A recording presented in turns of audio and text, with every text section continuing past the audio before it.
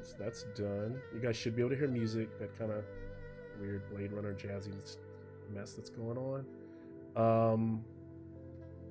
Not recording through Zoom anymore, so it doesn't give us a warning. No, yeah, it's just recording. Yeah, I just not recording through Zoom. Oh, be careful. Yeah, so I'll have to remind. Yes, we're recording now. You can either, I see someone is logged into Legend Keeper. It might be important today. Just depends. Actually, you will be able to use it either way. I can also put the link in chat, and we will start. If you are going to use it and look at it, we are going to start looking at the Doom, like the Doom space, the wider, and then when I tell you, you can kind of push into the planet or where we're at to get a better view of what's there. Right, sweet. Okay. Well, I think we should go ahead and begin.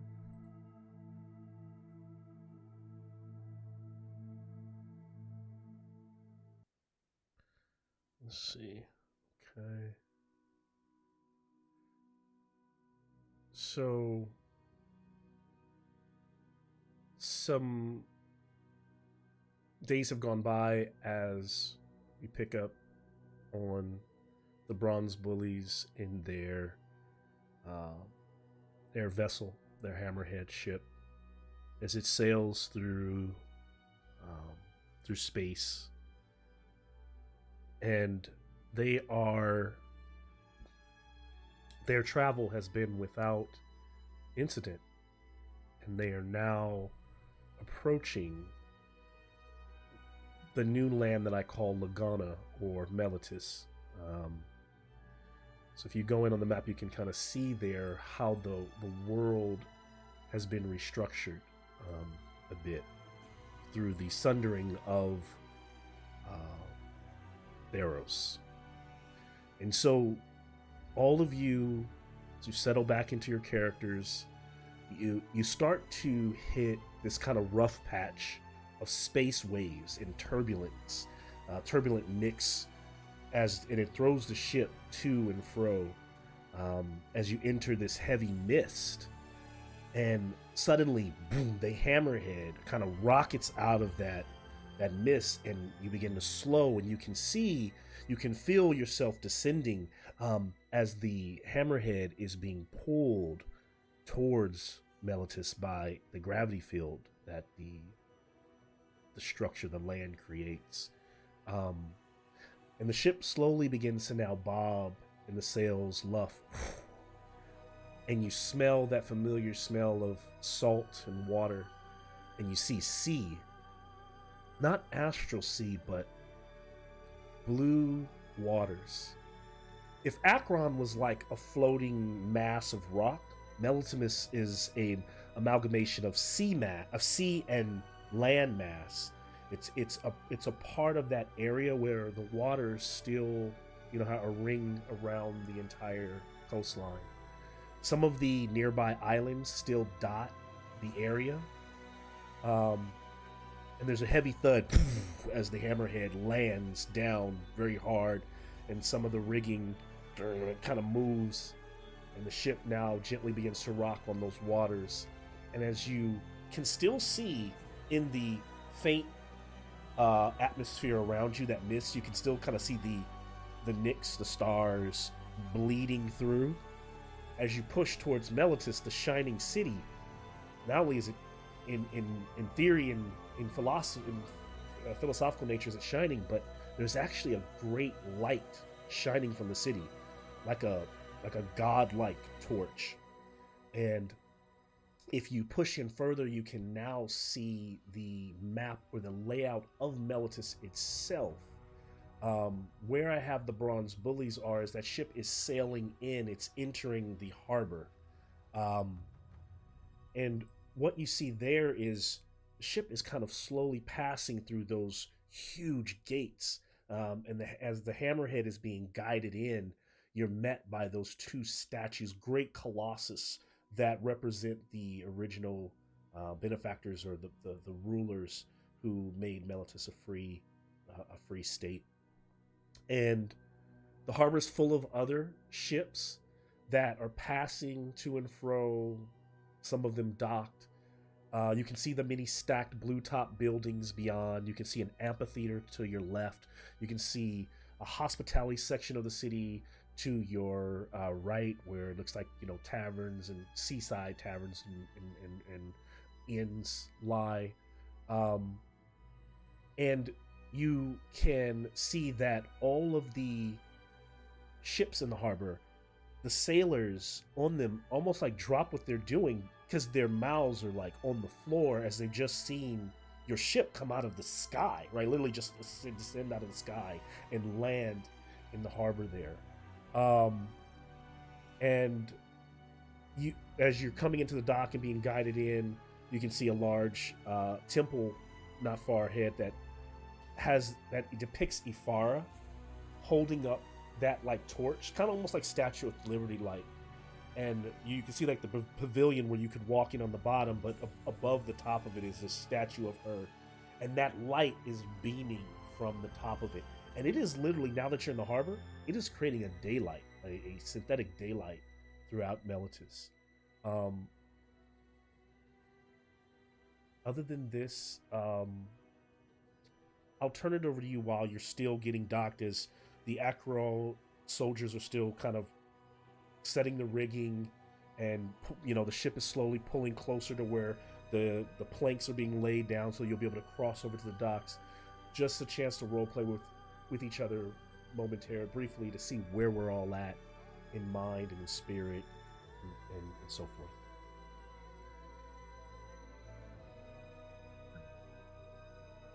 Is Persis still driving with her brain?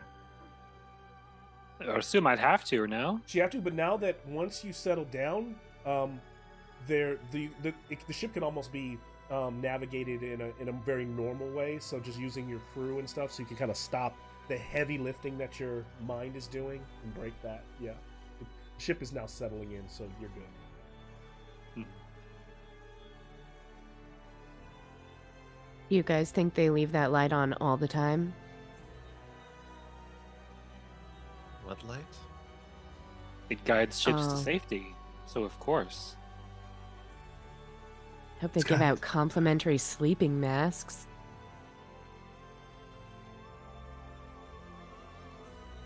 As you're docking, you can see off in the distance, coming down the docks, a massive, heavily, like a retinue of hoplites, about 50 strong, approaching your ship, while their blue, kind of their aqua blue capes flowing behind them, chest plates completely geared up. Their spears have a little like electrical crackle to them, and leading them is the familiar Leonin that Telmoon hates, as Telmoon hates everyone, as Piaxathor, the white-maned lion who you all went into battle with. He will be here shortly as you are docking.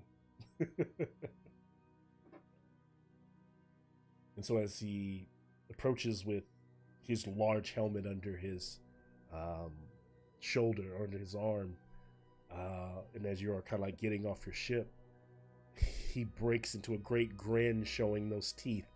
By the gods! Ah, I take it you no longer need my ship. I mean, in a manner of speaking, it would be helpful. I mean, you want it, I'm just saying. You have a flying one. Getting a bit greedy there, aren't you? You gotta live a little. You kind of like kind of like gently slaps Fitz on the back, this huge paw. It knocks her forward a little bit. Glad to hear you, Piaxathor. It's been a while. I must say, he kind of like bows. I am sorry for the loss of your god, and for mine as well. Melitus weeps for Heliod. And you get the feeling he doesn't know how the gods have died. He doesn't know. He knows that Perforos is dead. He knows that Heliod's dead. I pray for them both He doesn't daily, need to know that. and I hope for their mighty return one day. I would like to believe that the gods cannot die. I just cannot believe that a god can truly be gone. And he kind of takes a moment, and then looks at you all, kind of bewildered by your stares. I just kind of shuffle my feet a little bit. Yeah, I'm assuming Persis just kind of reaches over and just grabs the back of Telmoon's tunic while this dude's got his eyes closed praying. Just make sure he doesn't go stab him. Well, The situation is complicated. And I wish that we were just here for a visit, but things are dire. well, this is a great surprise, and it appears you have many stories to share. We all are, as you can see, you have an audience. We all want to know what lies beyond. We have thought for the many days that have gone by that Melitus was the only place that survived the sundering of THEROS. You are proof that others are out there. They're out there in a big way, and Akaros is kind of about to get swallowed up by a big black hole, which is kind of why we're here. We super need help to save everybody. Yes. That's not good. Well, Not at all. What is it that you seek here in Melitus? We are the guiding kind of light of all of THEROS. I take it you want to probably seek the magic, the wisdom of the Thermitages. Indeed. We ideally would like a way to evacuate Akros. We're not sure how long they have, but in this strange new world, we're going to need the strength that they provide. Yes. If we can find some way, perhaps, to construct more ships like this. I can tell you that while my rank only goes so high, even I cannot get an audience with the 12. But the 12 is who you would need to speak to. And without making you roll a history check, I think anyone who is from Melt, especially Persis, who's kind of grew up in the surrounding area, would know that the 12 are the appointed philosophers who, that kind of council or that senate that rules and makes all decisions and all choices within the city. And getting a audience with them is what sounds like is most important here. So Piaxlor seems to be thinking, I might be able to pull a few strings to see what I can do, but do you all have any other Persis, knowing your rank, as respect, do you have any other contacts here in the city that could be working on this for you? I am sure, though, that what everyone has just seen, within time, someone is going to want to come speak with you.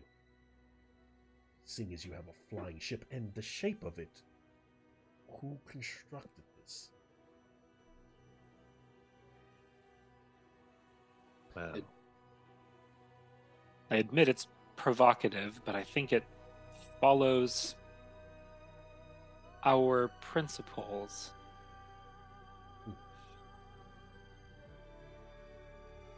Well, I saw the ship. We were prepared to surround you and even quarantine you and question you. But seeing you are friends, of course you are free to go where you please here in the city. I, on my part, can talk to the officials that I know to see if I can get you an audience with the 12. What are your plans? Where will you go next here? And anything that's on the map also is anything that you probably already kind of know. I mean, the entire map is laid out before you. Even places that don't have a link are available, because you all have been in Melitus before. Some of you have been there much longer. I think you also know that you have your contact. Deimos is who you went to for he was the fencer, the art guy that you went to get more information on Exekias. There is Feodetus, who is who's the philosopher who's upcoming, who you saved from being killed at one time. There is maybe some connections to the wrestling, the Pancratian Federation, that our Leonin friend was from. So you all have some threads in. It's just really about, and then it also seems like you also have other. We all know on the meta side you have also things that you want to do. So I turn it over to you. What you all kind of decide to tell him or do here. Well, we actually have a journey as well that lies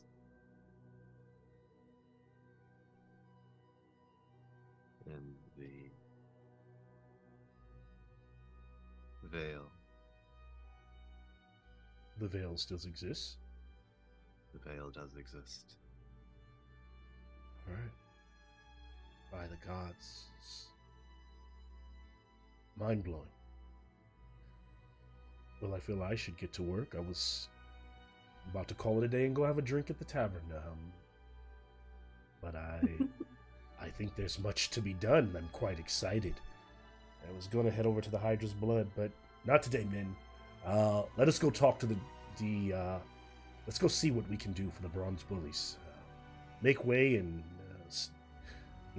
stay out of their way. And I imagine that your 13 hoplites, I don't know if are you requesting them to stay on the ship, to stay with the ship? Do they kind of travel with you, like in this group of red-cloaked Acroans? Where do they? Question, since we're in a shipyard, would there be anyone around who could repair our ship while we're doing our delegations and things? That I could definitely help you get someone to work on it. It will not be free, but I mean, we have money. I know you do. You're worth it. That said, it's not my trade. If it was up to me, I would have my men work on your ship for free. But in Melitus, all things, they cost a pretty penny, but you will get the best results.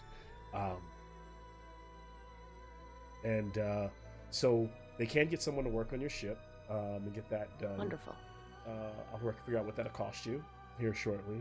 And then should we get rooms for our crew? Yeah. You guys? They got rooms on the ship. What you talking about? Rooms on the crew? Well, if the ship's gonna get worked on, they can help. We don't want to lock them on the ship. We could be like, "Hey, welcome to the city." Well, they can walk on the ship. They just sleep in the ship. They ain't gotta work on the ship. Can't you just give them an allowance while we're gone? An Yeah. allowance makes sense. That's reasonable. What do you guys think? 10 silver.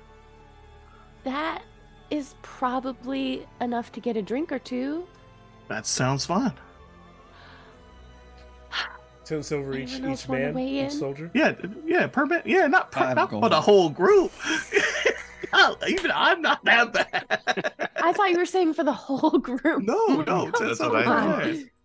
We have 10,000 Well, actually- gold. Tell them Shit. what it is. You were calling them slaves an episode ago, so you're the slave driver here. 10 Yeah, silver. we still 10 have silver to for keep all our you slaves peasants. alive. If they die from starvation, then we have to buy new slaves. Sorry, Nikki's mom. I'm just saying, there's an economic behind this. Yeah, the problem is we don't know the economics of the city now. Shit could be way more expensive now. They better not charge us $10,000 to But fix we our are- magic ship. We are Dude. bringing them the technology to leave this planet. So if anything, they should be helping fix our ship for free. For Yeah, us but I'm At talking this sharing about this moment, knowledge. they don't know that, right? So no one. I'm fair? talking Fair. about the men. They're gonna need more than. Yeah, Well, they we're just gonna went be on a gone for a day, harrowing maybe adventure two. Is with this 10 us. silver a week per man? Is that what we're doing? Or is this... I have no Weak. concept of how far a penny goes in Theros. How many people do we have? In Theros, just imagine on average I'd say on average in most D&D worlds, the average peasant can survive off about a gold piece a week. Yeah, that was before one gold would be world went to I shit. before the I world went thought to they shit, were very still much getting so. paid by Akros. We was They're just not paying- commanding them. How many people do we have to like feed? 13. 13. 13? 13. 13 Okay. 1 second. And I'm very loose with all this, but you can kind of like just give me some direction so we know what you're roughly going to probably be putting towards them. Yes, they were put in your command to aid you. They're here to help you because they want to save Akros. They want to, they believe in what you believe in. So they're not even just really employees. They're in here for the fight. But they have to eat, and they have to stay. They have to keep their. Yeah. But you're talking about on top of food and. I mean, is there? Place to sleep. I imagine if you, it's Fitz's idea, but she's saying, Fitz is saying if you allow them to like have those small pleasures in life, maybe that makes them better. Tell them They to come might to the be more Vale. loyal Get them to some us pleasures. if we give them some perks, you guys. Tell them to come to the Vale. And think of how it looks to the Miletians if we come here and tell the guys who came to help us, you have to sleep on the ship and you better eat the supplies that you have here. Yeah, I want them to feel nice and happy that they're with us. Mm-hmm. Let's give them a 401k, lots of benefits. And let's impress the folks at Melitus. Like, look at What's how his rich name? those guys are. This one right here. I grabbed the closest one. What's his name? Steve. Bartholomew. Gris. Gris. Oh, I've been We calling didn't know him that Bartholomew. before I grabbed him There's a right Bartholomew. here. He just looked like Gris. They kind of look the same. It's like Bartholomew raises his hand. That's my twin brother. Oh, there you are. We don't know who they are.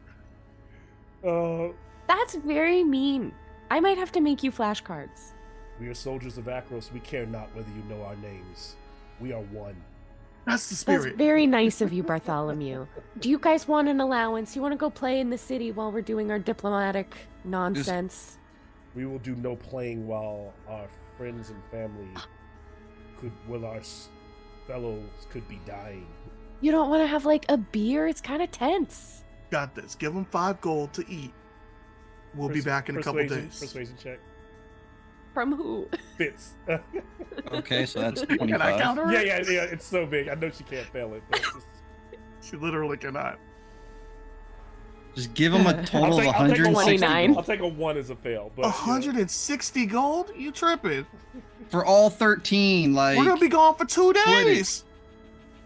that's literally like 11 point something gold. Bartholomew kind of like looks side-eyed. He goes, "My lady, if you command us to have fun, we shall do that."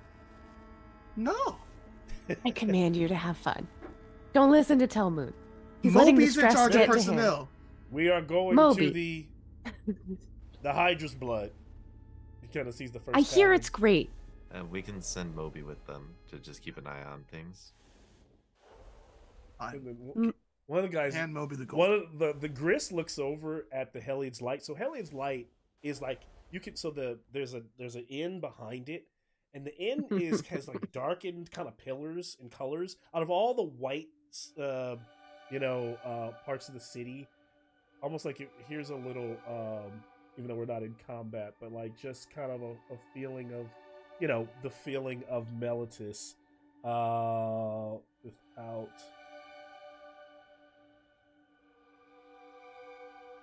And It's blue. okay, so yeah, it's kind of and so as he's looking over, the little dive bar is the Hydra's blood, but across the way you can hear the lyres and lutes playing, and there seems to almost be the equivalent of like a day party going on at Heliod's Light. Right next to it, right behind it, is the tavern called Erebos' Rest, and that's kind of like really like that's like the party scene. The women, the men, the satyrs there, beautiful looking people. So Gris is like, "Can we go there?" You know what? I think we're just gonna give you like, what do you guys say, 50 gold? And you guys go do whatever you want with it. You better be back on the ship when we're ready to leave. We will only have a little fun. Bartholomew looks kind of like to the men as they begin to march off, as he takes the bag of gold that Fitz has handed over. Okay, I'll mark that out of our inventory. I've already decided that the city is trash. Helliod's light and Erebos is rest. No, it all needs to die.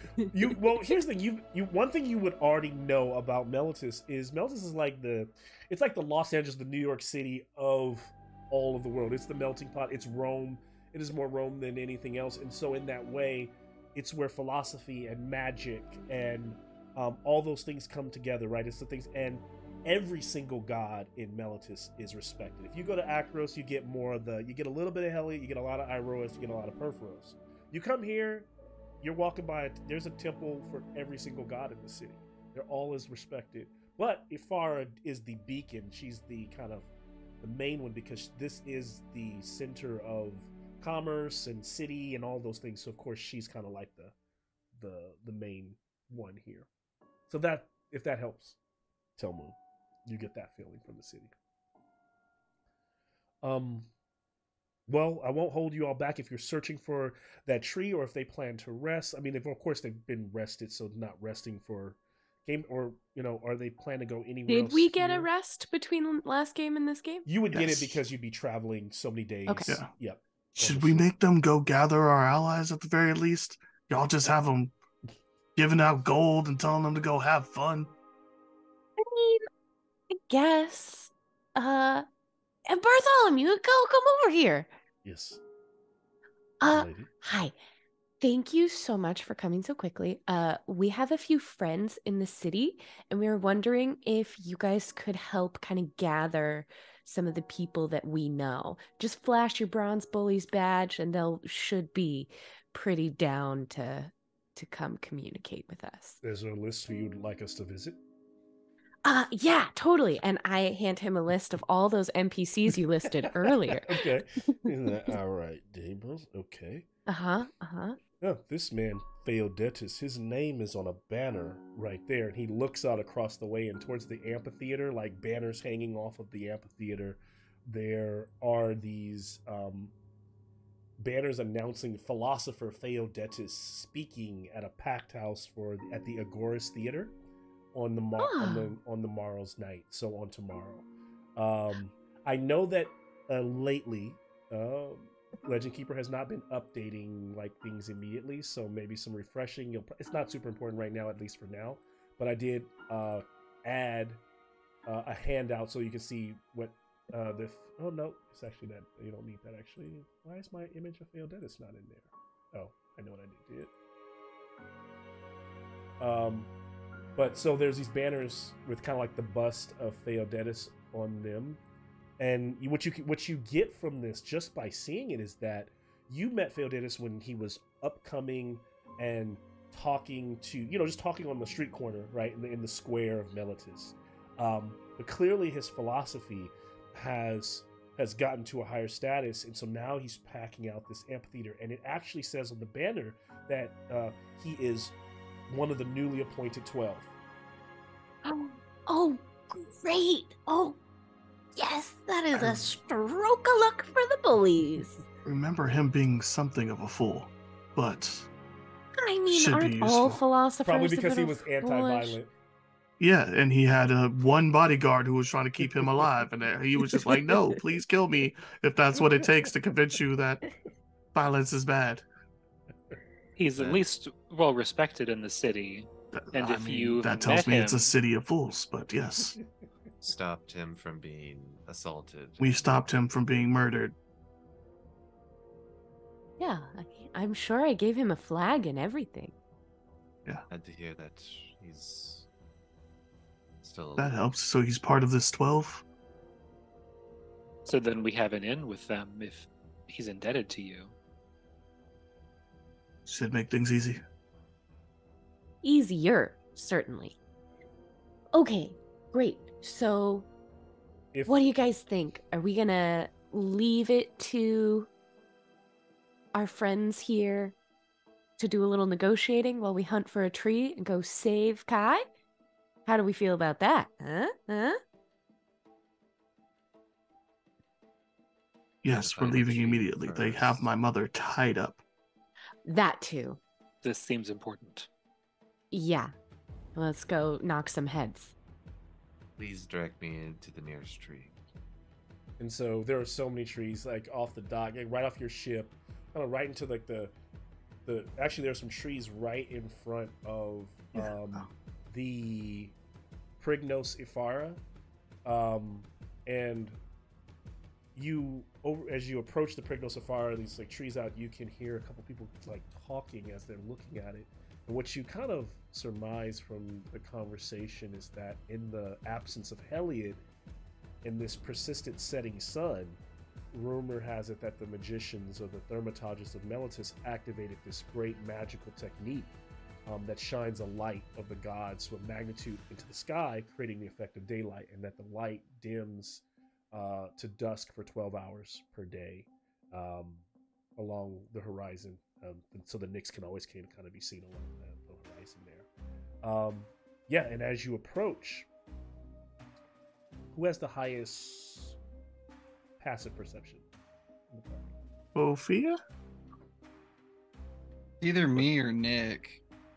Okay, so I'll say so if it's not Proxenos can't see. Yeah, so Yeah, this is the thing. So it's My blind Perception can also be hearing and shit. hearing. Mm-hmm. I'm gonna go with Sophia Spelling. here and say that Sophia sees as you're approaching this tree as kind of guiding Proxenos towards it. There are, because this is a busy part of the town. This is like where people are coming and going constantly. Out of towners, people who are here all the time. You see these red-robed. You spot them first, Sophia. They kind of stand out to you in the crowd. These red-robed cultists. There's about 10 of them, and they all have hoods on and like a Y-shaped symbol in their foreheads, and they stand on like a street corner screaming for people to heed the times. And one of them screams, "The gods are dying. The old ways shall return. Worship the dragons and the magical beasts that protect us, and that those that will give us riches. All the world is his horde. The dragon is the new god. You must listen." And they said, "May well bless us. They will bless us if we come to him. We have seen the visions. The black cloaked rider shall come on a red dragon, and the red dragon is God, and the rider is the messenger." And so as you kind of like hear all of you didn't, by the time you get close enough, hear that the crazies on the street corner are in that town square, then there also are these trees standing before you. Proxenos walks over to the direction of the raving. Does the symbol on their forehead, do any of us recognize it? Give me a history check. All of us, or Just Sophia. Damn it! I said any of us, not just me. That's really good for me because I don't give a shit about history. That's an 18.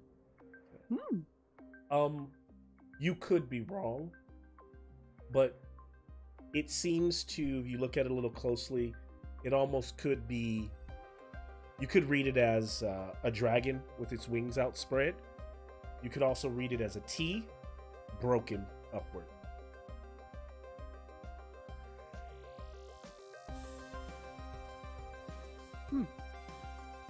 Proxenos, we can kill them later. This is you keep tugging on Proxenos as he's kind of walking through the crowd towards the voices.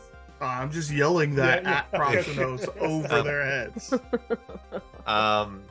Looking over, I just want to hear these people and what they have to say.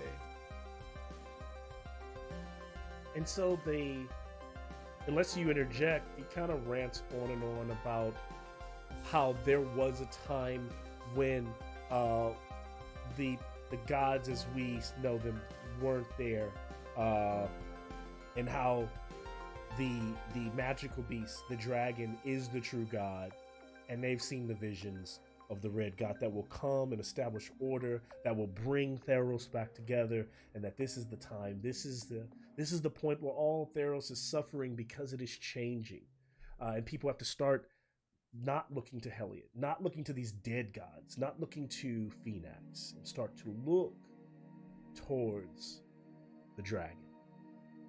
And the Black Rider as a messenger. And the Black Rider is the messenger. So unless that's all he ever says, doesn't really go back on that unless asked questions. Otherwise, that's.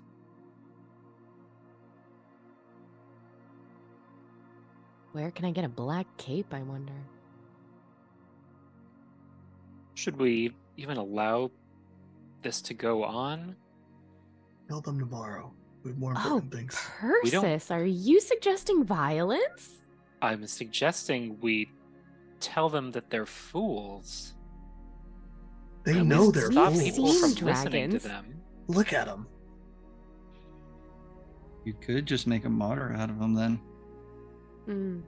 I'm not saying to attack them. I'm saying we should stand up and tell people that they're saying the wrong thing. want Thraxi us said that he also wanted to take stand? advantage of this situation, but we have people like this who buy into his whatever. That's not even what he was Falsehood? espousing. Yeah, it's a falsehood. What are you recommending? You want us to stand on this corner and say, We hey, have they're seen lying? Thraxes in person. Yes. At this point, Proximos was pushing kind of through the crowd Mm-hmm. and makes it closer to the stand, that corner stand. Excuse me. Your visions and dreams of a red dragon god to lead this broken THEROS. Yes. Kind of a decrepit old man under the heavy red cloak looks down on you from the stand he's on. His cloak, the other figures just standing around, not menacingly, but just standing around with their red hoods on. Have your visions, have your dreams seen the destruction of Akros as fire burns down and the dragons bring ruin upon the people?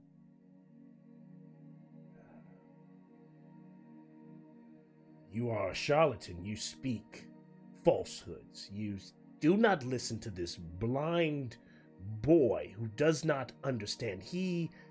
What vision do you... Your vision is not the vision. You are not... We don't require a vision to know the truth. We didn't see Thraxes in a dream. We saw exactly what he did in person, and he's not your friend. When she says Thraxes, they kind of like clutch their pearls. They kind of look like, how do they know? Because at this point, he's not said Thraxes once. He goes, these blasphemers. They want to, and you can see that there's a few people that have come, but most people are just ignoring them and walking by. But now, people are starting to kind of perk up and kind of you're drawing a crowd, and you hear a few people like, those like Bronze Bullies, like kind of going on. Listen, the best way to... What god do you serve?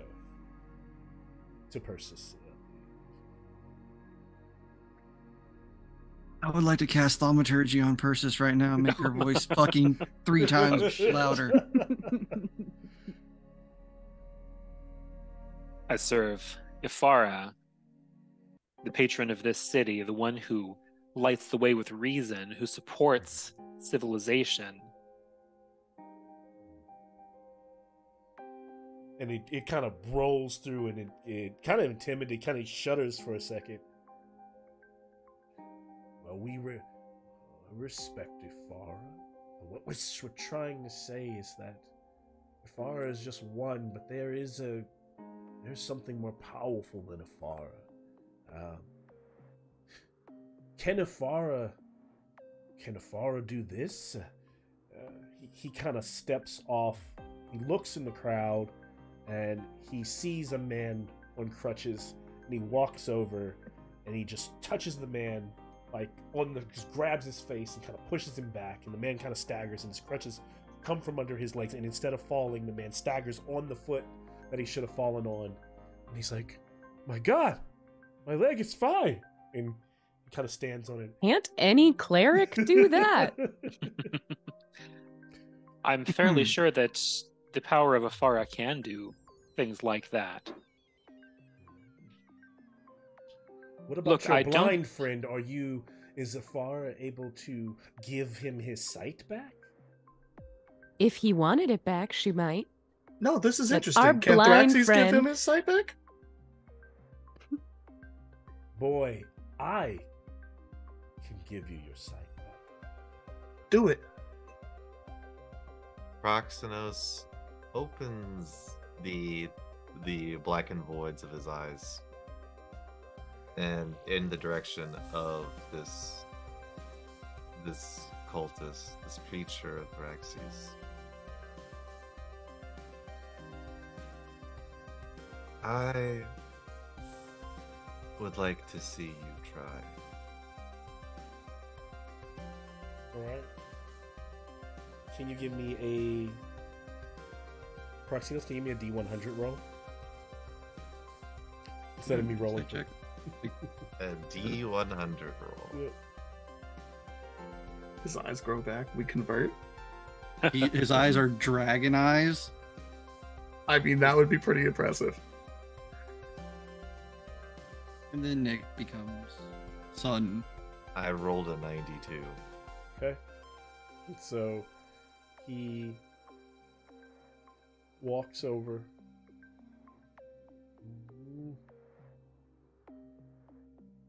He lays his hands on Proxenos' eyes. Ha! Dragon God, give me the power. Show the boy the way. Pushes your head back. Proxenos staggers back. He's taking the blindfold off, those kind of pits in his eyes that have been burned out by Elliot. And nothing happens. And quickly, the people are like, boo! And like a tomato slaps this guy in the face. And he's like, no, you must listen. It is...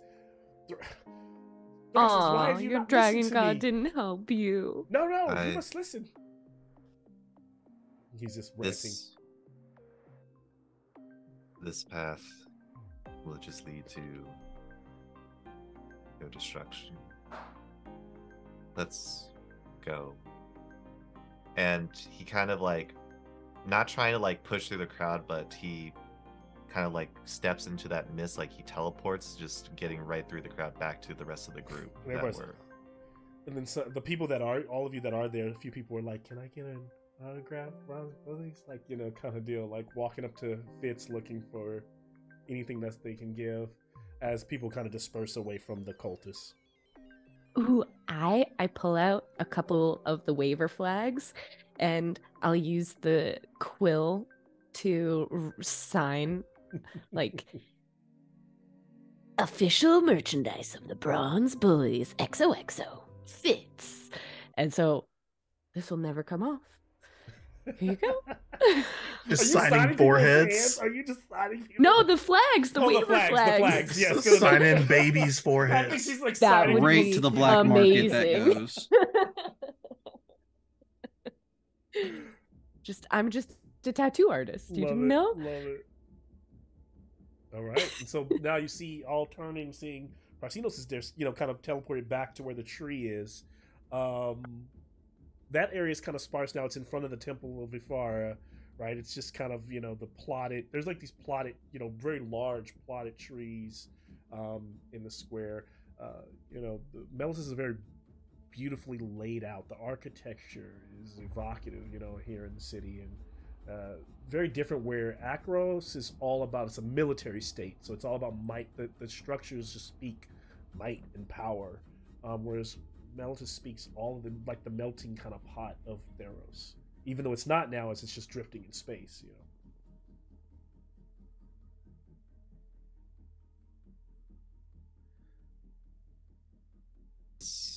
Tree, kind of like tapping it with the staff. Mm-hmm. This will work. looking or turning back to the rest of the group.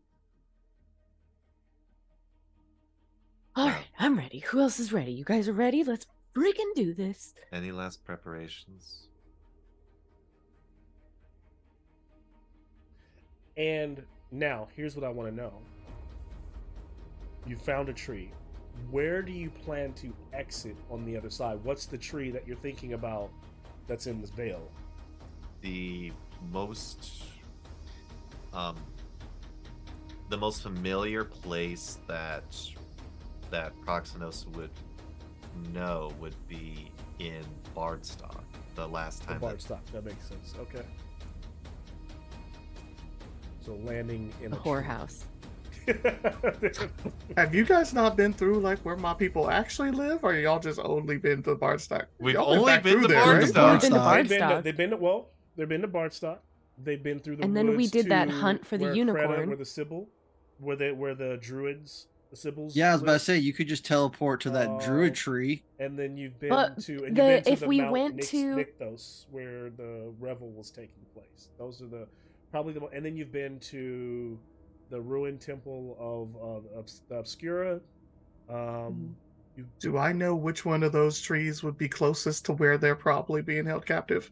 Yeah, that's what we The thing wanted. is, the last place most of the revel is on Mount Nixthos. Are they still there now? Here's the thing: is unless you can They correct, do stand up. unless you can correct me, when Jerome sent back his his response, the 25-word response, he didn't say exactly where they were at. No. No, he just said that they were held captive. Yeah. Do you guys want me to ask Jerome where they are? Do you think he could tell us? If possible, closer point. Closer tree would be more helpful. Yeah, I mean totally. Give me just a second. Let me connect to his brain. Jerome? Sup? It's me, Fitz. Where are you? Cause like we're coming, but we need to know like a tree, and where the heck are you? Bye. Okay.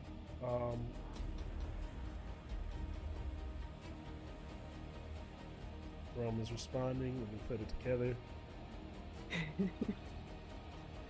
Sending on the spot is hard.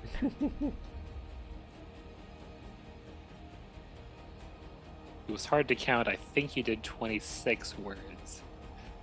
Yeah, There's I no threw the buy. bye. There's no in buy. there. It's fine. We don't need no buy. I probably just keep talking and it cuts me off like an answering machine. I like to envision that happening, and Fitz gets the reply. While the I'm still first 20 talking. yeah. And like we were just wondering how you are. And like, do you want some tea or something?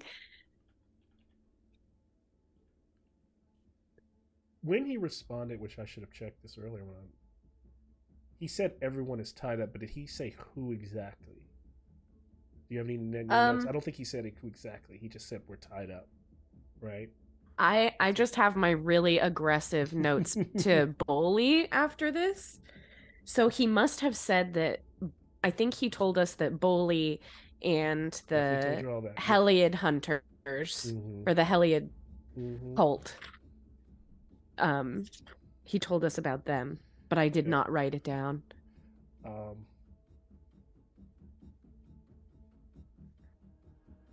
Okay, I'm still responding.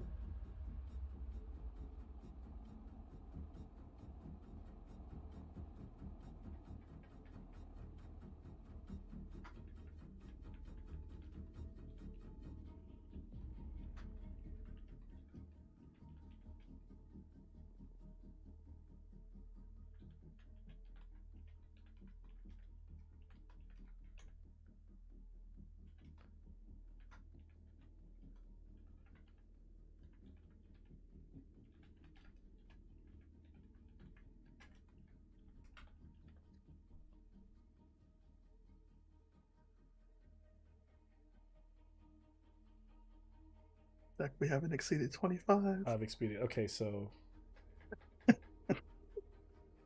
Hey man, picking those 25 words is a Man. bitch. What I'm You gotta saying, think of- sending on the spot? Mm-mm. Yeah. You gotta think of words that like convey a lot for just one word. Because you guys speak in full sentences. We need more like Morse code, basically. So he responds, made my way back to the Sybil. Everyone is okay. I had to kill goblins on the way back. Bowley went to the Phoenix Stairs. Okay. There. Closest to the Phoenix Stairs then.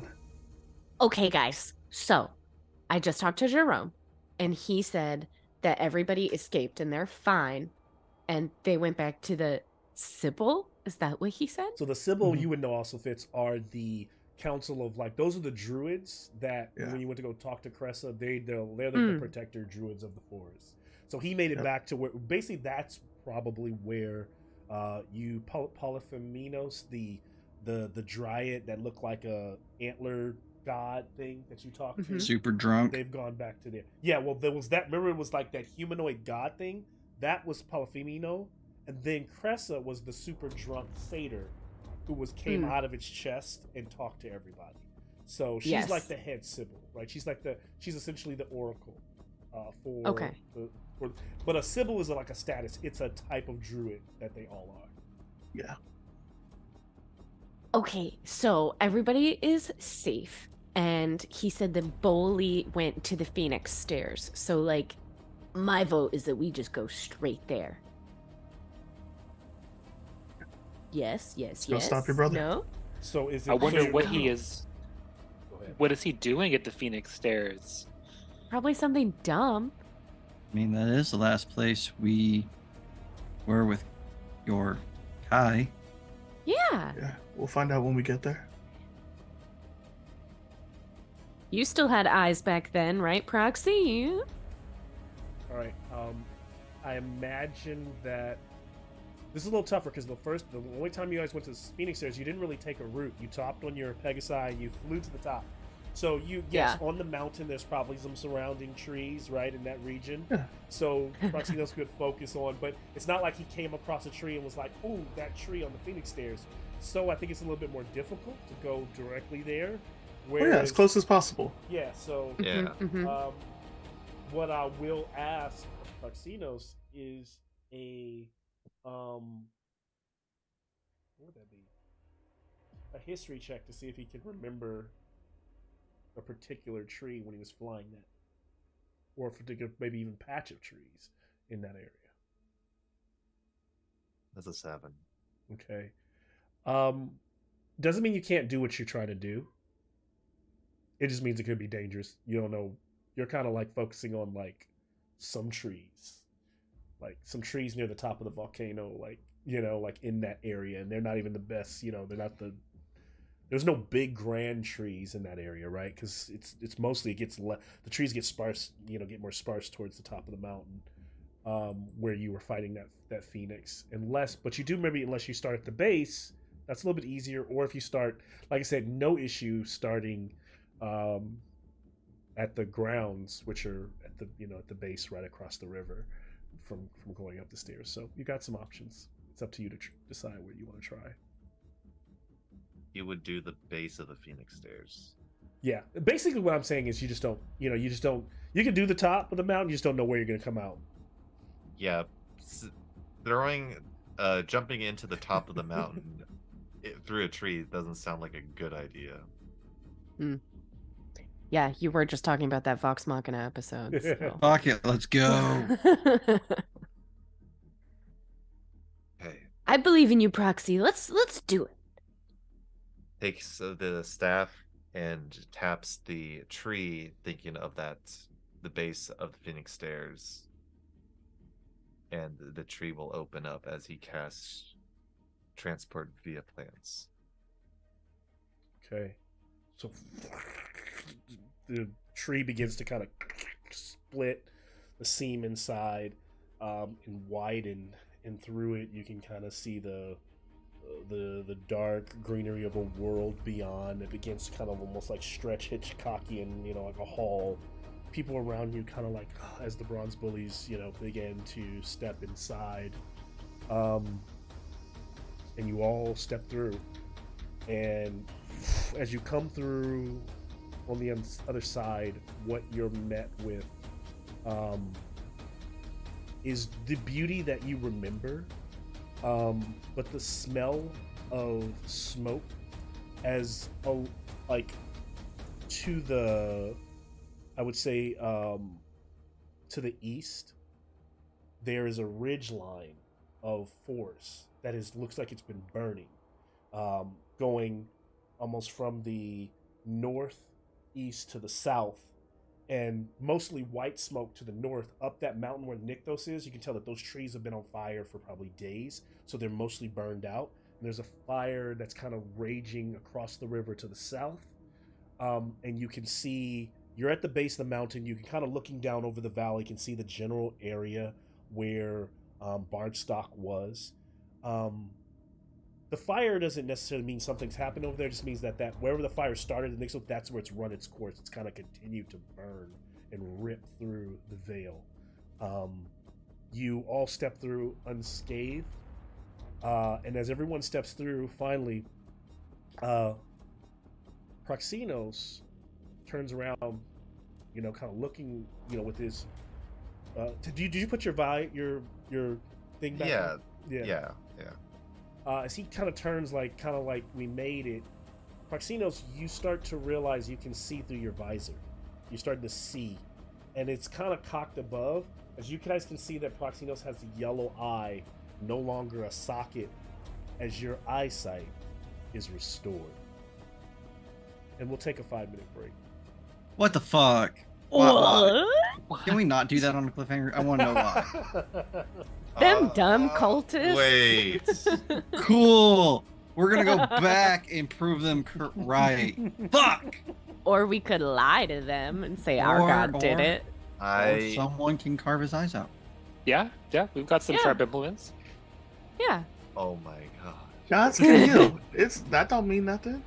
What's that mean? Still catch these hands.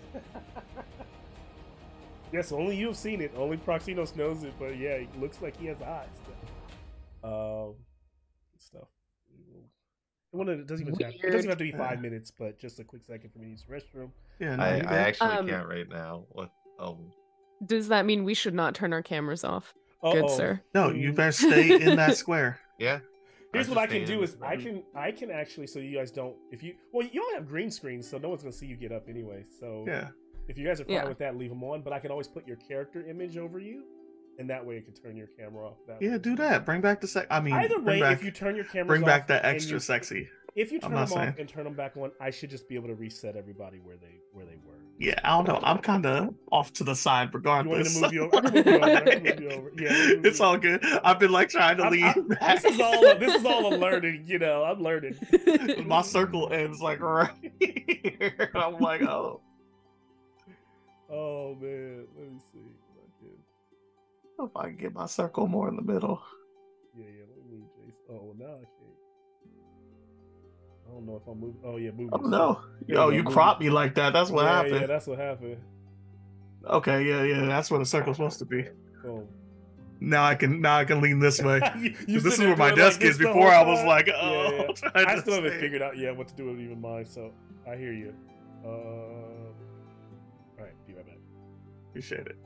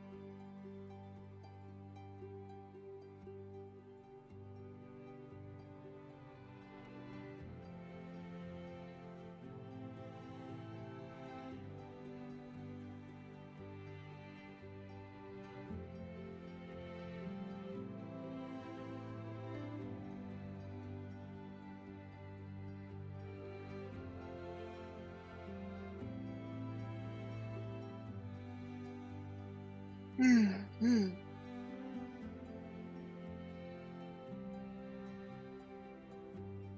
sleepy there, Jason? I've been sleepy, so I almost didn't get up this morning, man. I stared at my clock. It was like it's 9:28. Do I want to get up and play, or do I just call out again?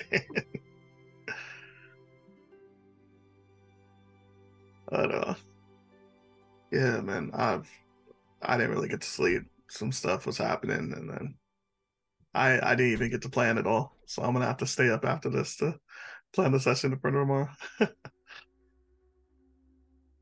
Gotcha. But y'all probably should take some time to role play and discuss what you're gonna do about not dying every other day and having to give more things to this being that just keeps playing with you because she's bored. I'm hoping you guys do some of that and some of talking to the village. And if not, then you're gonna hex crawl. So that's on y'all. That'll take the rest of the 3 hours. If you want to get out, y'all can do the hex crawl. I'm not gonna push you through like I did this time.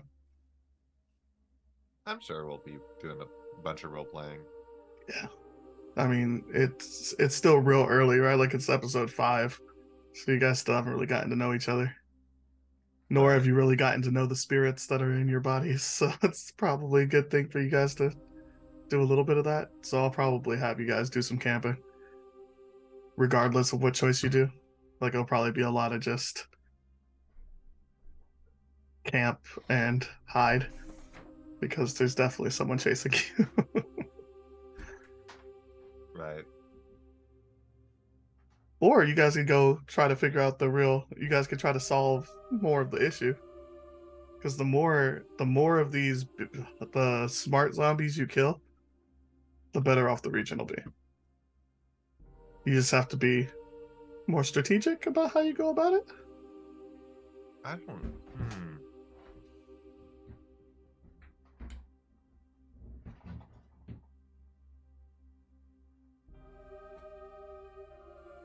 We'll see. Strategic is not in our wheelhouse.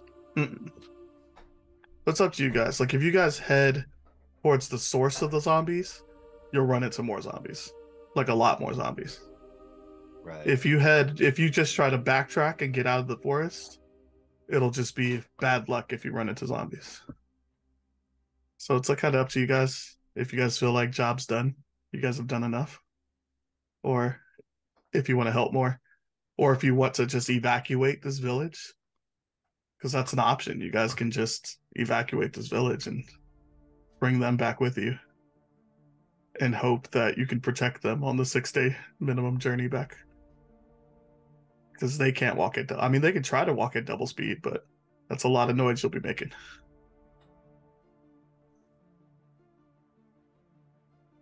That is. So y'all can figure that out. Either way, it won't be that much work for me. We know from experience that the best strategy against the undead is to gather everyone together for one climactic battle. There are undead in Pathfinder 2E that have something that's called life sense. So it's not that they see you, they just know that there's living in an area. So the more people that are there, the more attracted they are to it. Exactly. But it's not like you're going to be, if you go to the village, you're already going to be in this group of people. So like if you move the group of people, you're not going to be less safe, like because you're already in the village with the group of people. I mean, depends how fortified is the village. Because when you leave that into the woods, then Fortified? yeah. It's Okay, that not a answers my castle. You use the word village. They live in huts, my man. Huts. It is flammable, probably. I mean, there's walls. It's better than the open. Yes, they have 6 walls. I promise. It's not like in Frosthaven where we in theory have a wall, but there are 3 places where it's broken.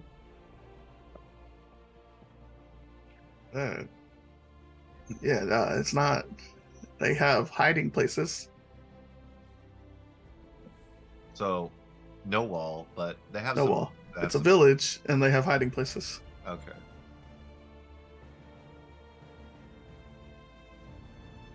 I'm sure we'll be fine.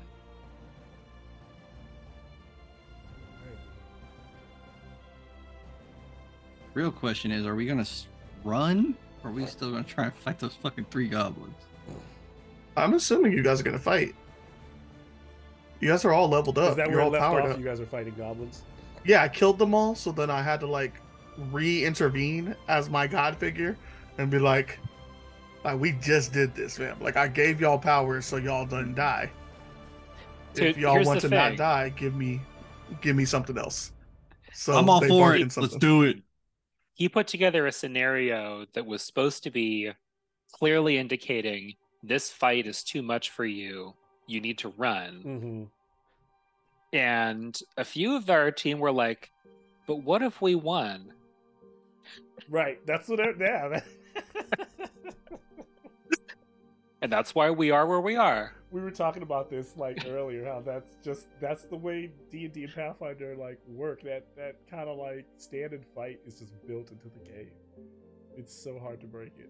There's always and it's funny because in a team dynamic, if you got more than 4 players, someone's always going to be like, "Nah, I'm going to stand here and fight." So it's either you leave that person to stay and fight and die. And the wild part about it, Or- it wasn't even a person saying, I'm going to stand here and fight. It was Troy saying, I'm going to stand here, you guys run. And then the rest That of the was group after saying, we Cassandra, are like, got running, her shit but one pushed of in. them wasn't running. And it's like, I feel like you're saying words that don't match the actions you're taking. And then some of the rest of us did run and then turned around and said, why aren't you running? And came back to help.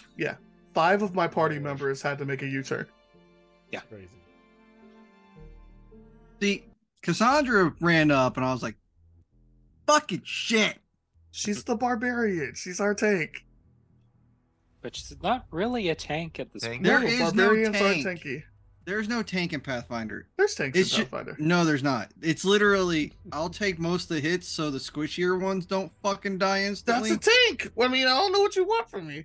There's no Tank's infinite, supposed- it's not infinite tankiness, but I have more than 29 hit points and a 15 AC at level 3. I know I should take a hit instead of that person. Yeah. That's all it is. Because you have what, a 24, 25 AC? Oh, I got 20. Well, you leveled up, so it's 21. Yeah. And then 23 with your shield. Yeah. You're good. Yeah, I have more AC than everyone in this fucking party. That's also because I built Bo like the fucking juggernaut. Yeah, he's Bo. Yeah. He's fucking Bo. Bo crossed No, into... Mal. I'm Bo from the loop. Oh, is that how you're playing? Yeah, you're in trouble. I Well, just he's played the a little juggernaut. differently. Oh, that's Like that session that when we were over in the other world, the 4 of us, yeah. myself, We missed Jason, and Renee. Yeah. Dude, I want to play, but like every time there's a session, I'm like, I'm dead tired, or Yeah, like I I get got it. something shit. Jason said I wanna go back to- So a serial killer almost killed his grandma last session. Yeah, that I didn't say you came He from my told me. grandma. You came from my grandma. Like, that was the plot. Oh, that's good. Like, you had so many you also people told in me the you got- city to go after. You got new faces in it, so I'm like, all right, that's cool. I'll stay back, no problem. I mean, you're always welcome back. We got a couple new faces. We'll see how long they stick around. But yeah, I'm about to Yeah, do since some they can searches die anyway. now, yeah. they didn't get the candy shop where it's like, ooh, lollipop, choke. You wake up in your bed. You all are also welcome to go over to the Vale on Legend Keeper to kind of see what the world kind of where it's laid out, and to also remember where I just kind of like noted certain locations. Like the original Veil? So yeah, now it's a little it's kind of different. like a little different. It's laid out a little differently, but of course you can see where the Bard stock grounds are. So I'm gonna say where you all are. I don't see no flags. There's no flags at all. I mean, I clicked on it from Doomspace. Yep, and you click into Go to Yeah. map. Go to You go map. to Never map. mind. And then You go to gotta map. click. There's a picture of it, and then you gotta Yeah. click go to So map. you all right now. There's a raging forest fire. You all are right there at the bottom of. You're basically across from the Skola Vale River, at the base of the mountain. Is where you're at. I don't have a. I can put a page there that says Bronze Bullies, but just so you can kind of know where you're at. Oh, it's Is- way is- over there. This straight up looks like all 4 seasons in one. Yeah, Yeah. that's kind of what.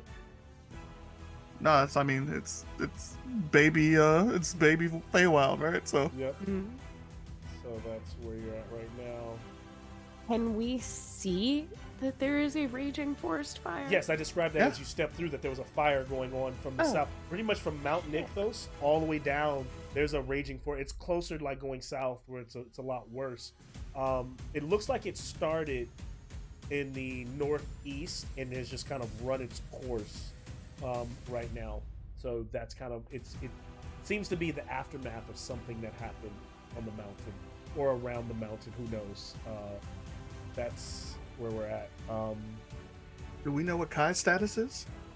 No, I mean, We're probably.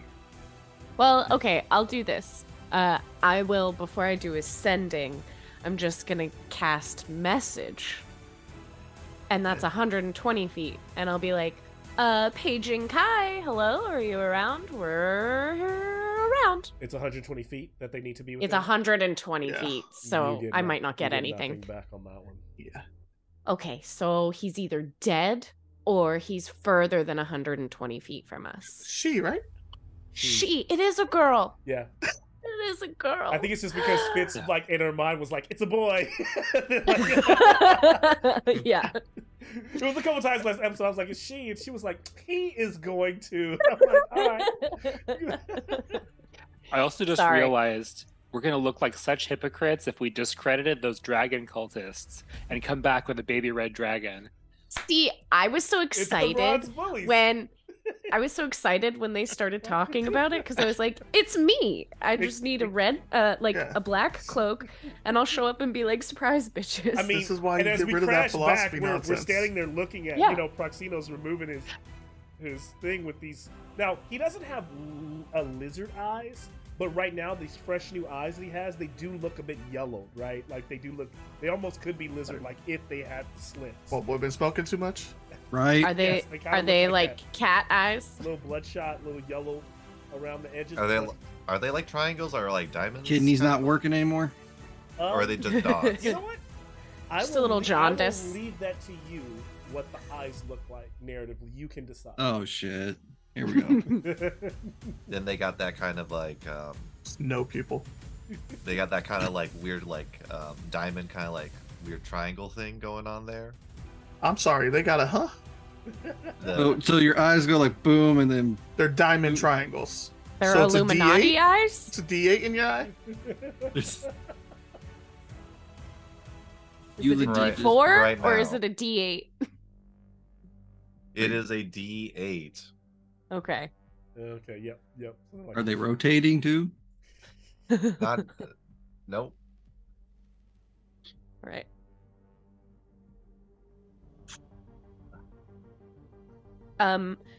Is there anything else going on? Like, do we see tracks on the ground, footprints or hoof prints or Yep. Let me anything get like that? a survival check from Fitz as she's like immediately looking around to try to pick up anything.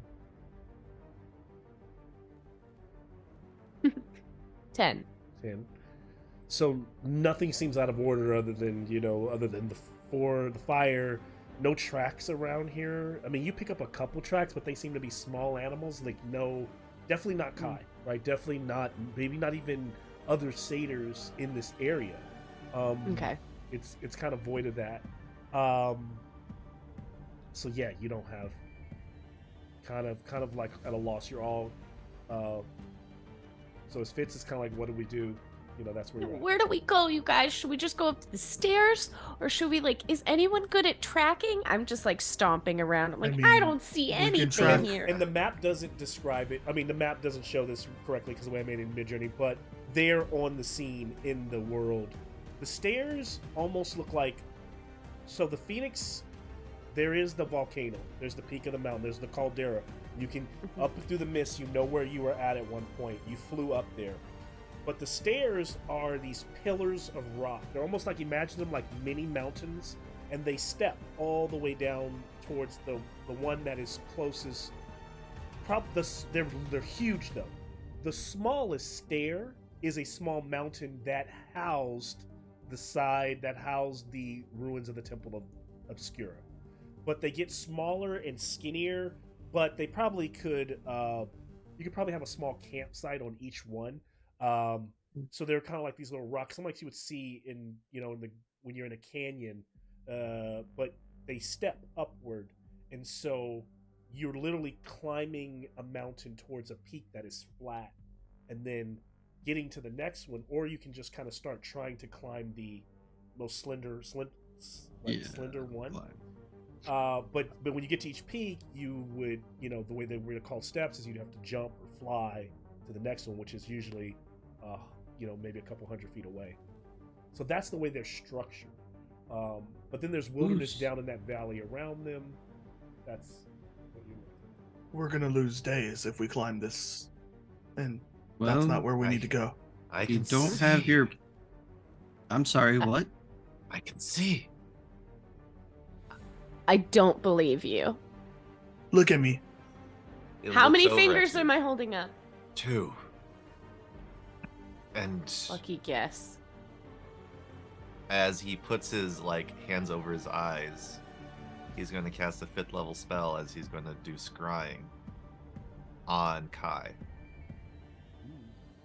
Question is, the last time you. Yeah. Last time Kai was an egg. Does Fitz jabbering about Kai all the time aid him in knowing Kai at all? I would say so.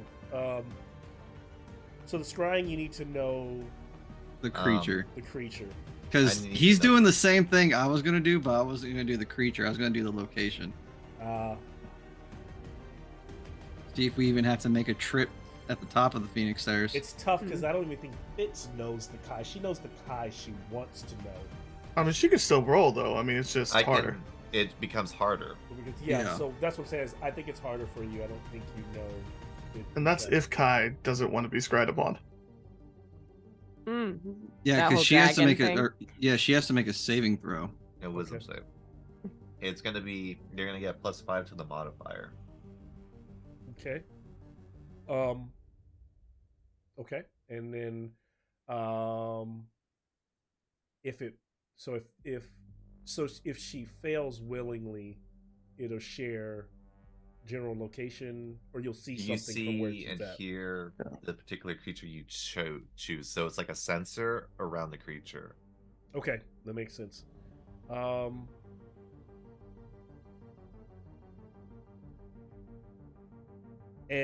But because you don't know the creature, that's what made it harder for my roll? Correct. Got it. It's so yeah. Well, it made it easier for you, right? Because you're rolling a DC. Your wisdom save, but you add a But if +5 she to that. wants to be found, If then she I- wants then to it be, doesn't Then then she won't matter. fail. She'll fail on purpose. Yeah. But not to, because I If want you this don't to cast work. sending first, then she's just gonna not understand. What I was gonna say, how would she know who it is? It could be the Yeah. hunters, so I'm gonna have to burn a spell. Yeah, because she doesn't know who's Well- trying on her, or I didn't read it fully. Is the sensor visible? I thought it was invisible. Unless you saved. that kind of makes sense. Like, if you save, you kind of see if... You can decide to Weird shut them orb. out, right? Like, Yeah. that. But if they failed, the sensor is kind of invisible. Yeah. You can see in here. Particular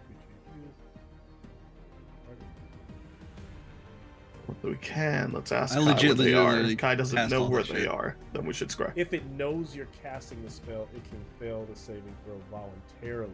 If the target knows you're casting it, she doesn't know he's casting it, so she has to make the save. Is what it looks like to me, right? So Unless Fitz sends first. unless Yeah. it sends first, and I'll allow that if that's what you're gonna do. Yeah, I'm gonna send first. Okay. Because that only makes sense. I want to find her. Hey Kai, it's me, Fitz. Brought some friends. Where are you? We're gonna look with magic. Please let us. And the Bye. There it is. I was waiting. bye.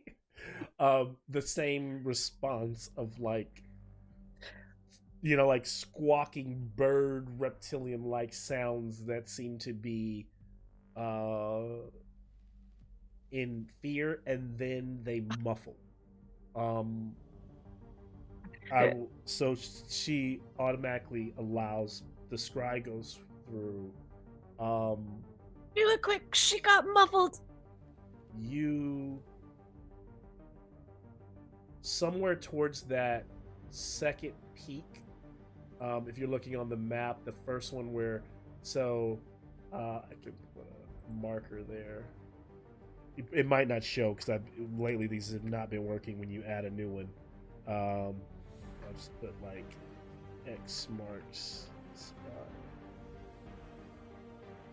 There's my X. I don't know if that'll show there, but somewhere near there, you get the vision of the dragon is small,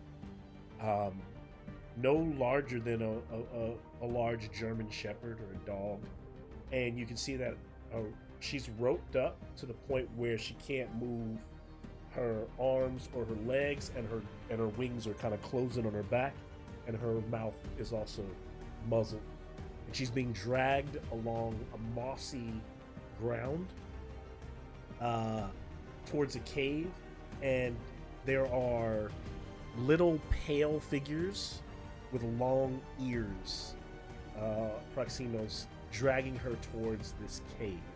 They don't look, they have small horns, not very large curled horns. They have small horns, and they have their skin has a fleck, like a glittery fleck to it. Can I have a history check at advantage? It's very hard to fail this, but I'll take history. 26. They look like the goblinoid creatures that you fought in the forest when you protected Lamorna from losing her horn. They're goblins. They're fey creatures. You don't see any satyrs in your vision around her right now. Good. And they're... How far is that? Like a couple miles? That is... that's probably a...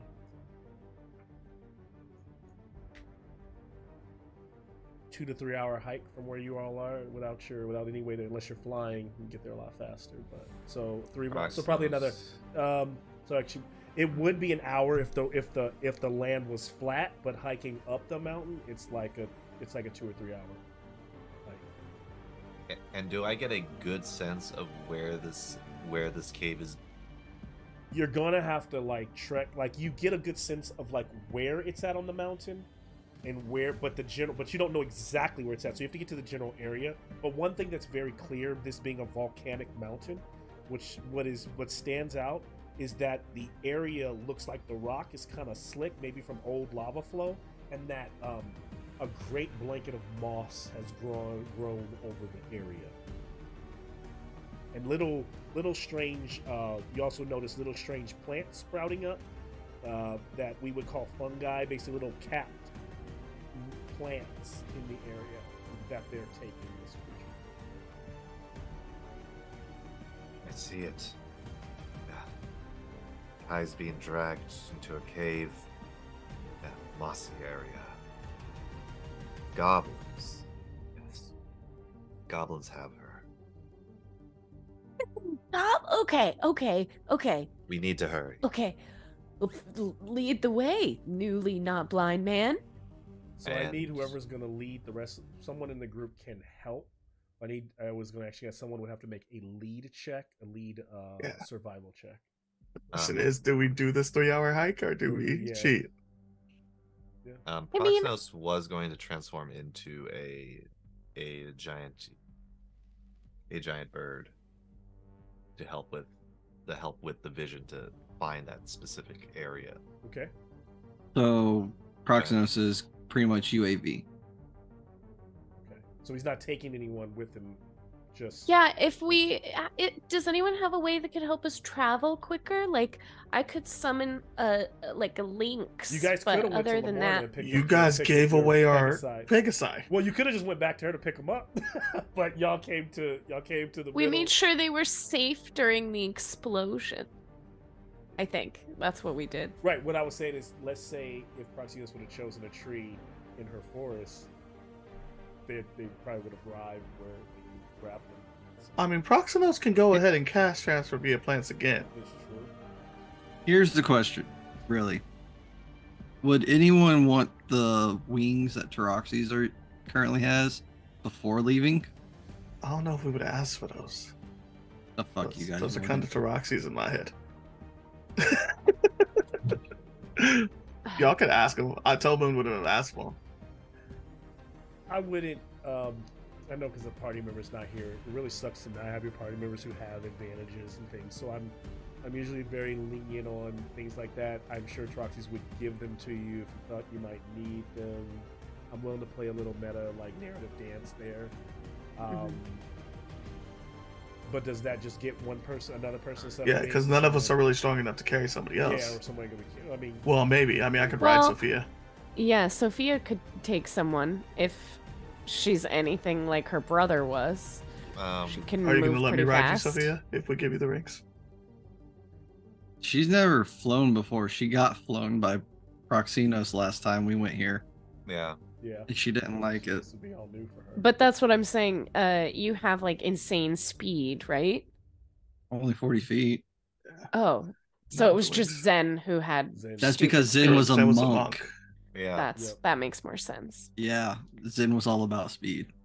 Um, Sophia just has 40 feet movement. Okay, at best, Proximus could pick up Fitz. as an eagle. In your giant eagle form? Giant eagle form. You carried me last time. I Yeah. transformed you into something pickable. Pickupable. Yeah. Okay, so if Yeah, Fitz you're right, shit. asked really nicely, maybe she could get the wings just for this mission, and then. You have them. Proxy's good. But does that take care? That only takes Right. care of one of us. Yeah, no, it gets one more person up there. I mean, that's still a problem solved. Could I carry someone? Like, again, like, do you want to? I mean, we could get to the forest, but it's up to I think Proximus. that between It's a high level spell.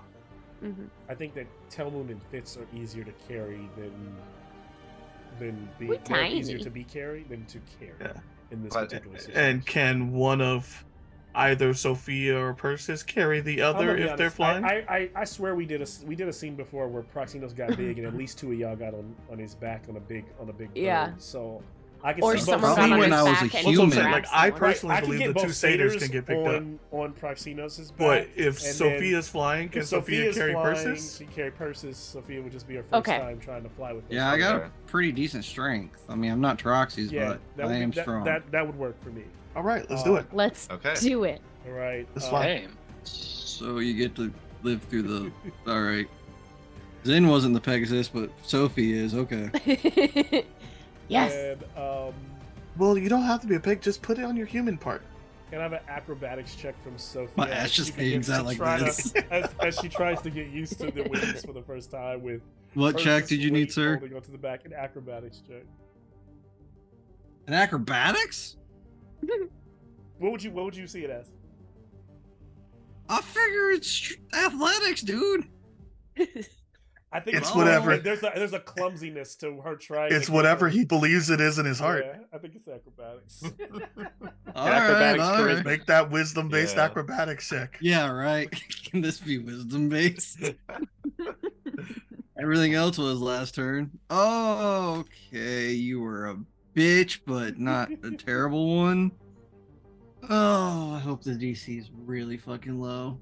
That's a 14. 14. All right. So You rolled So 12. as you begin to fly, those initial moments of trying to grasp flying and having the weight of Persis, Sophia almost runs smack dab into the side of the mountain, clips one of her Yep. wings, taking 6 points of bludgeoning damage. But then quickly levels out and is able to get it together. As Proxino soars through the up Now, and are we over. on the back? Are we in the claws? How's this working? I imagine you're on the back, but you all tell me. I'd hold on to those feathers, hoping they don't come out. I don't know. Yeah. Interesting. Okay. One in each claw. Yeah. One on each The wing. one, Just one would be on the top, and the other one would be like both like shoulders with like the claws on the shoulders. we got it. We So got. who's on his shoulders? Um, You gotta grab around my waist or something, man. I can't. Why I do you need need my your arms. arms? I'm a We're flying. spellcaster. I don't need to fly. I need to just cast spells. it's easier. Got a wrist. It's easier to hold you this way. Can't you do this? Pew pew pew pew. No, I don't cast spells from my nipples. That's weird. These are your hands. I was saying if he's That's grabbing Eddie. you like Eddie here. cast spells with his Eddie cast spells from the one nipple he has left. Oh. I was like, no, get out here. I need to be free. Yeah, Talmud has to figure something out there. You know, I do but- full. You know, I'm a sparkler caster. I need room. So you want to be held sideways? Just grab me in my toga. I'm good. Flying up there, trying to see a spot that fits that description. Okay. Can you just grab him by the horns? That's One of true. them's fake, but we could try. Yeah, I was about to say one of them's fake, which I kind of have plans for if Laboon allows it. It's a little They're weird. sturdy. but- They're sturdy Kinky. enough. As you fly, tell Yeah. Moon, you suddenly hear the whisper of your blade. Uh-huh.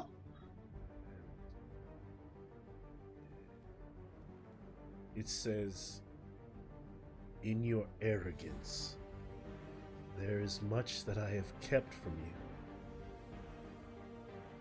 But I feel we are close." And then it just stops. It's like almost confused, and it just. Can I have? I think everyone's looking right, but I think with the keen eyes of the. What kind of bird are you? Are you the raven or are you eagle? What are you? Eagle. Eagle. Let me get an advantage perception check from Proxinos. Okay. And that is a 24. So as Telmo's dealing with his blade talking to him, Proxinos, you spot. You've only been flying for about 15, almost 20 minutes. You're about halfway to the point where you think the general area that you had this vision of your scrying, and you look down and you peer through like a rocky clearing, and you can see a shredded corpse of a small, headless, pale humanoid. It does not have legs, and it does not have a head. Do you continue to fly? Or...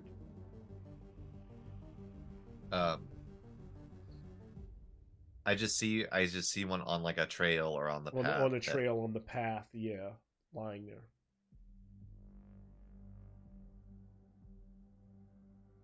He will... I'll also add with a 24, there are like a few arrows lodged into like the rocky ground around the area as well, and some look like some drag marks. You'd have to go lower to see anything further, but yeah, you can. There's definitely something you spot from the sky.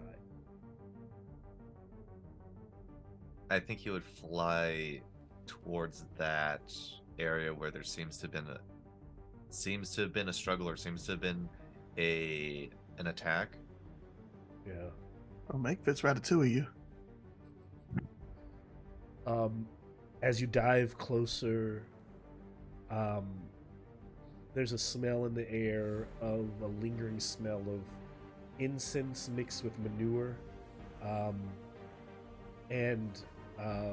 Yeah, the closer reveals that creature is probably a dead goblin. I don't know what else everyone else is kind of doing. I don't know if you're just swooping over or swooping low. Are you landing? Or you know? Does Sophia see this? Yeah, she would because I imagine if Sophia follows, Proxino's diving down, then you would eventually see this as well. Can I full on Wrath of Titans land? Okay. Like slide into the ground, kicking up the rock off the earth. It'd be easier for me to land. Yep. And so I would like to look at the body. okay. You notice like clearly a creature bit and clawed this creature to death. And then you notice those arrows in the area, and you notice there are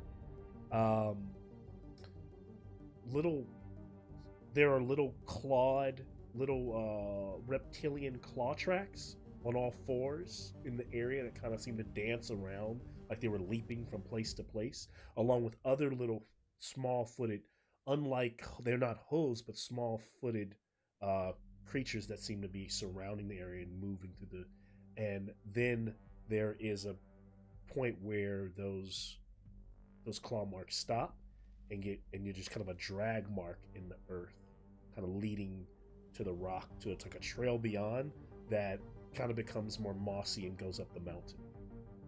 Out of curiosity, any scorching around this area? Can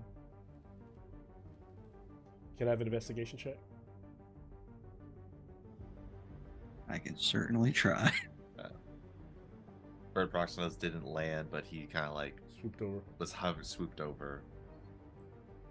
I mean, to be fair, Colin's character is riding me, so they're there True. too. I mean, when you landed and started inspecting, I assume I would have Hopped off. slid off. Yeah, that's what I imagined as well. Not just like whispering in your ear, like, what do you see? What is that? That's not great. That's only an Holding around the 11. waist, just What'd you get? I got 11. Okay. I'm not intelligent. Yeah, so you do find a with where one of the arrows that's lodged into the like a small tree, like a dead tree, like you see a small flimsy piece of membrane that could be leathery that's attached to it.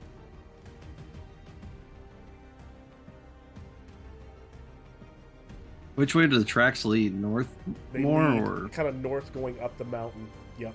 okay? And the area gets more like mossy and to more closer to what Proxino saw. Just look at Persis. I think Fitz's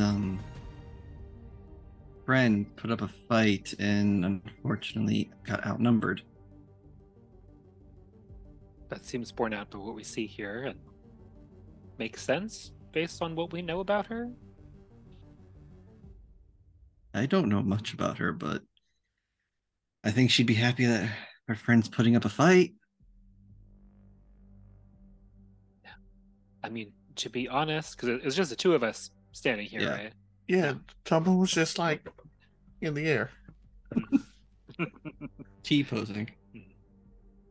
To be honest, I'm apprehensive about the character of Kai. I think we have the opportunity, if we can intervene early enough, to mold her into something, but we've seen what she comes from. Oh, the dragon that attacked our ship. And they carried that around with them? Yes.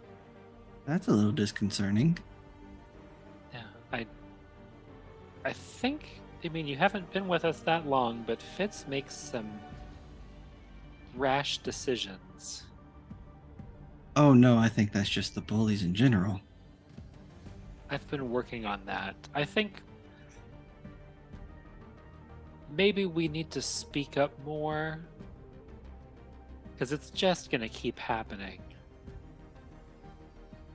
Well, they seem pretty adamant about only caring about Perforos, and unfortunately he's no longer with us. Mhm. but I do have my own plans. Talmoon seems more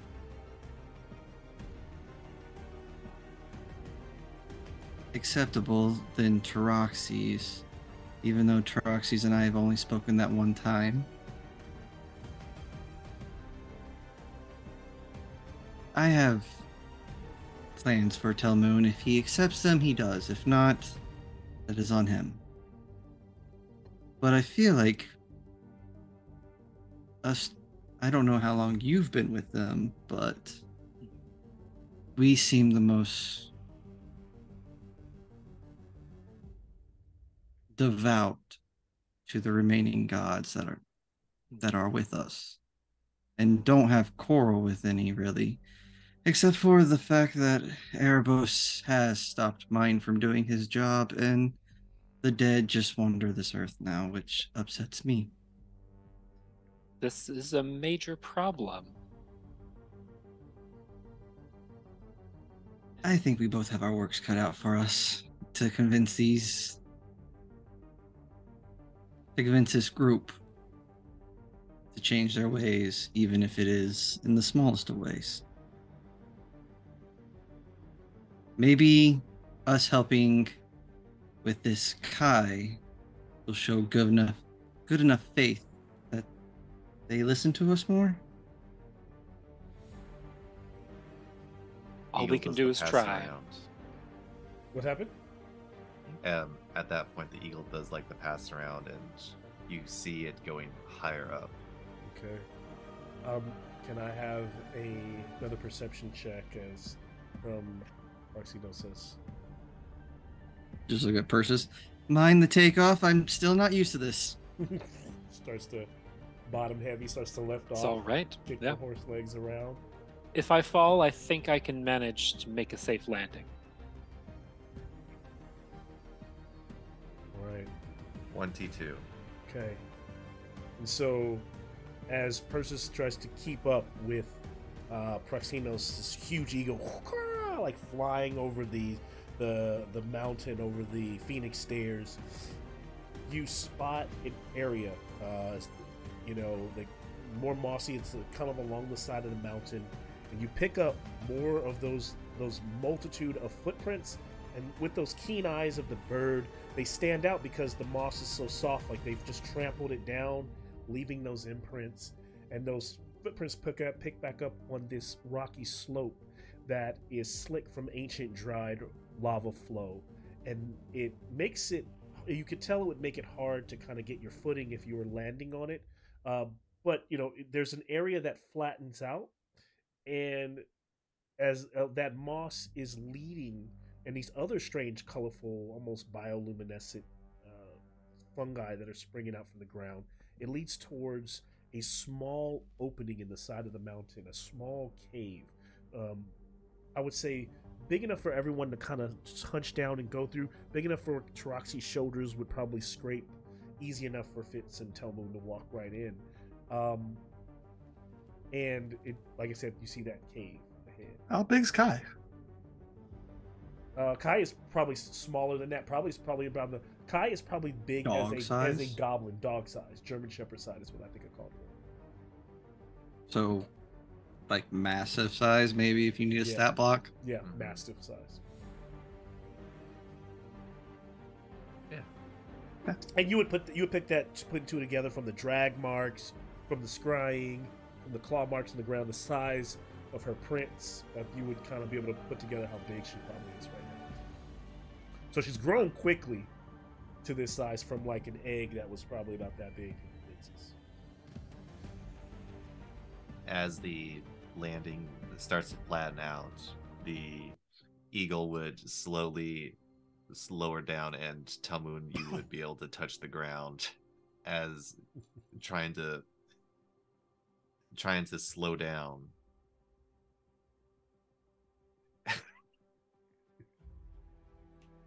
Just tuck and shoulder roll. It's all good. We in here. Are you guys in the cave? Are you guys entering the cave?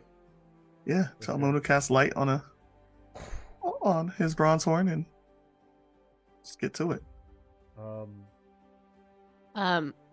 Fitz is gonna use message, which is only 120 feet, and say, Marco, you respond with Polo. That's how this game goes. No response. To see if she can reach Kai. How much time has passed since the scrying? About 40 minutes. 20 minutes should still be up for the scrying. 40 minutes total has passed. Okay. And I scared of no goblins. We forward.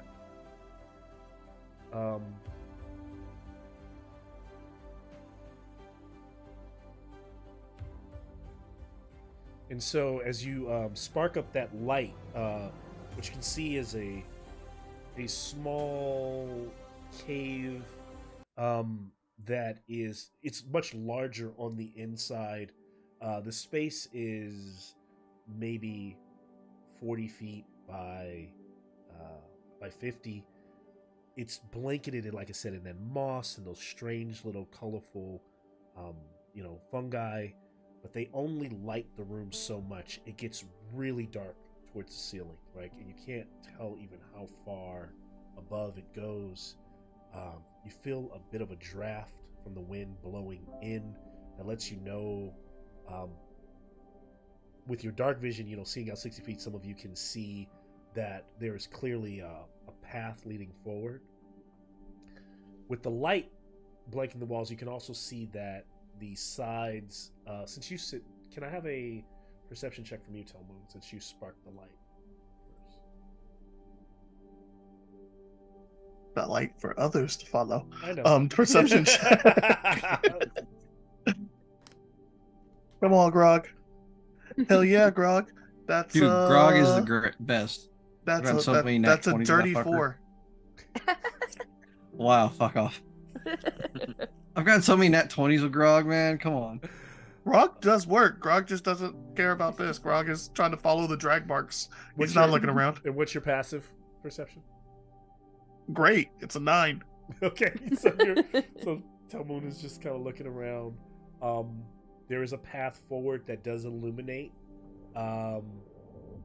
and it does appear it would be difficult, but it does appear that maybe you could climb. Of course, you could always use your gear to climb the walls, but it's not apparent what is above, outside of the range of Telmoon's light above. There's no more drag marks on the moss? The drag marks stopped? The drag marks do stop in this room. They don't drag into the next room. They stop. Like in the middle, or do they go somewhere? Who's got the second? Can I get perception checks from everyone else? Well, Proximo's now. I got a question. Does the foliage, also the fungi, look harmful in any way? Perception check from you. Yep, remember.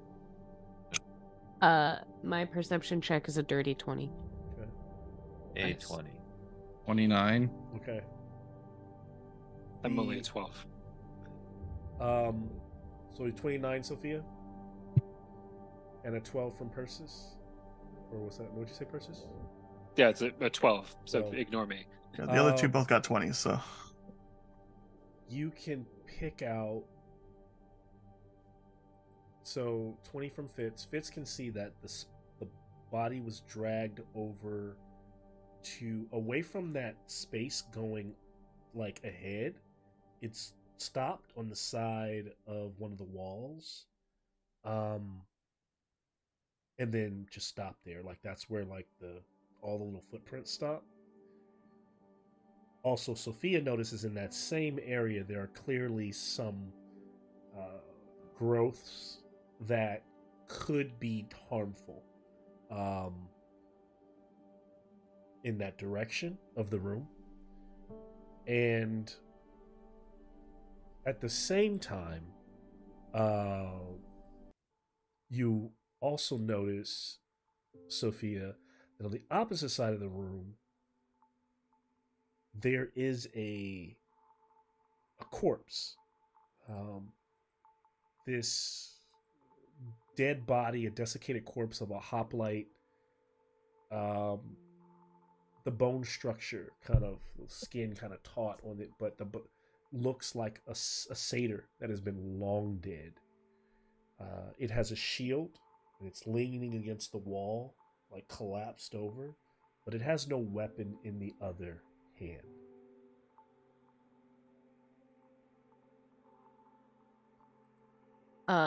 Fitz is going to take a like rock or stone or pebble from the ground and just kind of toss it at that cave wall where everything stops and see if it goes through.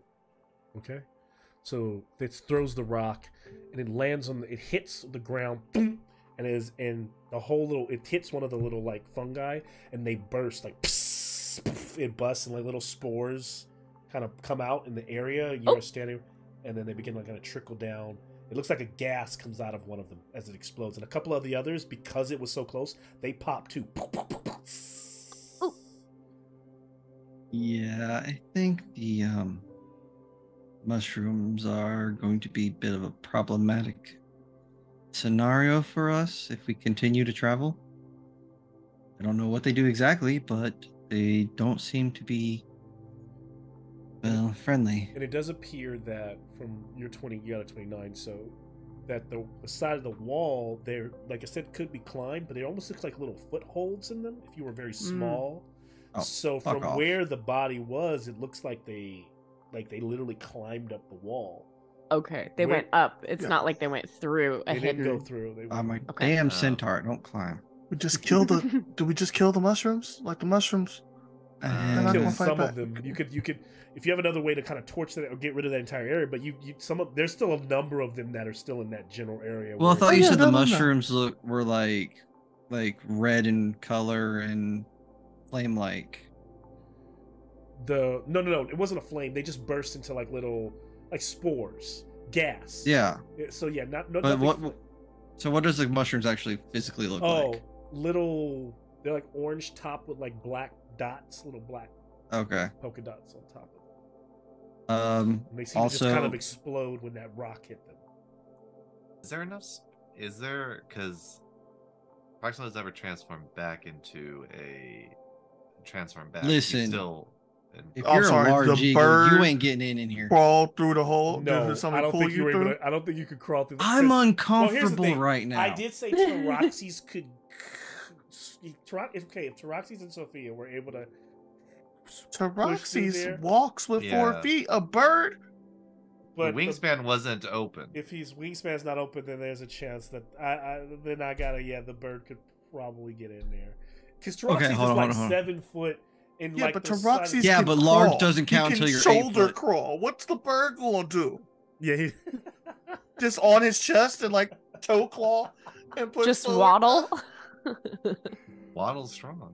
Remember, Here's like the thing. Sophia's like body Uh-oh. is like this. Here's what I'll just ask you for. I'll give me a athletics check for your eagle, and I'm gonna say it's tight. So I'm gonna say it's an 8. You get DC 18. You definitely the last And one if you in get, there, and bro. if you get stuck, you gotta transform back. Okay. While he's rolling, I'm gonna go check out the hoplite. As uncomfortable as I am in this fucking cave.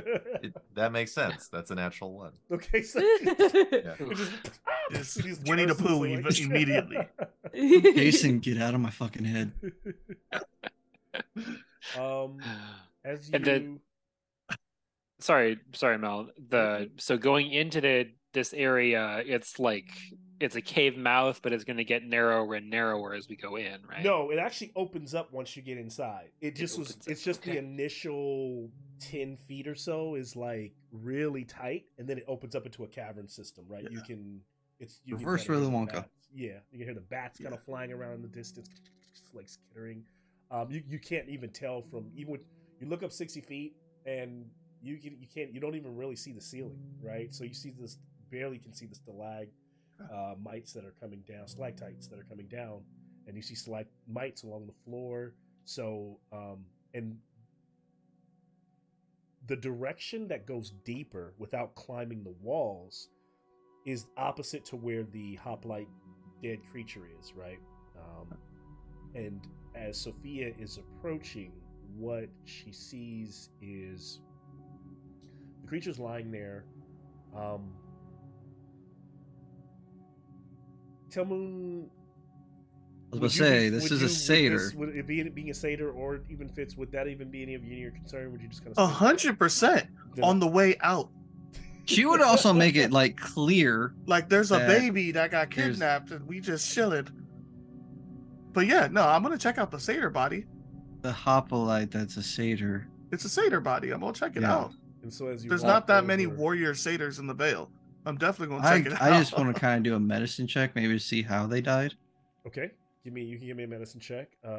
Telmoon, you immediately notice it appears to be like an old thorn bearer, like the old fighters of kind of his the whatever that looks like, whatever that would be different to you. But the fact that he's even wearing like the hoplite helmet, but it could be of like the old ways. Maybe even harkens back to the ways of, what's his name? Not Telamon, but Talamu? Yeah, my grandfather. Talamu. Yes. Yeah. Talamu. Damn, how much? Just 3. There's only 3 of us, okay? Oh, sure. There's more, but I didn't name them. You guys want names? I can give you. Can I names. have a investigation check from Sophia and Telmoon? All right, so medicine check is a 17. Okay. Can I help? Actually, I'll just take the investigation check from Telmoon. I'll take the medicine check from you. It looks like Great. I it got looks this. like Come on, Grog. the creature's back was broken from being thrown across the room. Like slammed into the wall. You can see where the spine is kind of like off, but the way the body collapsed down and probably disarmed and lost its weapon. 17? Okay. You notice a small note on its like satchel, on its gear, like poking out, kind of an old decrepit note. And then you hear the sword look. And as it says look, you don't even know what it's telling you to look at, but you look directly across from the body, and there in the dark, going directly into that darkness, is a glint, like a little glint light coming from in the dark.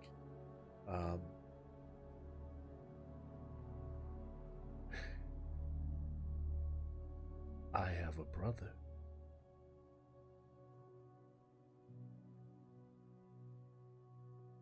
We're not going to have to kill him too, are we? My brother is a blade. I am not. Your father is not the only one with the special magical weapon.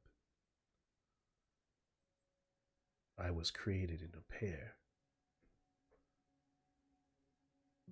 I thought it would never be found. Yeah, Tubman will just start jogging that way. Okay. Jog. Be out here. Okay. And do satyrs have dark vision? Nope. That's why I have a light on my head. Okay, yeah, so the light. So because of the horn. So as you jog, I don't think any of us right now have dark vision. As you jog forward into this, it is like almost pitch black. You see the glint. You The light from your horn is literally reflecting off of, and there's a blade, and sure enough, in a large stalagmite in the middle of the room that's probably 7 feet coming out of the ground. This sword is just jammed in the stalagmite, and it's almost identical. What do you call your blade? Does it have a name? If it doesn't, it doesn't. No. Yeah, I'm sure it has a name, but like I haven't talked to it enough. Like, and I was told the name as a kid, but I don't remember after, Yeah.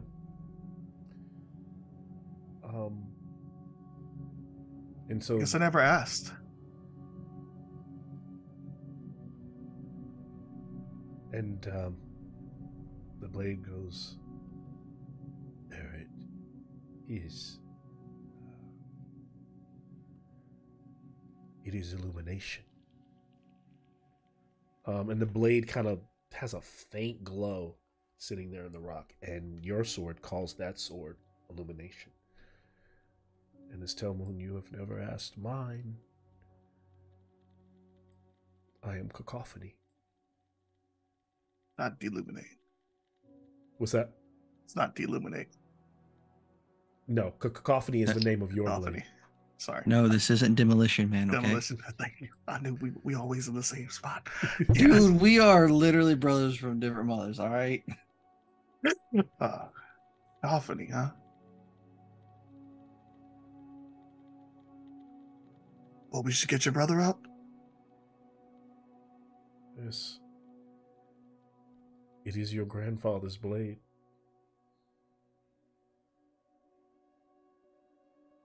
It is Tlomlu.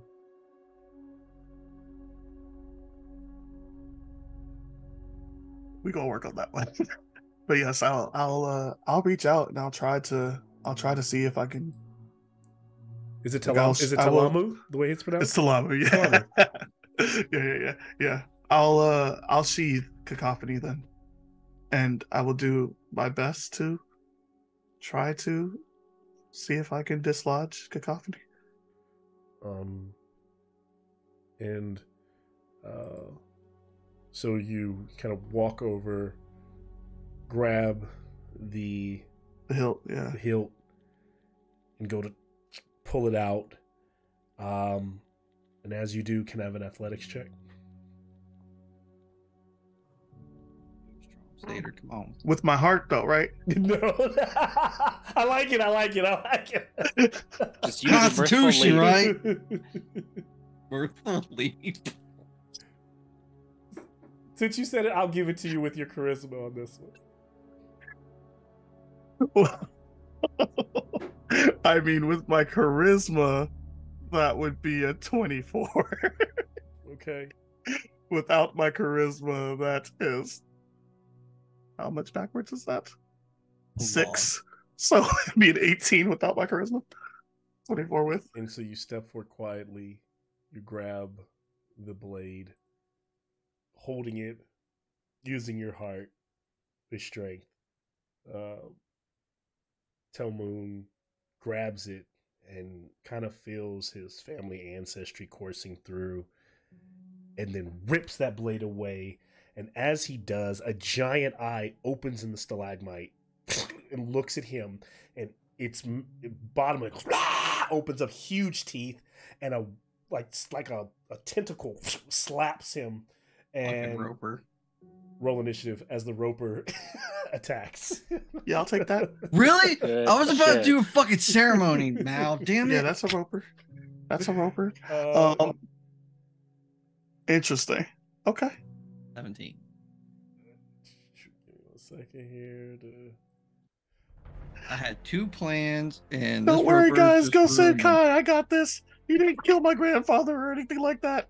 I know, you guys right? Are like, I you like- guys are low. It's a roper. Well, To be fair, I was gonna but it does get a surprise attack on him, so speak with the dead and / gentle repose. you can still do these things, but Yeah, you I can still can't do these in things. combat. After. Yeah. after or yeah. Yeah. So did we Somebody just needs to find- go save that baby. Yeah. Somebody go save the baby, okay? Telmoon got distracted by the I shiny. don't climb. I'm sorry. Yeah. We got Because the shiny die. felt like Telmoon needed to go towards it. All right. A sword hasn't talked to me in a while. Sword says, "Screw that baby." Fitz, what Some you of get? y'all need to go save the baby. 15. Okay. Wait, did Persis roll the best? Somehow, What? maybe? Unless the roper beat me. This is a much different fish. All right. Tell me what That's you what I get. expect from Token. Telmoon got a 18. Xenos, how did you get a 5? Man? Arsino. You have Dex. 5. Don't you have Dex? Sophia. Yes. I got a 17. Sophia. Not good 17. enough. 17. Sorry. 17, sorry. And then Persis. 20. 20. Eat me, then, Roper. And last.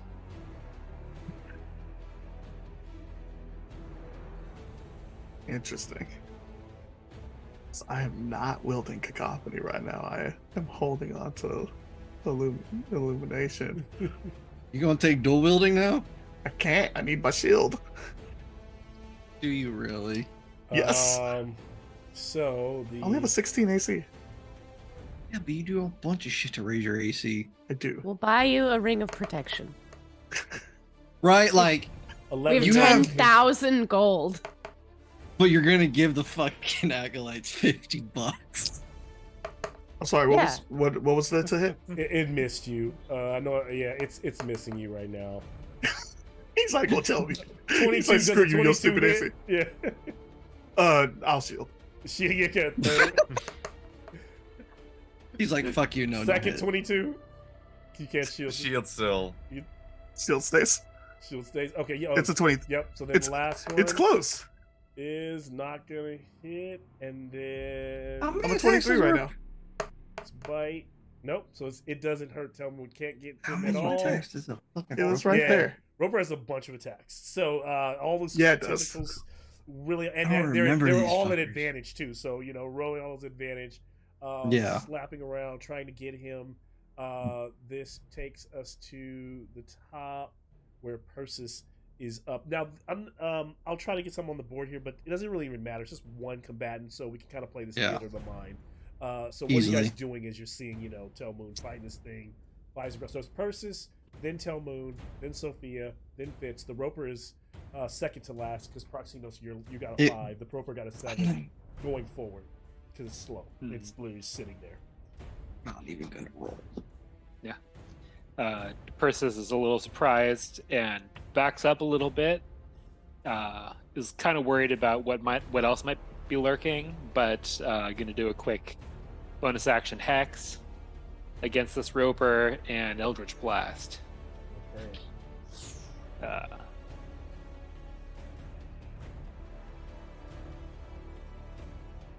Okay. So totals of 20, 24, 27. Ooh, I think all those hit. The Let's Roper. go. Yep. AC 20. So anything 20 up, you hit it. Okay. And that's mostly not because oh. it can move, but because it's hard as rock, so it's hard to get through. But all those are boom, boom. Those are jamming. Those are hitting.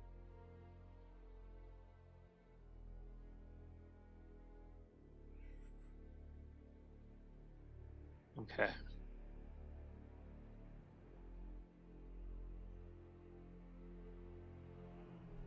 Not the right background at all. But Okay, that's going to be a total of 43 damage.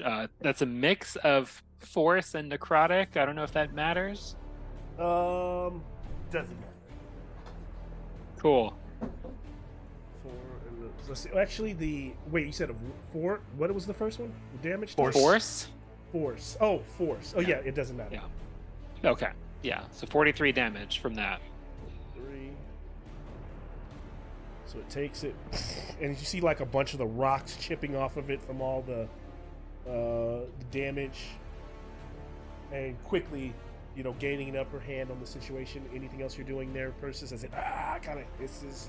Yeah, I was just backing off a little bit to keep my distance. All right. Telmoon, you are next. Yeah, I rolled 3 strikes, 2. We're gonna see if this works. I rolled 3 strikes, 2 with illumination, and then the third I'm attempting to cast.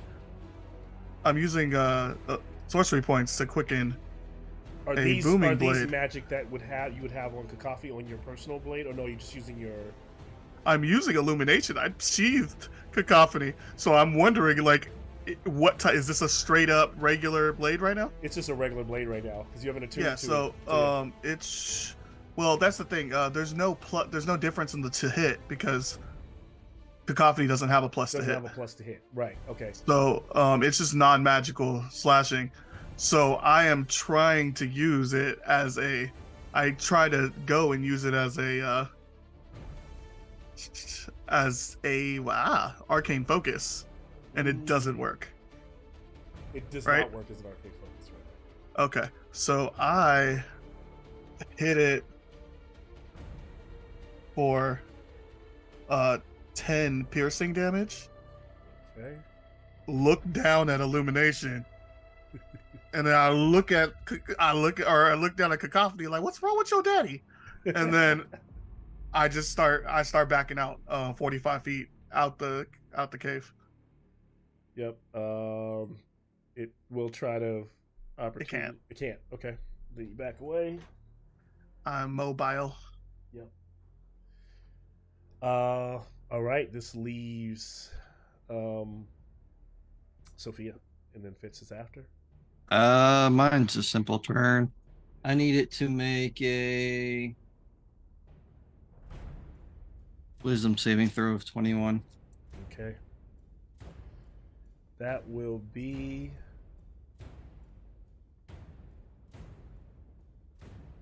19. So that is a fail. It's Toll the Dead. 3d12 plus 5.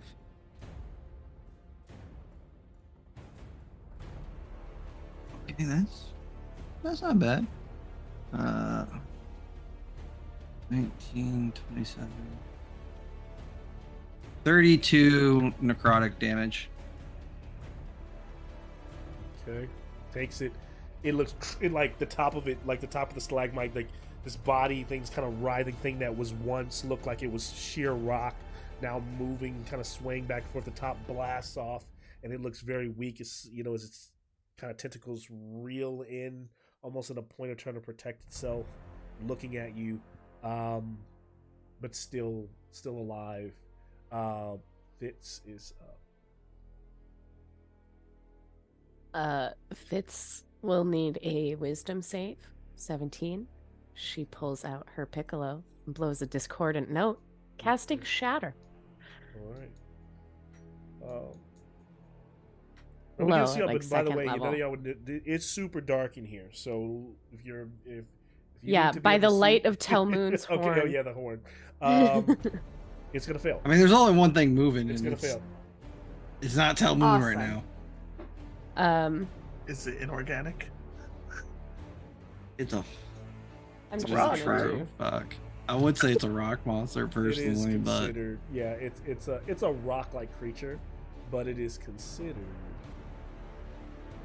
monstrosity. So, yeah.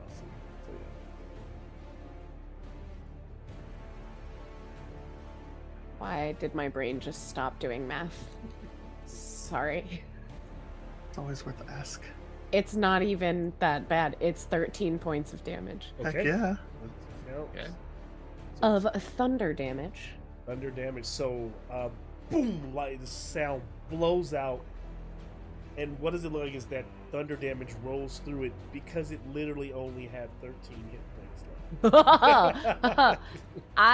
I like to think that sound wave like rippled and kind of like vibrated it apart into pieces. Kind of shatters. Yeah. Literally shatters.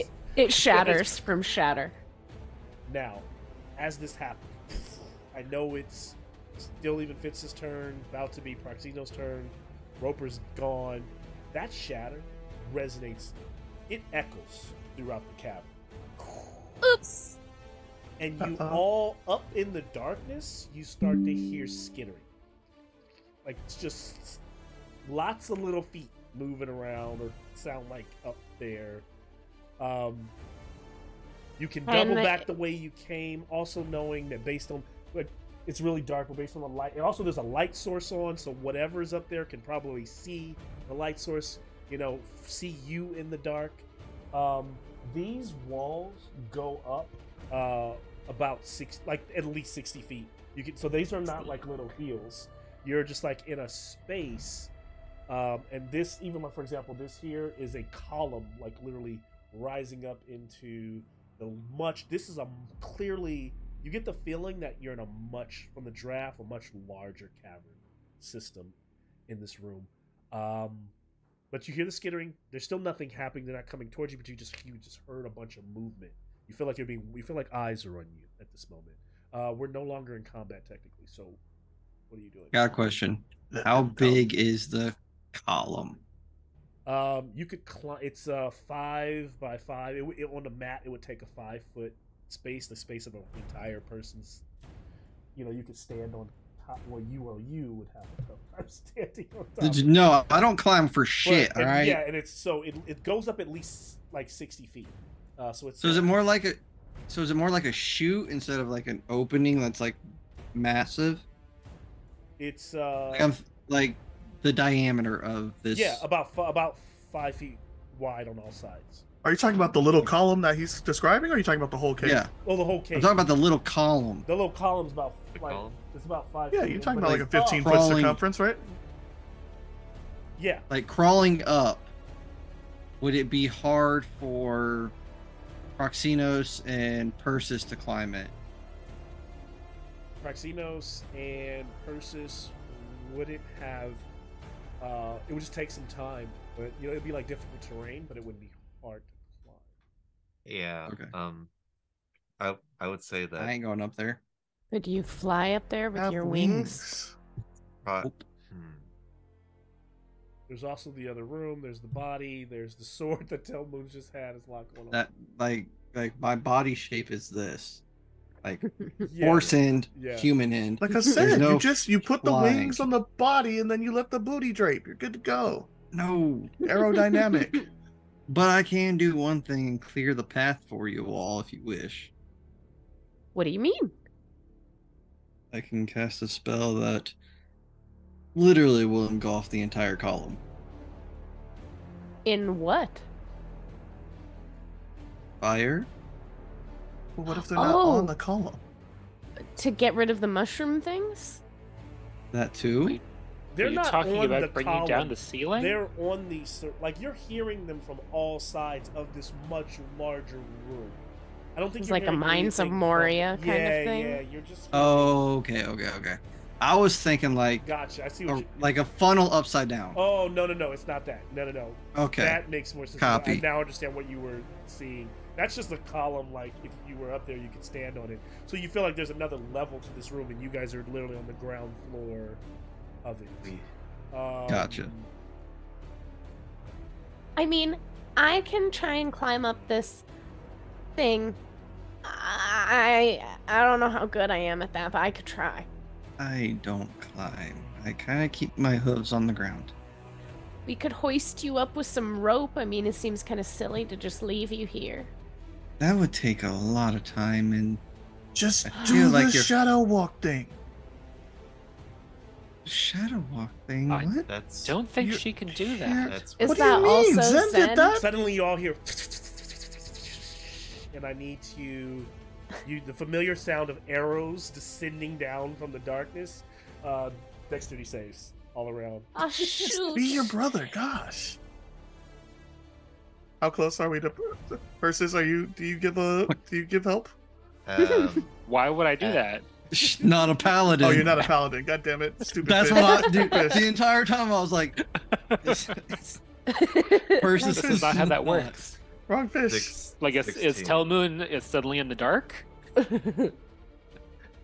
I'm just Trust me. racist, okay? When she was flying on me, I was like, oh man, it's gonna be melee attacks. Then I realized, no, she does a lot of Eldritch blasting. Yeah. With the A save? 13? Yeah. That's a 16. 22. 15. 15. Jeez, you guys never fail these. Like, Okay, hold on. What? That you was get? a 13 I rolled. We fail yeah. sometimes. I got a Yeah. 13 total. Okay, so then you'll take. Because we roll with our heart. We're not doing that again. I gave that one. That was a once per game. You think you got that one? Well, this is a game, so yeah. technically we get one.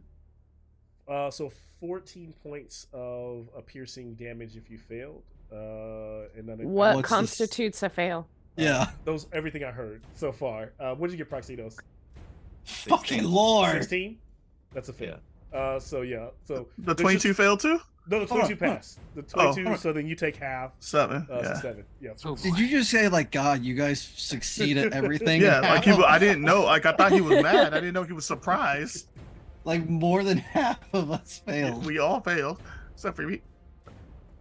So you said 14 Well, damage. what I did is I did a lot of work like Jason only does, and I did how many creatures would be shooting with arrows. I did multiple pass-throughs of rolling that many dice. Figured, okay, I roll this many dice this many times, I get this many hits, and then just turn that into an area effect because they're all instead of me rolling 20 d20s or whatever. That makes it is. sense. So How much instead it's total just damage? area effect damage. So so then you take 14 points or 7. Does Gotcha. this put us back in initiative, or can I try and climb up this wall? At that area that we got arrows hailed at us. That 90 feet up, Proxenos is going to do the similar thing that he did the last time that we fought the goblins, and he's going to cast sleep on them. Okay.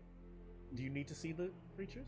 No. Nope. I Okay. just designate an Okay. area, and it is a 20-foot radius. Here's what I'll say. If you are not doubling back into the room you just came from, which would kind of give you a moment. If you're staying here or if you're climbing, then we're going back into initiative. So Because the room that we're in right now, this is the room that had the dead hop light the on dead one pipe end. is in the other room. So on the other side, basically, the little small entry. Think of the last room is the entryway to the cave. And then Telmu saw the body and was like, "Forget the note, forget all that. I see my sword is talking to me." He walked into the next cave, fought the roper. You all made a bunch of noise, and so that is a larger room. So you could double back into the smaller room if you want, or you can stay where you're at, kind of standing your ground.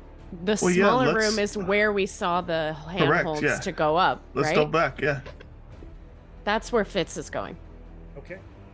So they're Sophia will follow. yep. So as they all rush back, Yeah, but as I get there, I'm gonna start throwing fire bolts at where those mushrooms were. We're not just gonna run through that.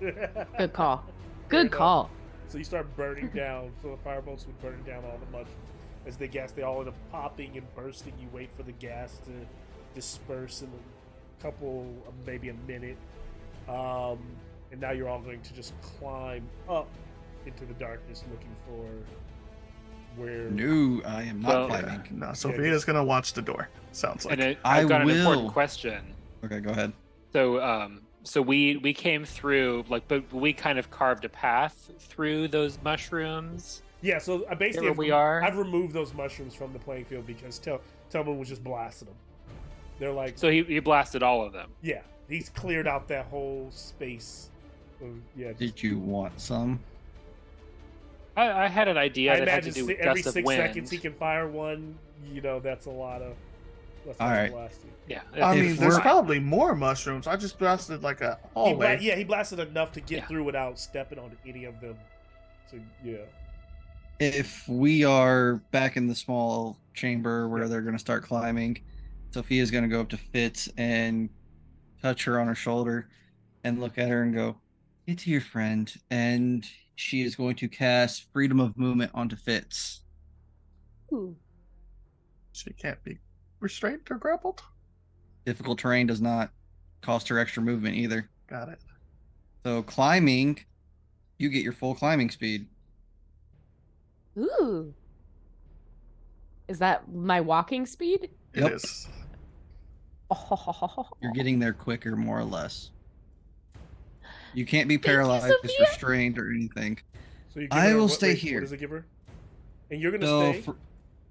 I can't climb for shit, dude. You can I'm a fly. centaur, Yeah. You can fly. but I will die on this hill. I love this class or this race. So Spitz cannot be. She's unaffected by difficult terrain, spells, and other magical effects that can neither reduce her speed nor cause the target to be paralyzed or restrained.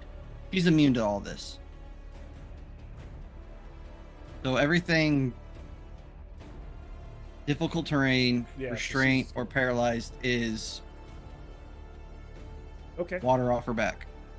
So I'll still have to show. Everyone needs to give me, if they're climbing, an athletics check. Fitz just has hers at advantage. And then Sophia's just staying down there. Yeah. Okay. She will collect the Mm. remains of the hoplite. Collect Thank the you. remains. The Yes. entire hoplite. Where's she just The shove this entire thing, everything. in what? She's just gonna cradle it. Okay. How could you? I guess She is a big character, Yeah, I technically, guess even she though just, like, she's Yeah. drapes not. I'm him trying to over- figure out how it people are makes sense. She carrying kinda, it. Like, drapes him over the that's back. a lot of woman. You Yeah. know the grog scaling thing, like all up in the front. Yeah. That's a dirty 20.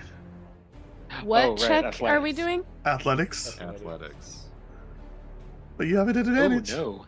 Yeah, I got an 8 and a 9. And how far does your torch cast? How much light does it cast? 40 feet. 40 feet, okay. But it's forever for me because it comes with me. So I got a 12. No. It's a 13 for me. It just falls on my head. Well, I should be fair to rules. I'll pull out a torch, light it, then collect the remains because I don't have dark vision. Fair enough. So it's gonna take me a minute. Don't light Grandpappy on fire now. Shit happens. Bro. I don't know if that's my Grandpappy, but somebody was in here. That's Brother Sword. All right, I hear 13 was the lowest I think I heard. Was that Persis? Fitz at a 12. Yeah, Fitz had 12. Fitz at 12. So you both Fitz and Persis kind of almost slip and like strain like a muscle. Jeez, 6 points of Strange bludgeoning, muscle strained damage. muscle damage to each of you. At advantage, Fitz? Yeah. Damn. Yeah, And yeah. I actually would have left Illumination with Sophia. Okay. The fuck am I gonna do with that? What But do you- okay. I gotta climb a wall, bro. I can't have two swords. Put that shit in your teeth. Don't worry, Proximos is staying behind with Sophia. All right. Cool, I get the weird-eyed guy now. Yeah. As you all make it to the top of the cavern, which you can only see about 40 feet of this, but this is where you're at. Right, we split the party. Nice. You do see. Awesome. We double split the party. You're able to see, like, those pillars that are reaching up. That there are these, humanoid or mortal-made, rickety walkways or bridges that bridge them. You can't even see to the other side, but they clearly go somewhere. This is where we need to roll initiative again. Let's see where we're at. Got a question: do me and Proxinos roll as well? You or no? do, because I'm still Okay. going to keep you in the. Even though you're not in the fight, you'll. Oh, so Proxino stayed back with you as well. Yeah. Yes. Okay. Oh, So that was a it's- D12. So now It's literally 2 and 3. Here's what I'll tell you. Yeah. So what you and Proxino, if you do enter this fray, what you can tell because of the way they climbed up and went through the hole in the wall, that basically the other room you were in, they're in that room, but they're at a higher level. So you could be in there. So we could go through the tunnel and Yeah. try So pretty to. much, look, you see where I put you there.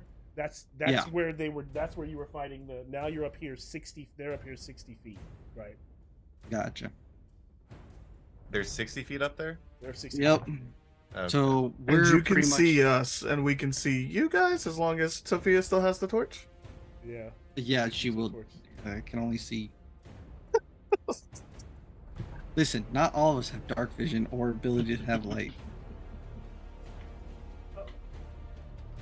You obviously have the ability to have light. You just lit one. A torch that lasts like maybe 4 hours. Don't How worry. many combat encounters is 4 hours? That's amazing. I'm carrying a skeleton though. If It you have could enough be oil, Telmoon's skeleton daddy. can also be a torch. Just don't dislodge the jaw. Just take like if this is Telmoon's granddad, be like, sorry, I need your femur. If there's a beard, soak that in oil. That's the worst. So Oh. disrespectful. to the dead family This members. is the only character in the party that cares about the fucking dead. I care about this dead. This This one? dead. I Yes. care about Dead. all dead. All right. Sorry, I just ripped my headphones out for a second. So No worries. It's We're what you good. get. 14. 13. All right. Y'all. I know y'all good to go to like 11 tonight, or we? Because I know it's late. I'm for you, Sophia. I mean Troy. Okay. You good? I'm good, man. All right. I don't work Sundays anymore. All right. That Cool. I just noise. want to make sure that I'm not like keeping it because we were on since 7. So, Tell Moon, 30-20. Marcinos. 19. Sophia. 18. All right. Persis. 20 somehow. But Ooh, Telmoon 2 will be in a going row. before me. Yeah. Yeah. Oh, Be a tight little we're cluster, with aren't we? Kobe. All right, so Persis being up there with the groups, you now know out there in the darkness you are being accosted by arrows, but you do have the bridge. So 60 feet is how far you can see? I thought it was 40 feet. So It's 40 feet. 40 feet. Okay. So yeah, that's. But we can also see them because they're another source of light. So we can see them 60 feet away because we can see the light. They don't have any light. She's carrying a torch.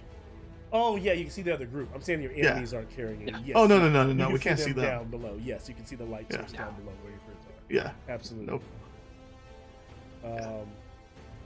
So it's Persis. So it's Persis, and then Telmoon, Proxinos, Sophia, Sorry. Fitz. That's the order. And then our whatever's shooting at you, the goblins, they are definitely low. They're dead last. So We probably should have Telmoon first. It's okay. I mean, I'm being arrogant apparently. So I I'll have go you as ahead 20. and What'd you be get? nice. What'd you get, Telmoon? 20. 20? Oh yeah, so it should be So you should be first. It put Persis first in Be my guest, fish lady. All right, so Telmoon, you're up. If you want to go ahead, Telmoon. I will Good bonus grandpa. actions. I will bonus action Super Saiyan, and then I will cast Mirror Image, and I will run 45 feet across the bridge. All right. Of course, that's not going to help because it's all dex saves, but hey, we do what we do. And that's your normal movement, right?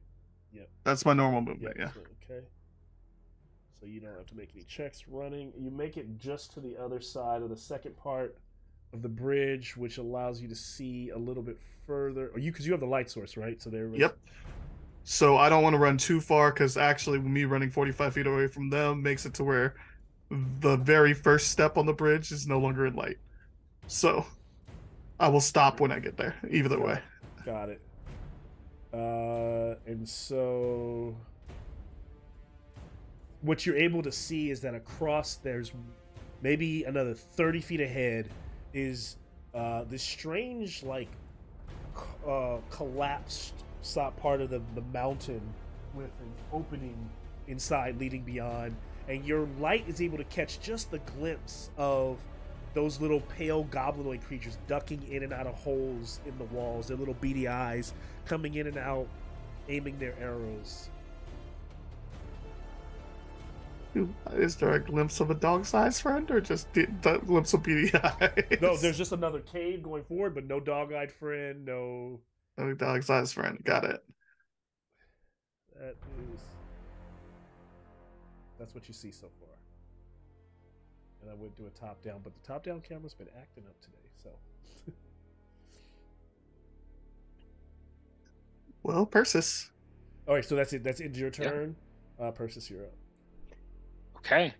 With the light source that far ahead, can I see those people, or do I need to move up? Well, first? yes, you can see them because the problem thing is with Telmoon running ahead, you're essentially, I imagine, trying to follow in his footsteps behind his light, but this kind of puts you outside of his light. So are you running, or are you kind of taking your time? Because it feels kind of rickety, but I'm gonna move at a normal pace forward. So I should get 30 feet of movement. So it puts you a little bit behind Telmoon with his 45. He was, like I said, he's technically right there on the bridge. So you're, he's 45. So he'd be right there. So you'd get to about right here. Okay. And I will say that you can, you can kind of see. So if you're trying to target, you can see the groups. There are. You don't know if there's hundreds of them or just tens of them. If it's just 20 to 30 of these, but they're you see them ducking in and out, but they can still be targeted, right? But bands of these goblins lining the walls of the. And they're shooting at us. Yep. So I'm going to exchange fire with them and give them a fireball, just in the mass of them.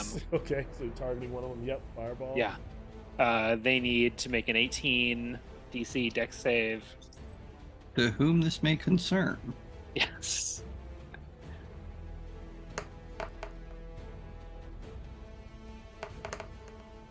You want to point out that there's might be bridges over there that were burning randomly?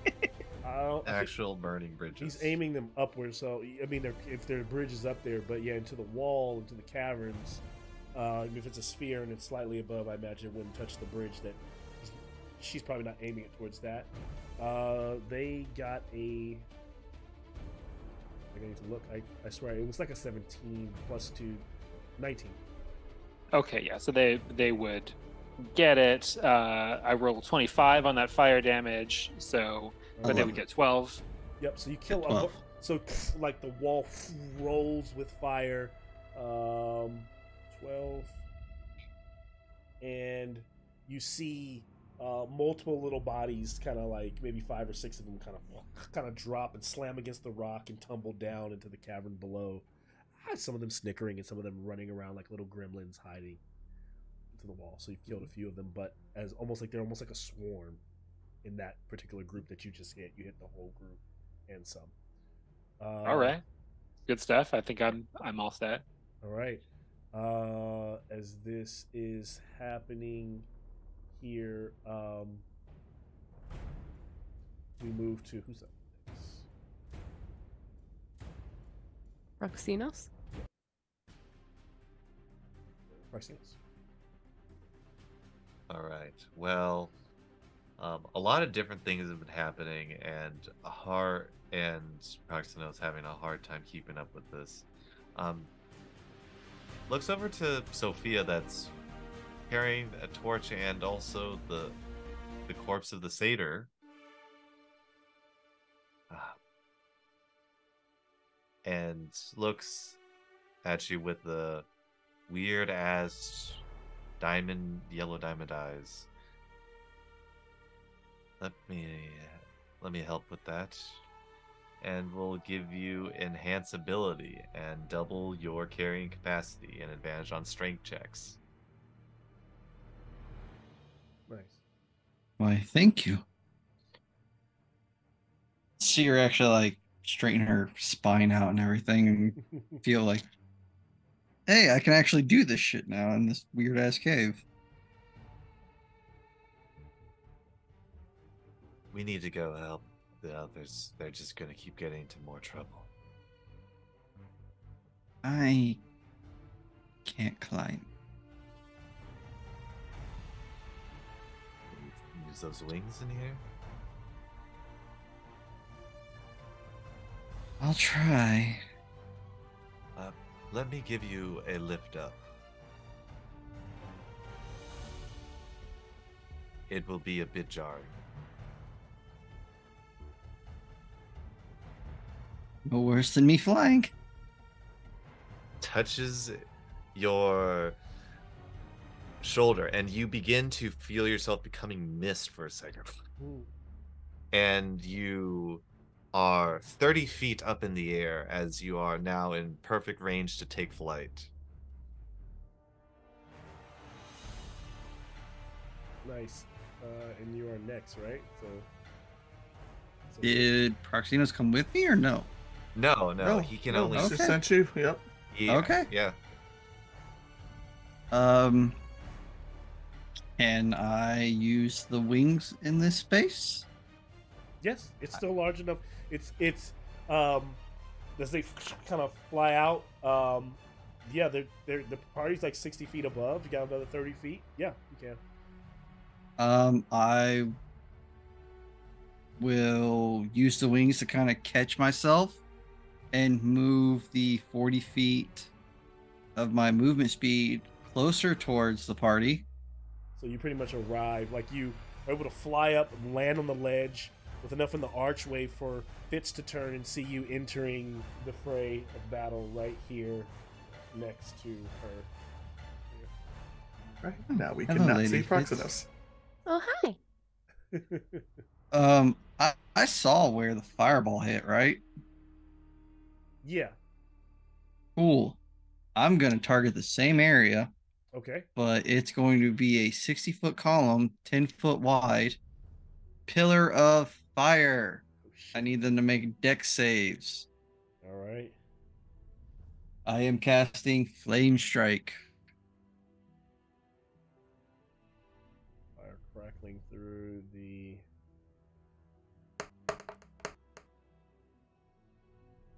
15. So no, that's a fail, right?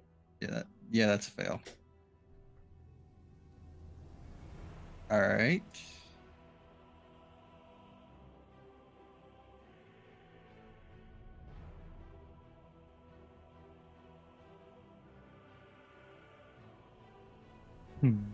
All right, so that will be 12 fire damage and 17 radiant damage 17 radiant. and 12 fire. Okay. So it's more bodies just raining down to where the group that is they're 100% of that group, right? If there were maybe 20 or 30 of them in that little grouping in that little cul-de-sac of rock, there's probably only a few goblins, a handful of them left, peeking in and out. Just looking at Fitz, I help clear the way. Get to your friend quicker. And out of fear, the rest of them began to disperse, like kind of crawl into the walls.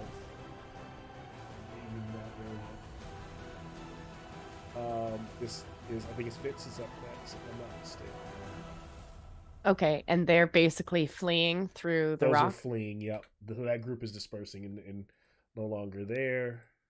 So can I just use my movement and my action to You still see dash? there are still more goblins. That was just one group. They're like anywhere in the darkness you can hear them moving. Yeah, but I want to like follow where they went. Yeah, then you can just dash if you wanted to. Yes, I have 70 feet 45. If you're dashing, you double it, right? Yes. Yeah. Okay. So, what's your normal movement speed?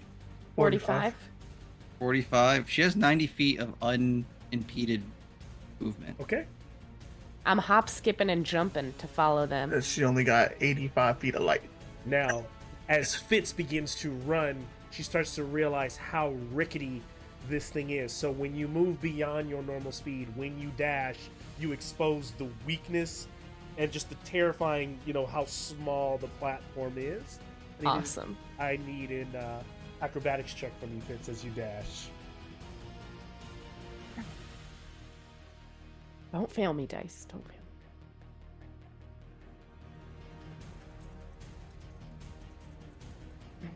$12. Oh, shit. So, 12, as low as that it was. Can I also have a... I want to know how many you were going to run, like, up to 80 feet. So give me a D100. We're going to run 90 feet, yeah. Yeah, give me a 90. D100 roll. I This is to see know how there's many a feet way- how many feet did she get before things got a little rocky. I know there's a way to do this without using my almost perfectly spherical 100-sided die. Yes. So 2d10. What dice do I use? Yeah, roll 2d10. If you get do you have the one with the 2 numbers on it? you can take the one with the 2 numbers. Yeah. Yeah, roll that one, and that's your 10s place. And then the other regular d10 is your 1s.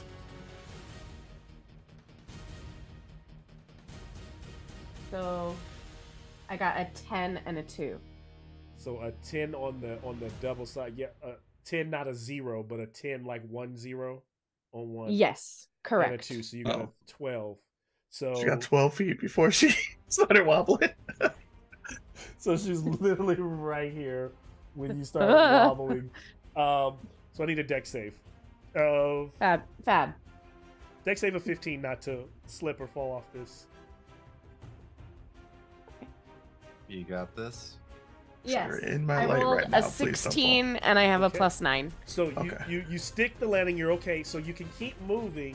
You moved your 12 so far, but now it's just difficult terrain. So you can move almost 90, so half that. So you can. But move I up have to- freedom of movement, so Yes. I don't have difficult terrain, right? it's okay. Difficult terrain does Alright. not matter to All her. right, so all right. So then that puts you to So you're getting to the other side. Practically, do you want to be all the way over? Yeah. So were you trying to say that she used half her, like she fell and got up, or are you just trying to say that? Basically, there's a point where it gets rickety to force you to either like you might slip and fall off. She didn't fall. So She doesn't have a problem then. But because she's dashing, the way I treat it is anyone dashing is automatically now difficult terrain. It turns into difficult terrain. Yeah, And that's not a problem you for have her. to test for the fall. So she failed the first test, but she didn't fall. Nothing really happened other than she got shaky. But with her Billy, she like ran across. Yep. There is one little, if I can push it, there's one little gap right there where there's no more slots, and it's a real easy jump. It's a with what you've done so far, it's a DC 5 athletics check for you. I hate to say this, but doesn't she have mirthful elite? I she do! can on the other side. She Like, can, Fitz but I mean, just says fuck this place. do you really want to go jump calculator I'm with not non-strength doing characters? jump calculators. Yeah, she would. Come on, she man. would pass it with jump. But that's the thing. I don't like jump calculators because they don't take into account the moments of fear, you being in a fight. Just saying you can jump something without missing is kind of silly to me. There's always a chance you can fail that. All right, so she lands it. She's good with the merciful lead. All right, that's Fitz in its first round. And I'm pretty sure that takes up most of my Because you dash. I can't. Yeah, because I dashed, so I wouldn't be able to like do a cantrip or anything like that. Unless it's bonus action. I don't. It's not a bonus action, no. Otherwise, actually, sorry. Then the goblins get to attack. You could inspire someone. Just saying. Inspirational. Yeah. That's a great idea. I believe. You can see me in Persis. Yeah. Come on, Telmoon. You can do it. Just follow my lead. Hop right over here, and I will inspire you. Cool. Oh boy. And that is a D10 that you can use until it succeeds. Yeah. And then when it does succeed, please let me know. Will do. Another group of goblins here in the dark, coming in from all these different sides. But yeah, we can't see that. Yeah, no, yeah, but it's like, yep. One 20-foot radius targets Fitz. I should have brought my little template, but 20-foot. I'm just gonna say it's 10. Another 20-foot targets Telmoon and Persis. Another 20-foot targets this group over here, and then another. So 2 target Fitz. So there'll be 2 shots at Fitz. 1 here, 1 there. So deck save. Fitz needs to give me 2 deck saves. Is Fitz in? Well, fuck, they're goblins. Never mind. Yeah, no, she's not in light, but who cares? Because Gobos could see. Same check I as was last time. I got a 19 and a 21. Okay, nice. So you only take half, which is Oof. 5 points of piercing damage. 19 So is that for 5 twice? So it's 10? Oh, sorry, yeah, 5. Oh, yeah. I did this. That's 5 for the first one. You passed both of them. The second one you would take. So you take 4, so 9 points total. 5 and 4. Just to be clear, I'm making the save as well. You are, because they're. Well, are you in that other room? If you're no, I'm in the he's ground. 60 feet down. Yeah, well, he's 60 feet. Yeah, he's in another room. He's good. It's just you, Sophia. So yeah, I got a 19. 19. So you passed, and you only take. Literally, I rolled. You take 2 points of piercing. And the last group, Persis and. Rolled a natural 1 for a 3. Okay. I also got a 19. 19. So you'll take 9 points. That would be so cut in half. So 4 for Telmoon. Persis with the nat 1 takes the 9 plus 12. Get an extra d6. 9 plus 12 or just No, 12. 9 plus 3. So 12 I points. was gonna say, fuck! 12 points. 12 points. Damn. 12 points. Mal got that special math. You're right. I said 9 plus 3. So 12. Yeah, My boy said 9 extra plus the D6. Take an extra D6. 12. So it went from 3d6 to 4d6 for it just added extra, but you're good. That's it. This is fine. So you realize like these, you know, I don't know, since like Fitz is on the other side, she sees the opening in the wall. I don't know if everyone plans to kind of just rush through or continue to fight these goblins. It is the goblins are done, so we're top of the round. So it's back 45 up feet. where Telmoon, 45 feet. I am no longer waiting for Persis. This is crazy. Other side.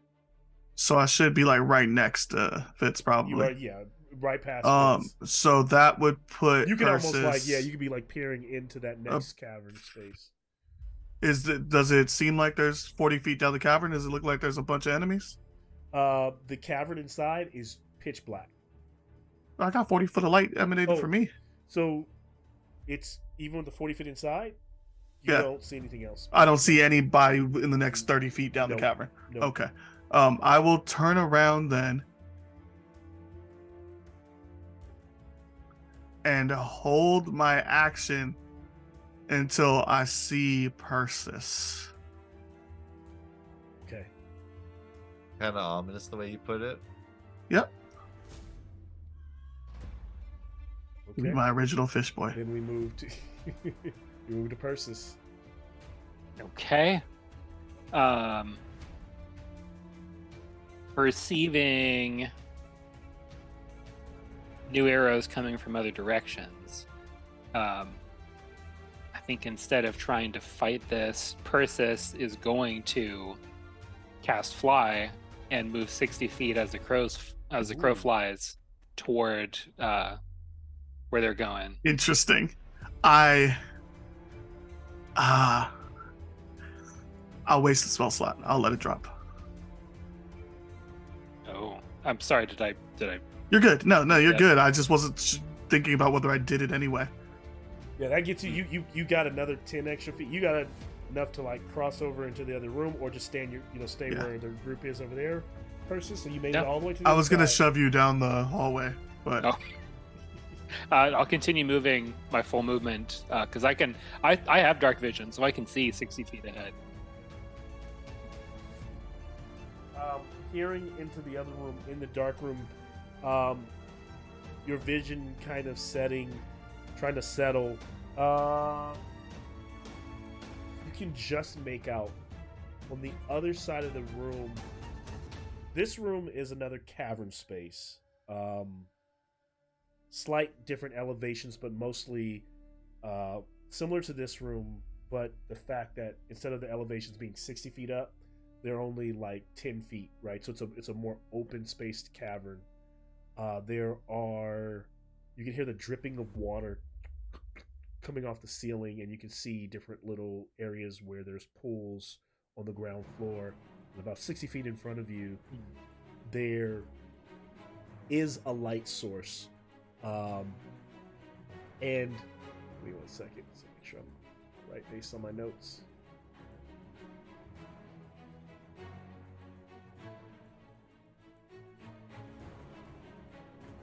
You can make out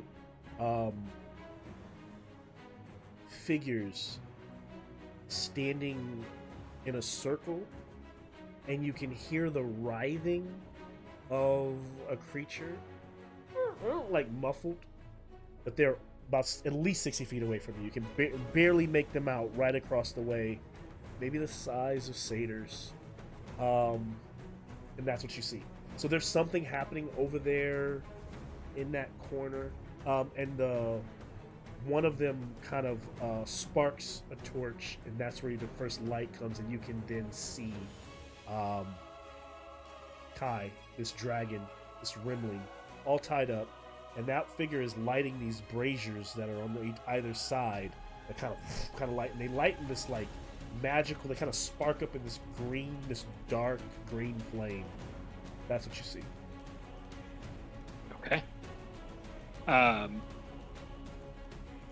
Let me be selfish. I'm gonna use bonus action for healing light on myself because I took more damage than I thought I would. But that's my turn. So selfish. That. Oh yeah. Keeping yourself alive. How dare you?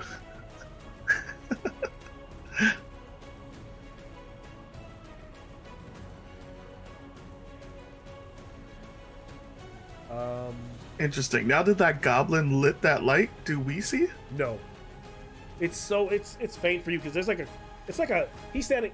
Persis, she's standing like in a doorway.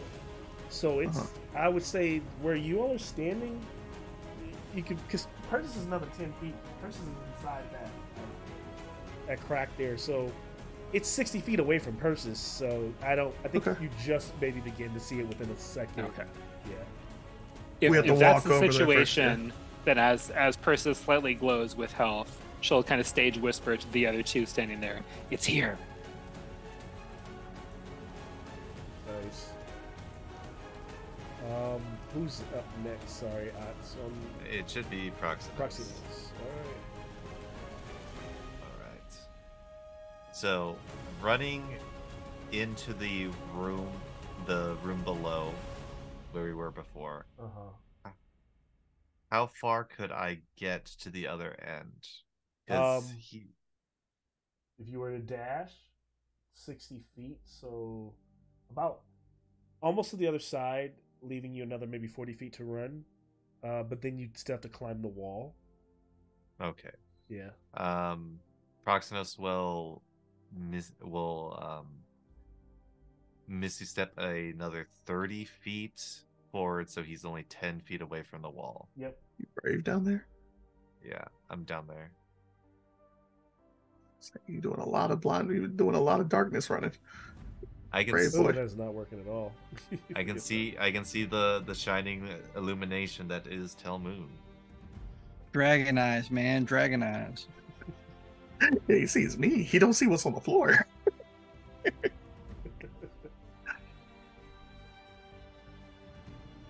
All right. So he's almost there, running across the room. Let's see. This leaves us at Proxinos. Who do we say? Proxinos, who's after you? Tripping right now. Sophia. Sophia. Oh. Yeah. I will use 40 feet of my movement to go closer towards the secondary light, which is Tel Moon, technically. But I am flying over, so Ooh. I'm not going on the bridges. But also, I got shot from technically the left side of me, from where I was standing, right? Yep. Just for shits and giggles, for that area, he is going to cast Blade Barrier. Okay. So, Blade Barrier, it's pretty much a wall full of fucking swords, daggers, and axes, and all types of sharp objects. I can either make the wall 100 feet long, 20 feet high, 5 feet thick, or 60 foot in diameter and 20 foot high and 5 feet thick. So I'm going to do 100 foot by 20 by 5. So it's just a giant wall. Okay. Spanning wherever those arrows came from. Yep. If any creature is in said wall, they need to make a dexterity saving throw of 21 or take 6d10 slashing damage. Two groups are calling that.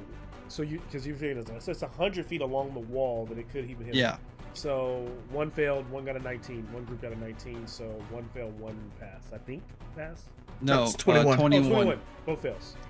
All right, so both groups.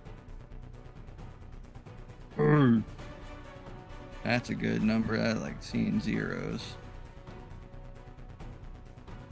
There's a 3. That one. 19, 26, 30. I need 2 more die. 45 points of slashing damage. Nice. And that is a concentration spell for 10 minutes. So in the darkness, you can hear the blades like cutting and serrated blades, going through, And you can hear the screams, and you don't see the gore, but you can just hear the pain of those goblins being kind of chopped up there in the darkness. Now, just so you know, that is for all the goblins that are starting their turn in the wall. Got it. Yes. Okay, which they are going to start. So eventually I'm going to give them that because they're going to start their turn. Yes. I think they might be next. Yeah. So then I'll just apply. But if any goblins move into it for their like first time, they take that damage as well. That as well. Okay. So then the goblins.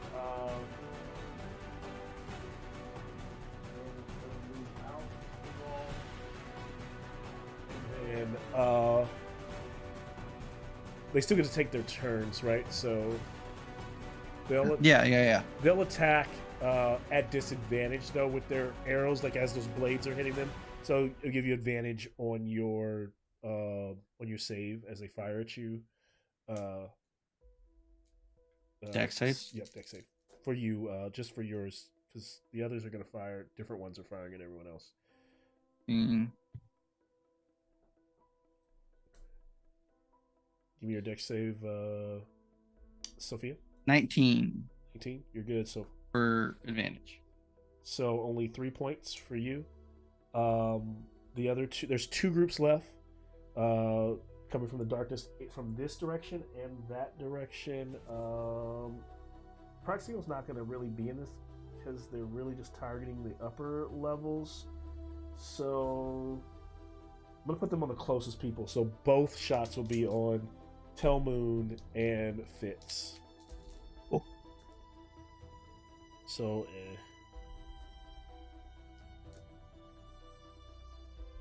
one pass, one fail. One pass, one fail. So you'll take 5. This is a dex save? 2 dex saves, Yep. yeah. Well, I assume I rolled on a 19 and an 11. Yeah, the first one's 11 damage if you fail it.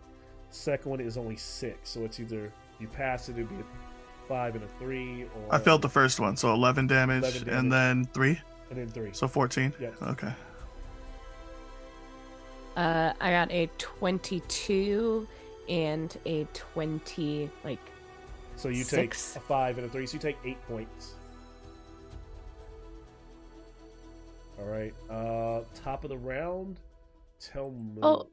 No. I don't know Is if it my Fitz went. turn? I'm sorry. I think we skipped Fitz. Skipping you, Fitz. Go ahead. So when he For some tells reason, them, it felt like this was the same. The rounds are going so fast. It felt like the same round. The Fitz when he ran all tells the you way that, across. I'll tell you I'll bring her to you. You talking to me? What? Yeah. So, Like as you run by me, I'm telling you I'll bring her to you. so you tell if it's not to go in there? She can. I just gave her some information. She can go and do what she wants to do. Here's what I'm gonna do.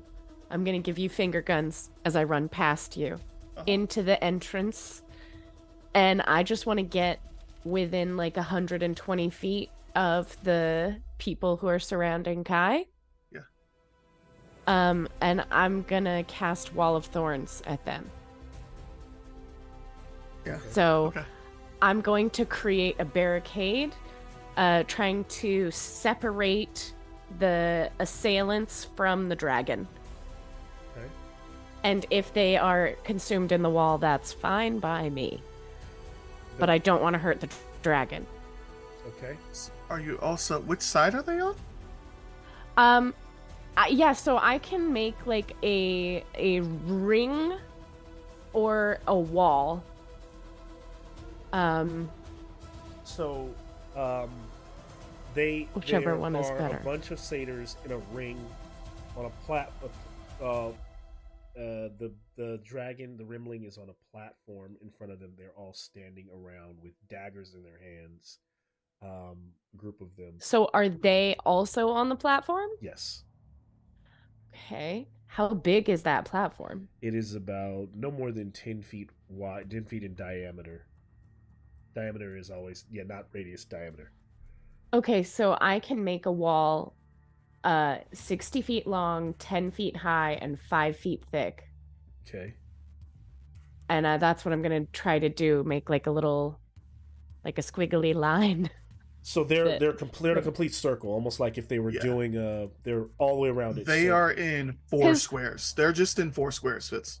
In order to make a circle, it has to have a 20-foot diameter. Correct. Which is too big. That's too big. Yeah. So you're just gonna go like a line straight through some of them? You can do a line straight through some of them, but you can I mean, squiggle it around. Technically, you do half circle.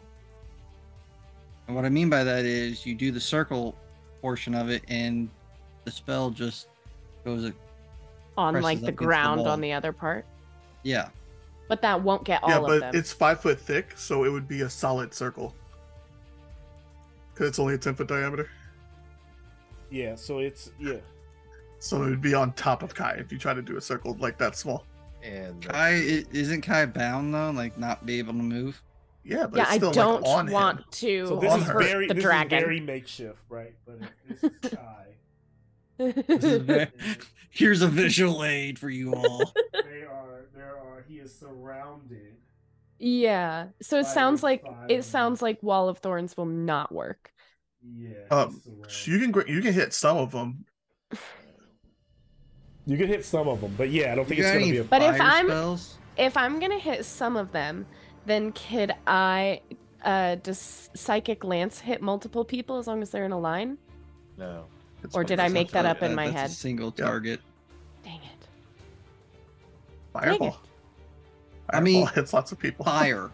I just Kai don't is want made to of also fire. hit the dragon. I have nothing else that I could use that would hit multiple people that would not hit the dragon. You don't trust your friend? Bring me the dragon. I will hit it. Trust your friend. I'm not there.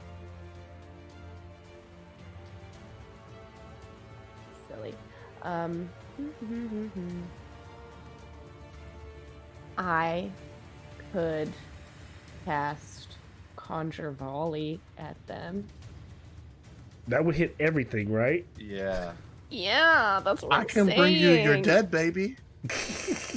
Remember, this is a red dragon, but it's a rimling. It's like I don't want to hurt him. Could be we. Oh, You know, we don't know. her. We don't know, and you don't know. So we don't know if it's taking any hit point there. How much? How I know. close it is to I'm death. not trying to hurt it. Might be strong. Might be able to take it. You can definitely get a You all few. did give Sophia the fucking crystals to bring people back to the dead.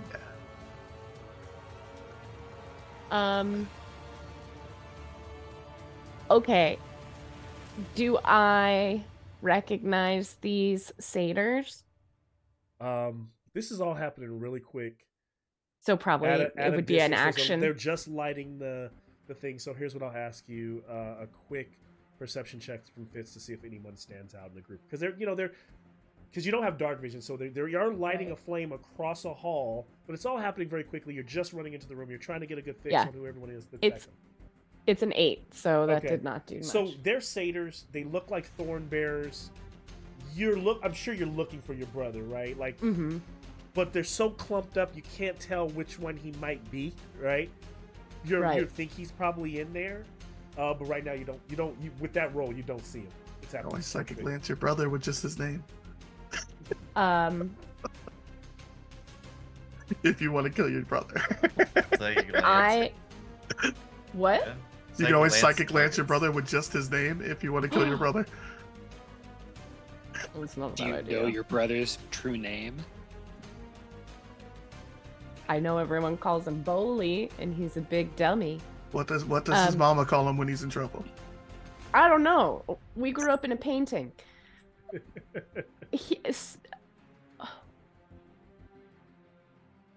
No. All my shit's for one person. This is so silly. I'm sorry. I thought I had a plan. You're fine. Yeah, no, you're good. I'm just gonna use It's a my big bow moment, so I'm giving you your time. Listen, I'm just this gonna is use your my moment. bow as a regular bow, Okay.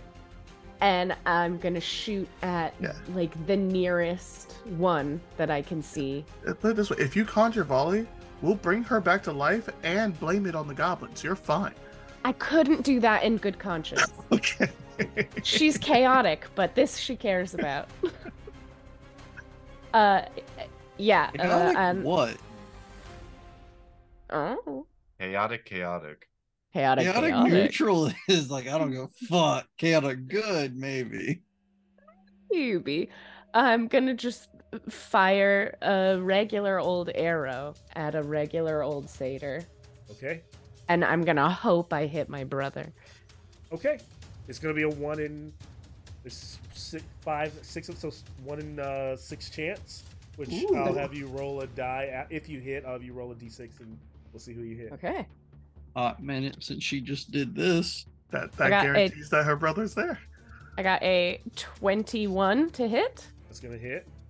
Give me a d6. Okay, and a d6. Yeah, remember this is the god Mom. weapon. Come on. A 4. Plus your So- dex modifier. Just a d6 roll No, yes, to yeah. find out who So it was. You hit one of them, they stagger back. It doesn't look like your brother.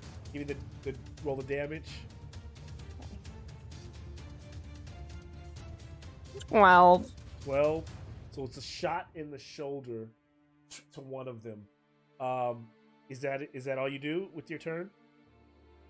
And that one, so what it does reveal is the one over next to him. See the light flicker, and you see Bully. They all have blades, and you see Bully standing there, raising like this dagger up towards the sky. As a bonus action, I'm gonna cast Unsettling Words on Bowley. Okay. And I'm gonna say, stop right there, you little shit. What is And it? he's gonna have a D10 subtracted from his next saving throw. Okay. And he kind of seems kind of shaking, like he hears it, but still raising that blade. If that ends your turn, Telmoon, you're up. Kai speaks common? I'm not. Hi. I've been making rolls because It's- they're learning. They're like trying to have. She's. I'm it's trying like Does to a learn baby Kai Draconic. speak talking to it. Sylvan? Sylvan's very common here.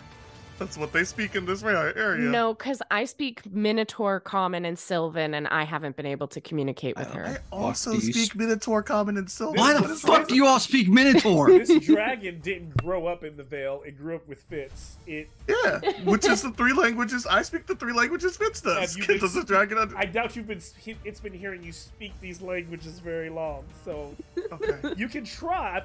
I'm It's going a to take it and baby. make you make Okay. a check or something. I will in Sylvan. I will. No, she probably used common. I was more. not speaking She to probably her in used Sylvan. common more. I will just yell out, "Kai, I've got you," and I will cast a spell on her. She can make the con save or not. All right. What's the spell? Vortex warp. I was about to. All right. What does it do? I love you, Jason. What does it do? It brings her to me. Okay. And she can automatically fail it if she chooses. If she but chooses, doesn't but if know- she feels like it's scary, she'll fight it. she's gonna fight it because she doesn't know what's happening. Yep. And what does she need to hit? She needs to hit a DC 18. All right. Shouldn't be hard for her. Yeah. I'll be very honest with this rolls, as always. But I mean, Silvery it- barbs her right now. You want me to silvery barb her? Silvery you. barbs your daughter. So I need to make it. What kind of save is it? It's a con save. Oh, it rolled kind of low. It went from a 17 to an 8, but it's Oh. a con. So no, it's still gonna fail. 13, and not being a ringling, no advantage, so she doesn't get. Yeah. All right. I teleport her within an area 90 How feet of much? which I can see. 90 feet. I can grab someone 90 feet away from me and move them within 90 feet of what I can see. Okay. But I am going to drop her right in front of Persis so that she's in the hallway with cover from the arrows, but she's only like 10 feet away from Fitz. All right. And so as you step into the room and do that, the dragon gets snatched away. Frustrated. So as the dragon gets pushed over to the other side of the room, you hear this audible "No!" It doesn't come from Bowley. It echoes throughout the room. And at the same time, the thorn bearers, they literally are next to you. They'll be next. They all, except for Bully, slit their own throats. So the blood is like pouring out, and they begin to collapse over. And you hear this voice say, "Well, well, look at you, Tell Moon, throwing a wrench in my plan. I haven't seen you since you were a young, spoiled lad. It doesn't seem like much has changed. You're a splitting image of your father despite your broken form. I was sorry to see him fall that day, but I had no ill will towards him, but I have my duty to make sure we return to the old ways, and I will not allow you to take this from me. And the twisted shall return. We shall return to the dark ways." And so there's someone in the room talking to you. Telmoon, rest of your turn, since you have Baby Kai, what are you trying to do with this? I mean, or do I just? I gave her to Persis technically. You gave it to Persis because I didn't want her to be in arrow range. So at this moment, actually, last turn, what would have happened? As you all turn behind you, the goblins would be kind of pouring down from the walls on the other side, blocking your escape. So there's like goblins with arrows, in the hall.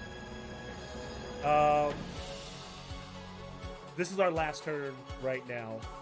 Yeah, I'm just gonna start moving. It probably took me. You all now, basically, I know I haven't really described that other part of that other perspective, but you're all kind of halfway on the other side of it, right? Yeah, I'm assuming it took me 10, 15 feet to like see to do that. Yeah. But now, so I'm gonna back out 30 feet. Your retreat, you've got goblins. Close that. I don't know if Proxinos is probably still climbing the wall, or I don't know if we got to get to Proxinos, but.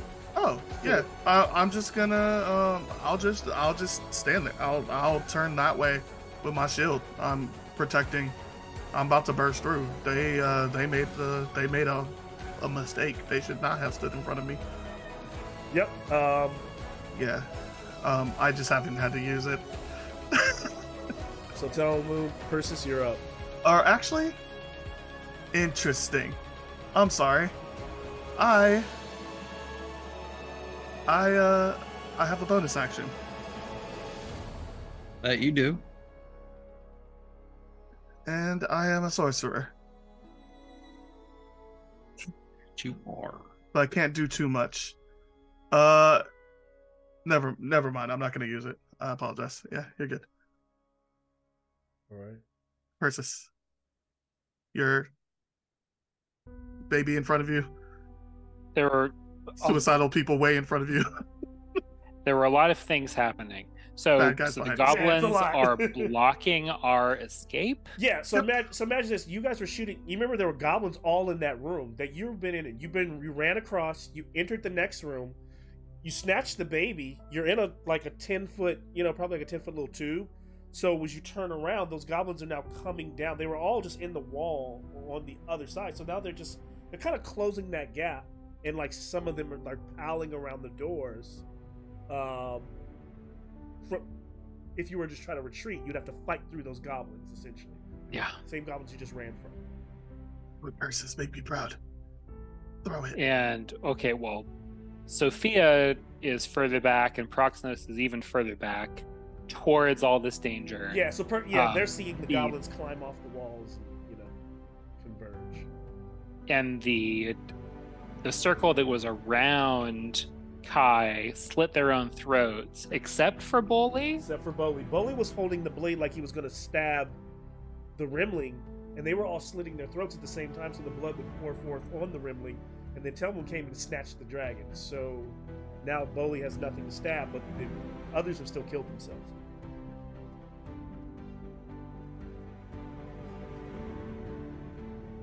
I know it's a lot. But... it is a lot. What was your order? Who was in front of who? Was Fitz in front of Persis or Persis in front of Fitz? I just ducked into the room close enough so that I was within Okay, yeah. So 120 Kai feet. is Probably at like your top feet then, Persis. Then it's, I imagine, Telmo, because Persis was originally there, but I imagine you guys pushed past Persis to go into the room and do that. Right? No. So now Kai's at Persis' feet, is what you're saying. Okay, so Kai is between Persis and Fitz. At Persis' That's feet. fair. Okay. That's fine. Cool. Okay. Persis is going to. Oh geez, Kai is person-sized. Oh man. German Shepherd. I think Mastiff was mentioned earlier, which is like heavier than a person. No, not It's really. A big like Great Dane size or dog. Yeah, massive Depends size on the dog. person. Yeah. So it's not. It would be heavy. It would be a big creature, but you know you could also. Yes. But she's also tied up, so she's kind of like dead weight right now. Oh, Kai's tied up too. Yeah.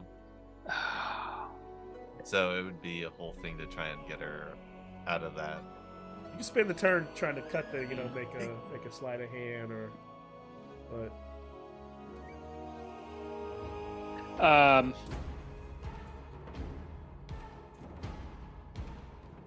Okay. I'm gonna do some bullshit here. We'll see how this goes. Fitz is gonna hear just in her brain, because Persis can do this. Gonna hear, deal with your brother, but remember he's your brother. And Persis is gonna cast as her action freedom of movement on Kai. So Kai will be able to escape those bonds with 5 feet of movement. Okay. So Kai just casts them off and leaps on both feet. Wings go out.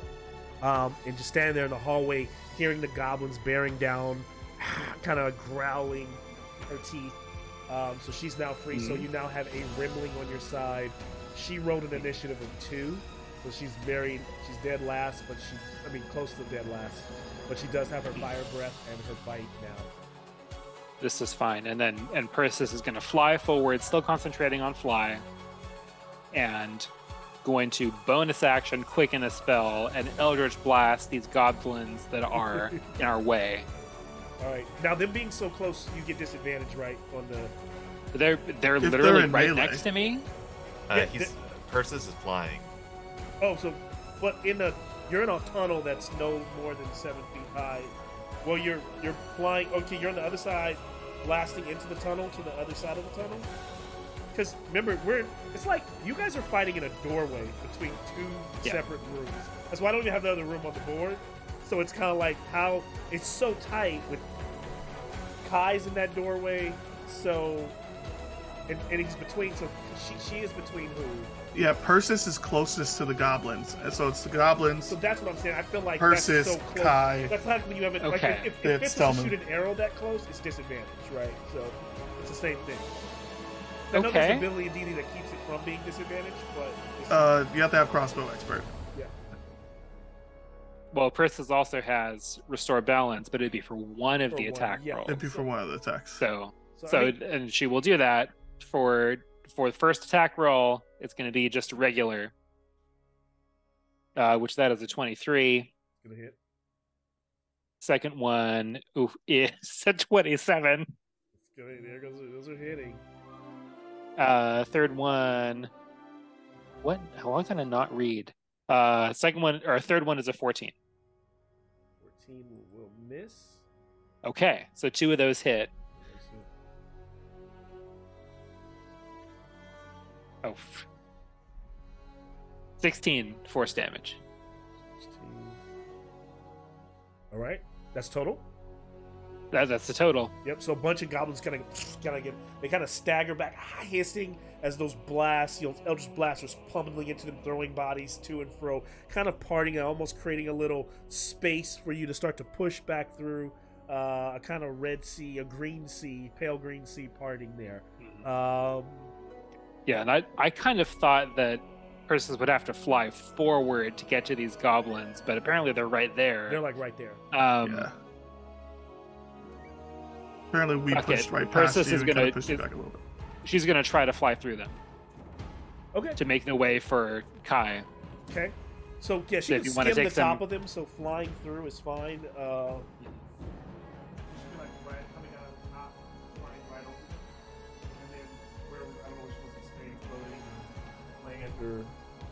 How far is she flying? Like, effectively, are you can- trying to, like, draw an attack of opportunity so Kai Yes. doesn't get one? Oh, okay. Is that what you're trying to do? Yeah. I was trying to get to around where Sophia is, because that's our way out. Okay. But yeah, taking any attacks of opportunity to come up. Got it. So then they will try to attack with their blades.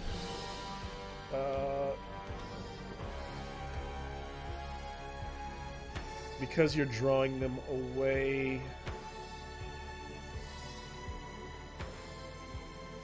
Instead of me rolling a bunch of attacks, you just have a. Give me a advantage. We call it dexterity save of 12. Okay. Ooh. Okay. Nope, that fell on the floor, but where did it go? I don't know where it went. Let me roll again. It's okay. This is a straight roll now. Ooh, Only one more die. just barely 12. Get Okay. it. So you got it. Only 2 points of like some of them like kind of like cut you as you fly over the top. And they both the other it's the other one. Actually no. So yeah, I'm just say that's it as you fly over, drawing their attention away from the door. Is that it? And I make the concentration check for fly, so I don't fall. Okay. Makes sense. All right. Who's up? Proxenos. Process. Okay. Proxenos is going to do something probably stupid. And we're going to see what happens. So, Telmoon's light shining there, and it's clear that there is just a massive Oh. horde of all these goblins. I am kind of inside that cave, so I don't know how much of that light's coming back, but it should be like 20 feet of it at least. Yeah, you can see it. Okay. Okay. Well, Proxinos, you're trying to see the light from up at the top. I'm just seeing being able to see all the goblins that have just Yeah, you can see the amassed. kind of getting blasted. I don't know if you start climbing yet, right? You're 60 feet down. Oh, so you think the wall's in the way of him seeing the goblins? Like the goblins at are lit, but the He's wall's in the way? seeing the goblins like kind of tumble down. Some of them crash around you, but you wouldn't really be able to see what's happening there at the top. Okay. Because I know it looks like just a little hill, but it's literally like up here. You see what I'm saying? This looks like it's like 10 feet off the ground, but it's really up here, and you're down there. Proxenos would use his hidden pathways and teleport 60 feet There you go. Okay. up there. In the middle In the of where midst. all the goblins.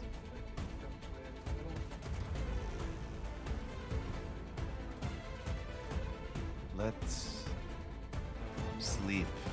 Let the darkness take you all. Drift away. Drift away. And he's like doing this chant, and this mist surrounds him, and trying to get as many of the goblins as possible. And he's going to cast His favorite a damn spell. 8th level sleep. You piece of trash. An 8th level. Huh? Wait, how do you have an 8th How do you have level? 8th level spells? Just my bad. It is 7th level. Not 8th.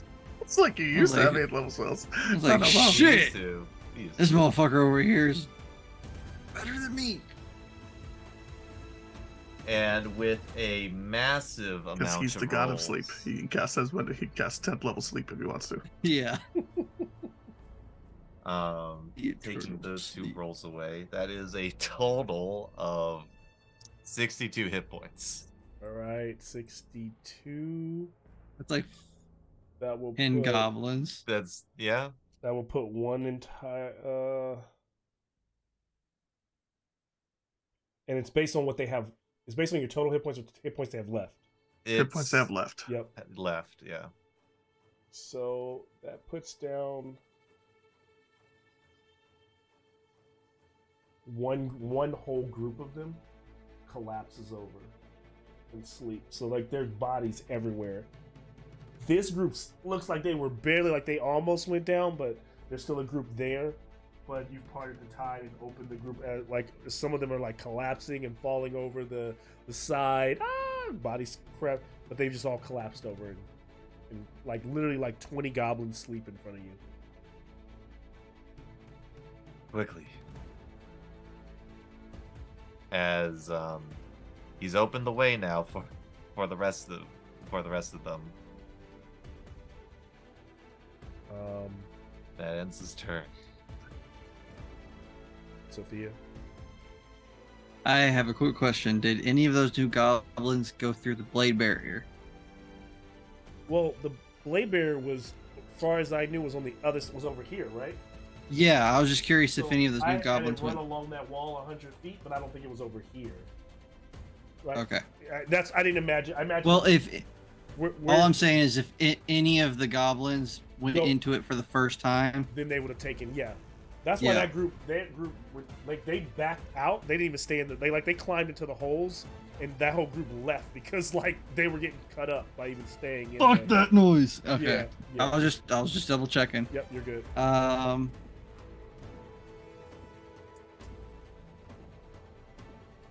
So yeah, this is really hard because I don't have dark vision. I only got 30 feet around me and the light around till moon. So do I see everything that Telmoon did, or majority of it at least, like the teleport of the egg or the surrounding of the goblinoid? Purses flying out. You see purses flying in, and the fact that everyone's coming out, right? Like backtracking. I think you hear in the darkness, you can hear the dragon, which you know they have the dragon like literally 40 feet away from you. The dragon's with them because you can like hear it moving, kind of see its silhouette. So yes. Okay. That's what you're asking. You didn't know that whether Telmoon actually teleported it back, but you know they have the dragon.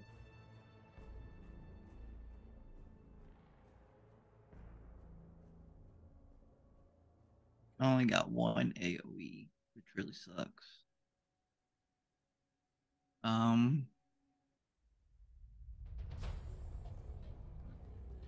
How far is Telmoon from Sophia? 40 feet. Okay, she will use her 40 feet of movement to do that. I know there's a gap, so what do I have to do? It's a leap. So that quick athletics check, which shouldn't hurt. You're walking? She's just making her basic movement. Yeah, she's walking. Okay. Yeah. Athletics. That's 24. You're good. Yeah, not without even a hit. She making a cross. Okay. Am I literally touching? Like, is Telmoon's back within 5 feet of me? Yes. All right. All the goblins that are behind me. I am going to cast Flame Strike on. There are no goblins behind. Well, you mean right here? Yeah. Yeah. Yes, you can. So I'm just trying to, like, even though if they're asleep or whatnot, Sophia does not know that they are asleep technically. Oh, so you mean all the goblins you just walked over? Yeah, more or less. I'm going to kill. Okay. They all need to make a dex save of 21. Sleepy time. Unconscious. Auto fail. Yeah, it is auto fail. It's auto fail. If you're sleeping. Yeah. That's success. All the ones that are on the ground, or this group's not sleeping. Yeah, no. He said the ones behind him. He wants to make sure that they don't. He was clearing the way. Oh, so I'm like. Yeah. Yeah, I'm like just clearing the entire path. Yeah, those goblins are dead. Yeah, okay. I'm not even gonna do damage. I mean, He's not alive. I ain't rolling shit. They dead. They're dead. Say that. Say Fuck that them. now. Fuck them goblins. Is Okay. is that it? Then, that is her last 5th level spell. I do not have much as a bonus action, I believe. So she is just going to like do the whole like air patrol thing. Like, come on, coast is clear. Get your ass out. All right. As this happens,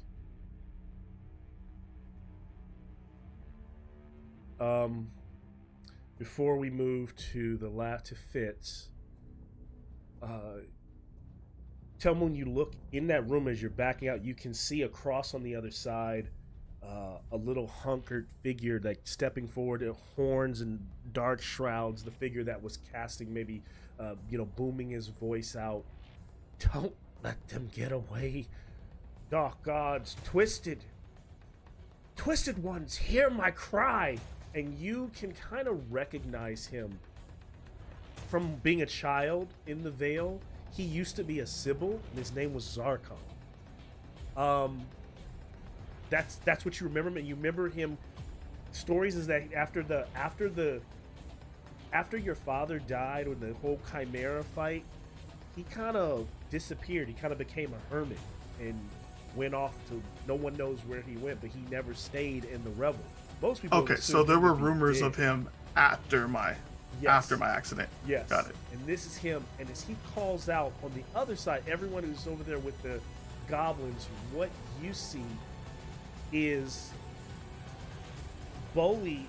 He's casting towards Bully. Bully seems like he's kind of in a weird dream state. From the light from the braziers, Bully's been casting this long shadow against the wall. That shadow whips. It doesn't make any sense because the light, the light is on Bully and the shadow is behind Bully. That long shadow kind of looks like a figure, and it whips around towards the group through the hall, and like emits a space here and starts to become a mist and begins to materialize into something. It's like the shadow kind of creeps along the walls, and then you can all see it, but then that shadow begins to kind of peel off the wall and become something that is standing in front of you. Almost like a large, lanky, death-like satyr in front of you. It smells, it feels, everything about this feels like death. It is like a spirit from some old fae, from some old time.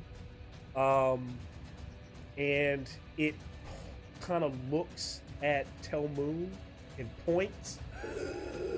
And as it points, Telmoon, I need a wisdom saving throw.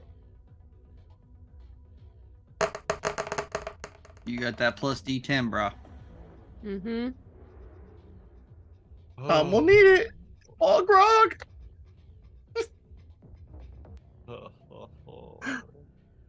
Just for the record, man, that looks really like a Nightwalker, man. That's for sure a Nightwalker. Okay, I have a chance. I do have a chance. Where's that D10? Okay.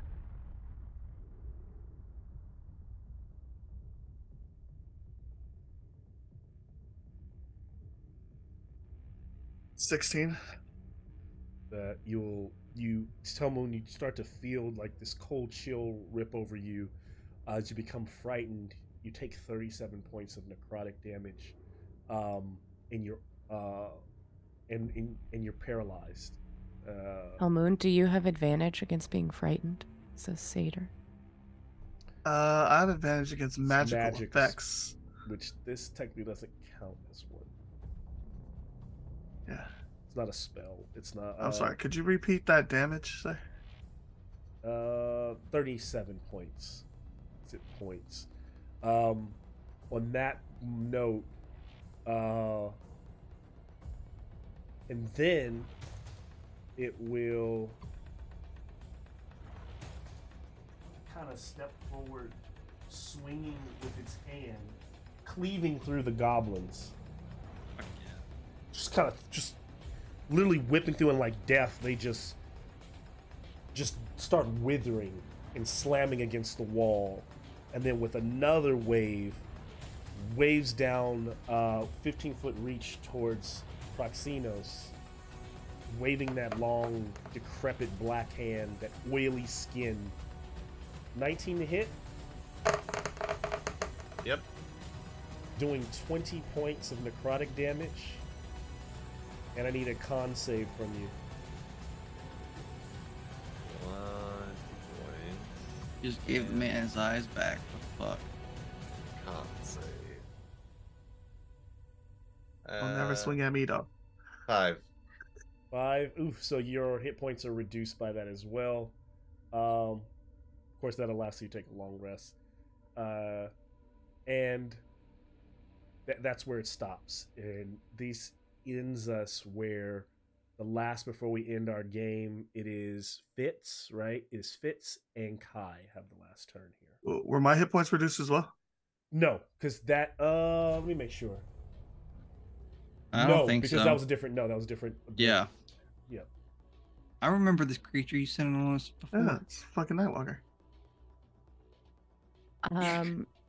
Like, that is what the D&D Nightwalker looks like. 100%.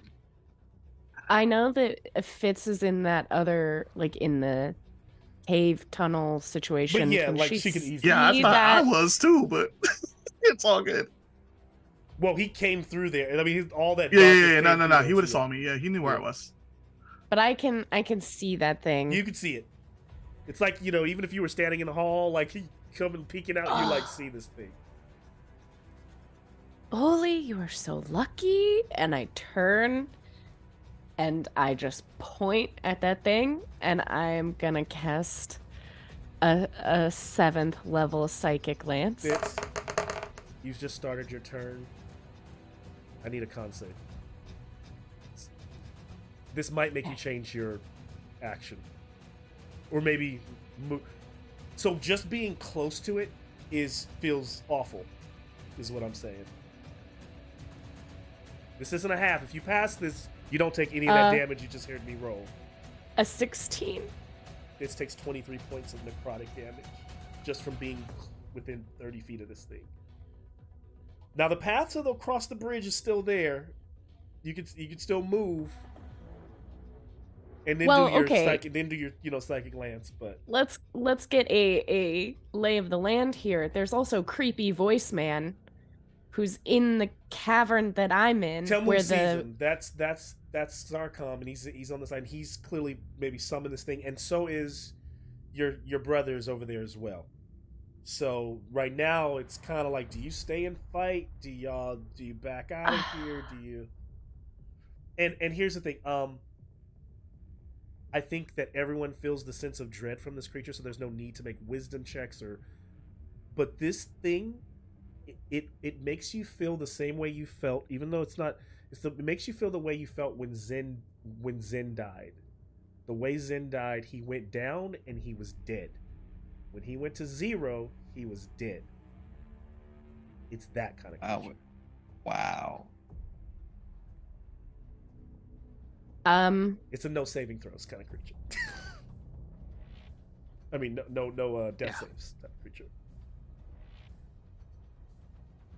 And it is a small So- thing, but you also heard in your brain, but not in your ears, Persis urging you to be lenient towards your shitty little brother.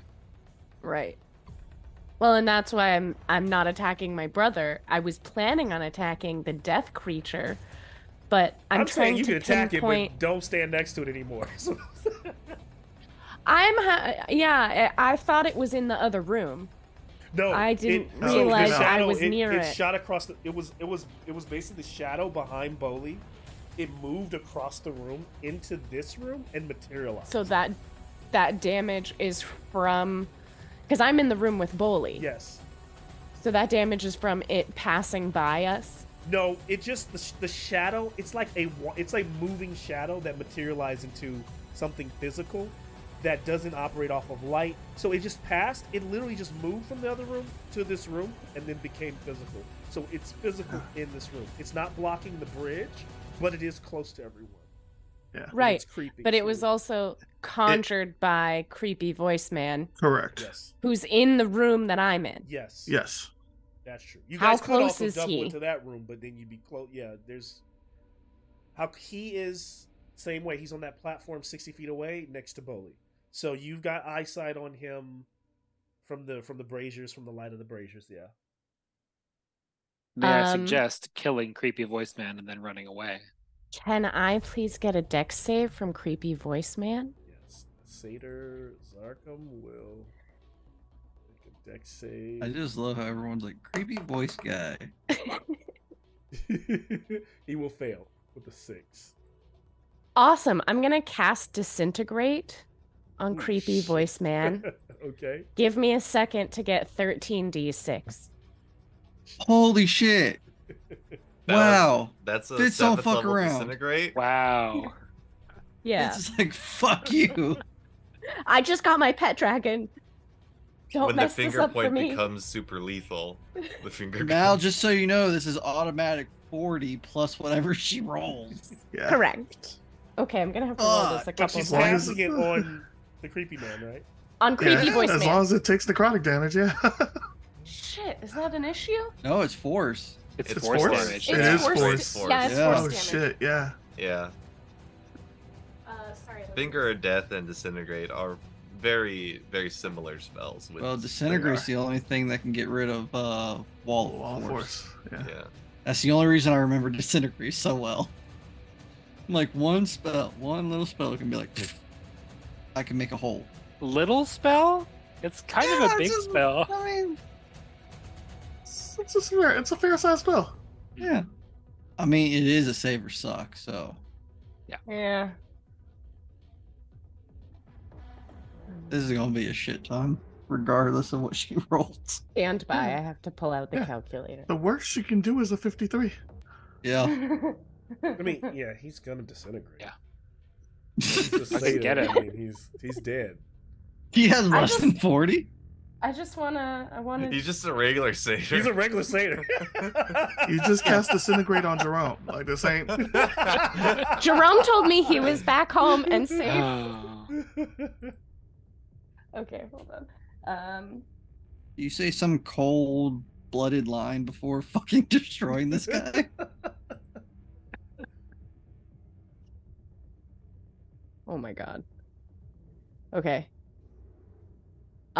I'm gonna look at him and I'm gonna point with my fun little finger guns. And I'm gonna say, you know what? I'm really tired of this cultist nonsense. I'm taking my pet dragon and we're getting out of here. Leave us alone. And I do 78 damage. 78. So he, I mean, yeah, he disintegrates. I mean, he kind of like hits him full mass. He doesn't have time to say anything. Kind of like he starts to just peel away, and as he does, it bursts. And as he kind of turns into like just bits of dust and particles, drifting into like almost like returning to the Fae, he has this face of anguish, the last thing that's left. And as the magic drifts, the creature, this night creature, the Twisted as he calls it, on its long, it almost looks like a very elongated satyr, but almost like a dryad of some type, but reeks of death, and it staggers back several feet. Kind of staggers, flames, like these kind of purple flames rippling off of it, and it seems to be stunned. And Fitz, you see Bully's eyes kind of rolling in the back of his head, kind of staggers back, and just looks kind of shooken and shit, like, and can hardly see out where you all are, but kind of see the light. Maybe can see you, but drops the knife that he has in front of him. And if you're Is done, surrounded by other satyrs who just slit their Yeah. throats. Talk about trauma. and now there's a red. Then there's Kai's turn right now. What is Kai gonna do? I mean, you can move. So Kai. Also, in terms of you can control Kai.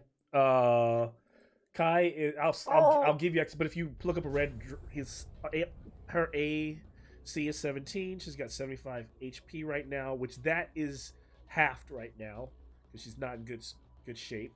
And got a +6 to attack with a bite, or she can do her fire. She can do her breath weapon, which does 76 with a dexterity save of 13. That and her speed is flying is 60 feet, which she can. So what I'll say is, like, I don't think up until this point she has been able to fly. So if she does try to fly, I will need a check of some kind. I'll need a dexterity check from her, which she right now strangely has a 0.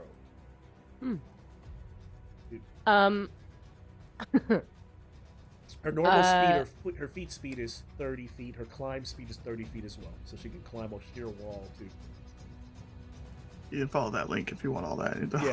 It's all in, if you look at D&D Beyond, it's all just red. We don't do D&D Beyond, sir. This is from Roll20. Sorry. Okay. I'm sticking with it until they do one D&D, and then I'll jump off. I'm good right now. They stopped the OGO fiasco, so I said, hey, I'll keep my shit. I only pay them once a year, so my subscription wasn't coming till the end of the year, so I might as well. So are you saying that killing the creepy voice guy did not destroy the creature that he seemed to have summoned? It did not. And so for a moment there, it seems just like kind the of creature stunned. staggers back into the darkness, and it almost looks like it disappears. It almost becomes a shadow on the wall, and then you see like not 2 eyes, but the 4 like very light, kind of piercing blue coming, and it steps back into the light. It has this like, it almost looks like a goat, almost part human face, but part goat, but bone. But if the bone skull was black and there were just no eye sockets in it, that kind of empty socket where the nose would be, and then those curled horns, and it steps back into the light with those long, haggard hands. And mandibles that look like human arms. I see the fire breath, but I'm not seeing what kind of a range that has. It's Probably 30-foot cone. 30-foot cone. So it is a 15-foot cone. A 15-foot. Oh, hello, there it is. 15-foot cone. But remember, if right now it's staggered back, to get that 15-foot, you gotta get into the ick zone. It would have to. It would have to get close. Would Kai's fight or flight response kick in with this thing? You would want to play Kai. Like, Kai is ferocious. Yeah, Kai dragon, sounds terrified. Kai's been through some stuff. Poor dragon doesn't let's even be real. know. Kai got her butt kicked by these little satyrs. Little cabos. There's a lot of them, but Incarnate of Death, I don't think Kai is down to fuck with. I don't think so either. So, will she cower in place? She could run away, right? Yeah. I mean, there is a clear path right now. It says, this is my child, she faints. Just wisdom save, fail. This is that running moment we were all talking about earlier. Like, legit, yeah. I would run if you didn't fucking paralyze my ass. We need to go. Yeah, I mean, I guess if she's seeing that we're fighting to help her and we've been trying to rescue her, she would probably follow us. So I guess she'll go 30 feet out the door? I don't think she's gonna try to fly right now. She's gonna run? There's a hole right there. You gonna make her jump She that? just glide with style. She's a dragon. She wouldn't miss that. She would, it's like leap over it like nothing. And so leaps around, gets to the other side of the bridge. And at this moment, the creature is turning. I think this is where we're going to have to pause it, where Telmoon is paralyzed, and unless you want to go another route, you guys are very close. I don't want to cliffhanger it if we don't need to, but it's almost 12 o'clock. I'm being very conscious of everyone's time, and I don't want to force it and be like, you guys just get away. But this is a very dangerous situation here. Yeah, no. Right. Do you want right, to right, right. continue or do you want to stop here? I will defer to the rest of the party. I can Yes. go. I Yeah, have nothing going on tomorrow, so I I can know. stay up late. I respect all of your kind of wishes. Yeah, I Don't think feel it's more pressured by Troy. everyone else. It's 4 a.m. I don't want to leave on a cliffhanger because if we do get the other 2 back, or the other 3 Right, then back, they have to wait. They have to wait this they out. have They'll to just wait sit through fucking this. forever. They'll just have to, Right, they'll have to skip through Yeah. this fight. Yeah, it's not on me. I don't have a turn. Right, so it's top of the roll with this because Kai just went. So did I skip anybody? No, No. Talmon's paralyzed. That's Oh that's yes, the thing. Telman's paralyzed. So yeah, but Telman, you get to try to save. You try to save to get out of it right now. It's a fucking wisdom save, man. Can I wisdom save with my heart? You can try. Is it my turn? Yes, you're top of the. You're top Top of the round. Am I close enough to take the damage because I'm too close to it? No. It's staggered back, so you're outside of that.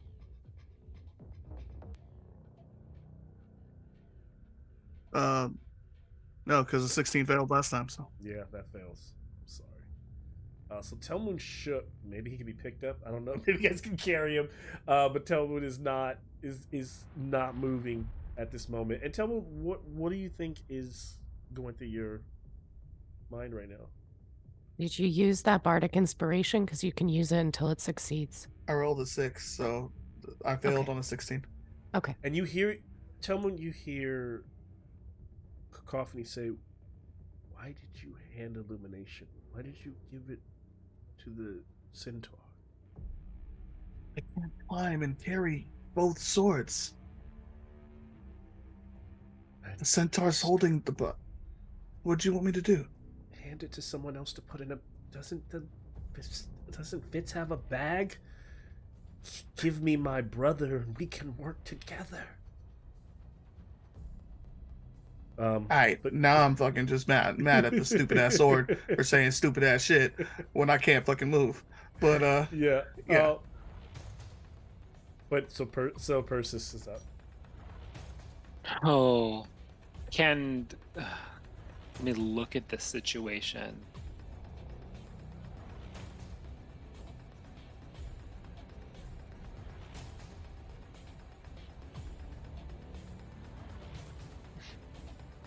Okay, so Kai is behind me.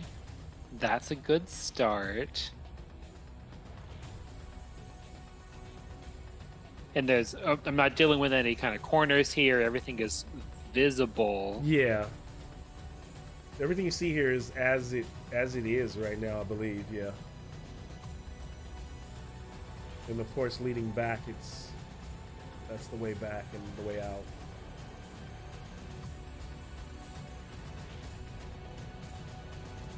I mean, there are things that I can do. Yeah.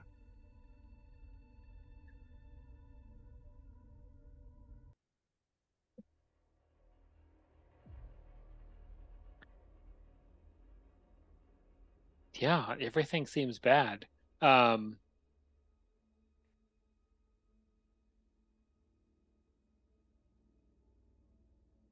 yeah, Persis is going to kind of keep. Well, I guess Kai is right behind her. Is going to try to keep walking, but with a hand on Kai to kind of push her along towards where we're going. Okay. And I'll just choose to treat as some of Kai's movement when it is her turn, like you guys moving together. okay. And you're Yeah. moving about 30 feet? She's still got fly up, so Persis can. Oh yeah. Persis could just run away at this point. Yes. That Actually, do I want to do that? Fuck.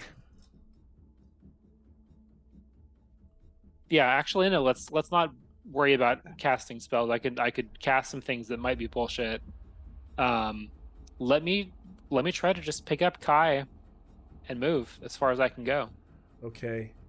Does she? I don't know if she allows it though. I'll say. Here's what I'll treat, because I understand this kind of stuff is like it's hard to see Persis like picking up and moving a dragon, especially of her size. I wonder if Kai would just go along and move with you on your turn, but moving her basically I'll allow you to use her actions ahead of time, right? So use some of her Okay. movement. Where are you flying to? Is what I'll say. Like, are you flying just over to the other side? Are you flying off the edge and down towards the, down here somewhere? And how... So we came up. I'll allow you to pick up the At dragon. some I think she'll point, let you, but I think yeah. what will be is like you'll be moving slower because you're carrying the weight, right? So Yeah. it'll be like difficult terrain, just half your speed if Yeah. you're gonna actually carry Kai. And we're kind of on a second level. Second level. So From- imagine yeah. this black tarp is the base, but that's 60 feet below. So Okay. you could just fly straight down, get out of distance. You could. That is one way as well. Yeah. Let me try to take her. I'm going to try to keep out of line of sight of whatever this horrible thing is. So take her down from this pillar that we're standing on towards the ground level. Yep. We'll probably get mostly Yep. down there, but not all the way. So you see where I put you there is like right on the other Yeah. side where it wouldn't see you, kind of diving down into the darkness. Okay. Yeah. That seems to work without a problem. Moving to Proxinos. Okay. I don't know how much this is going to affect Telmoon. But Proxinos is going to walk in to where Telmoon fell and is paralyzed on the ground. So he's not prone. He's just like standing there, frozen. He's on his feet. He's frozen standing He's up. just frozen standing up. Yep. Okay. If that helps you, he's not Okay. on the ground. Proxinos puts a hand on his shoulder.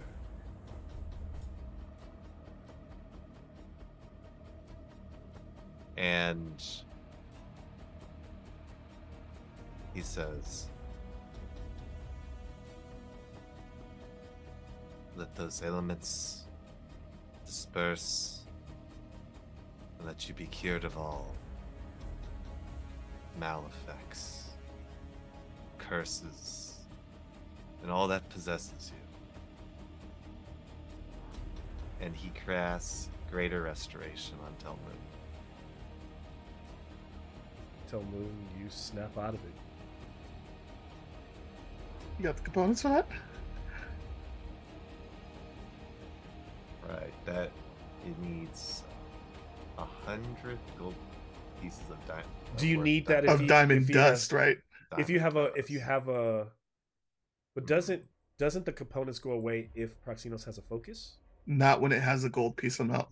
Not so that's just, We do have things like diamonds, and then we have the what's it called? We have the green stuff. But do we have any of it dusted? Do we have it powdered? Well, the green stuff is with Sophia. Green stuff's with Sylvia. So greater Because you restoration. gave- You need 100 gold coins worth of gold powdered diamond. diamonds. Yeah, diamond Yeah. dust. I don't care Yeah. about any of that. That's silly. Just wave that.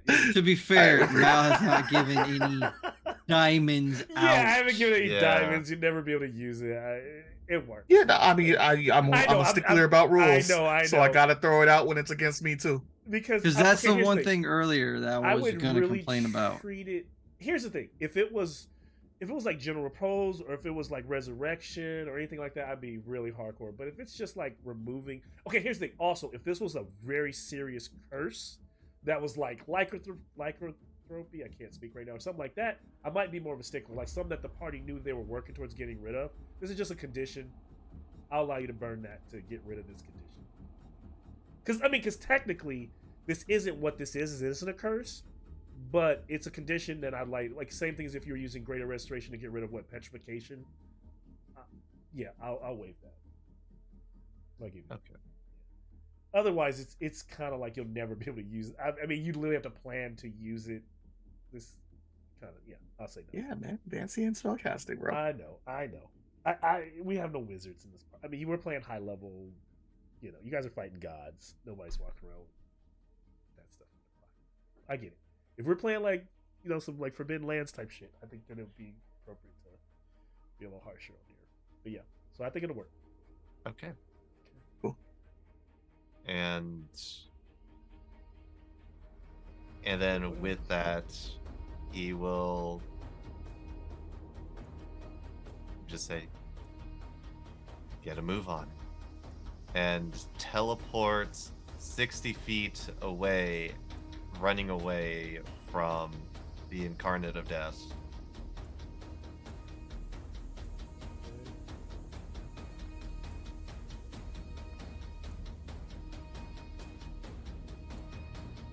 All right, 60 feet. And whatever rest of the movement he still has left. So he teleports 60 feet, right? Yeah, so the bonus action, he teleports Is he 60 trying to feet. teleport down or across the bridge? Rather than now, just want to know where he's like trying to go. I mean, because it's still dark out, so I don't know if he saw exactly where, but it would just be back I don't where know what they I came just from. did. Yeah. I just messed up everybody's. I don't know what I did. I don't know what just happened. It's fine. We're close to the end. Yeah. So where are you trying to go again? Just trying to head back the way that we came in from. Okay. Yeah.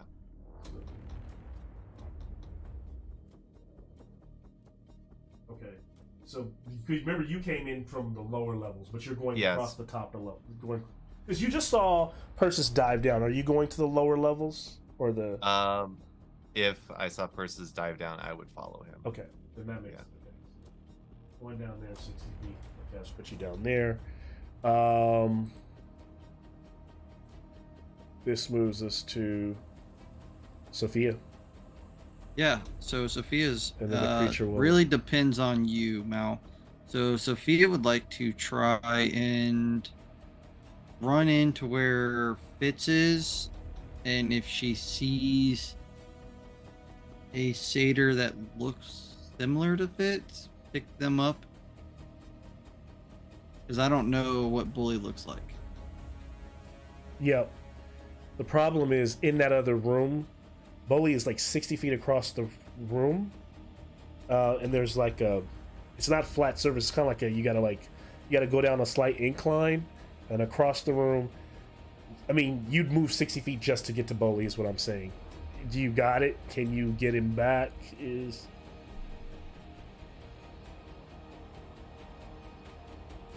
What has?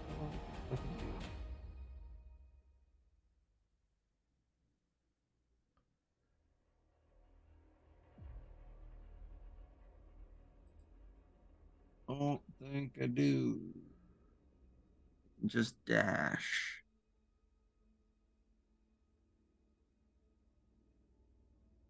How far away is Fitz from Sophia? Fitz from Sophia 10 feet. Okay, then she'll just yell, "Are you going to kill your brother or rescue him? I need to know."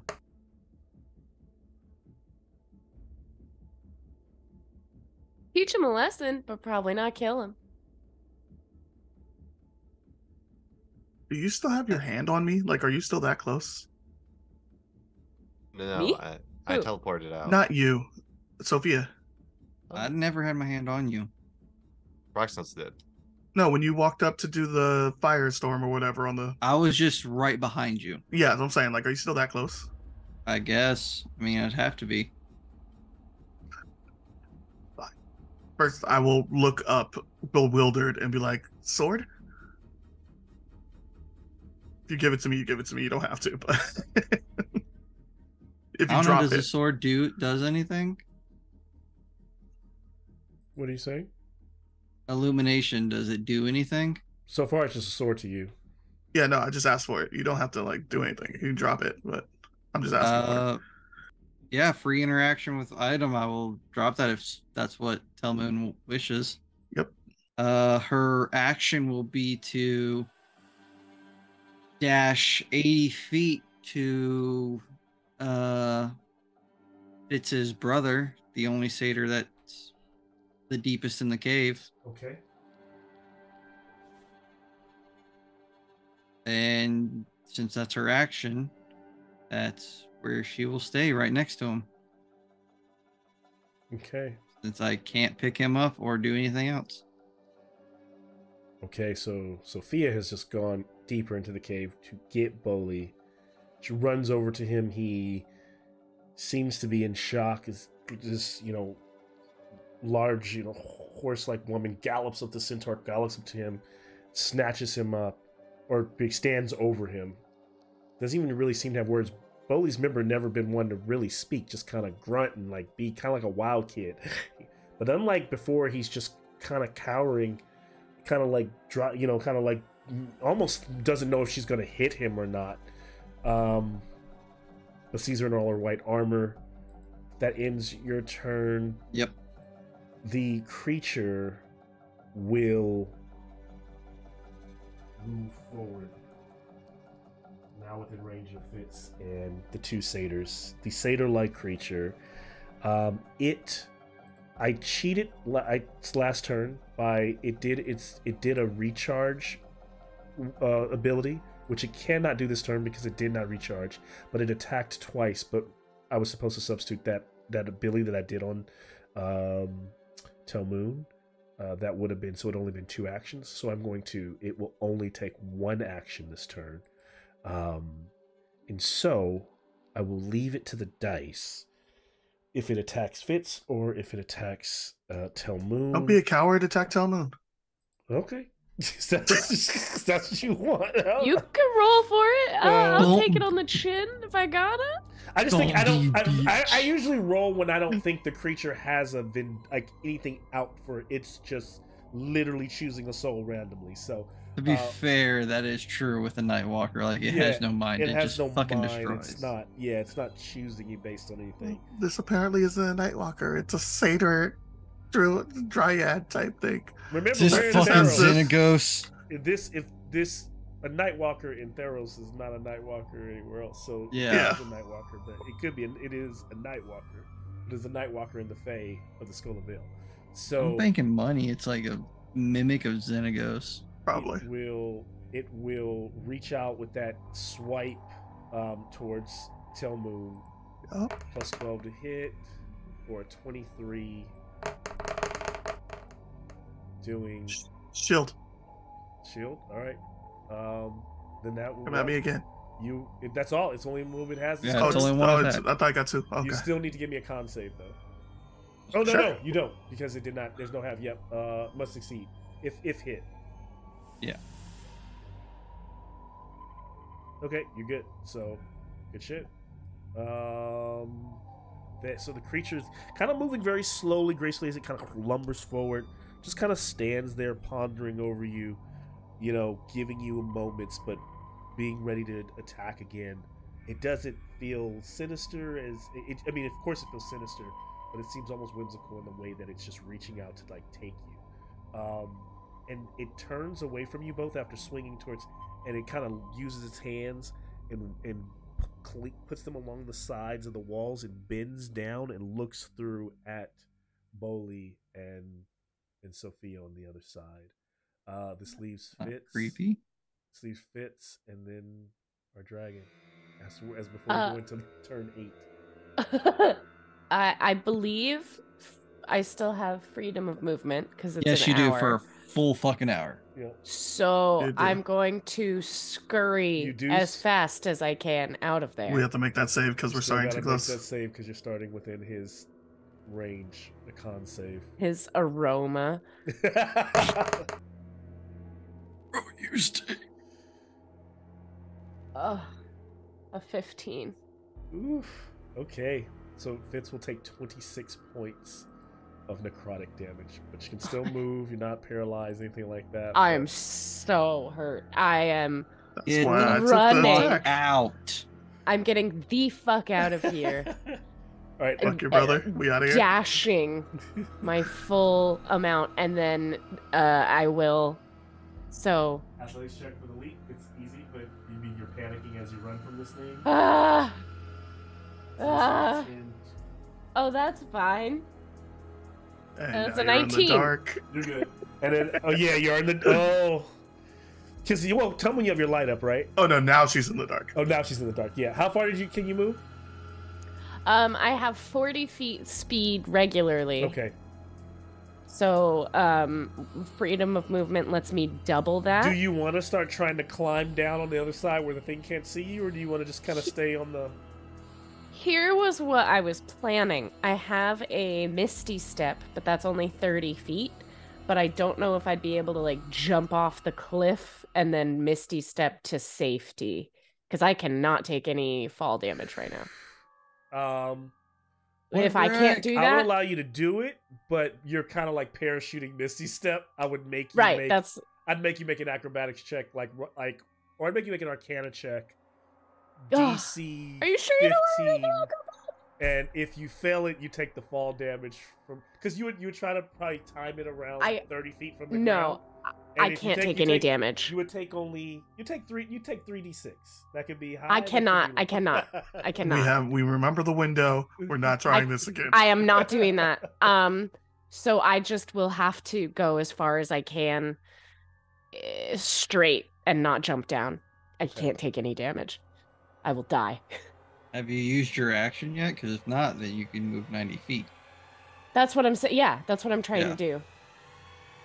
Could Misty step right further on the bridge?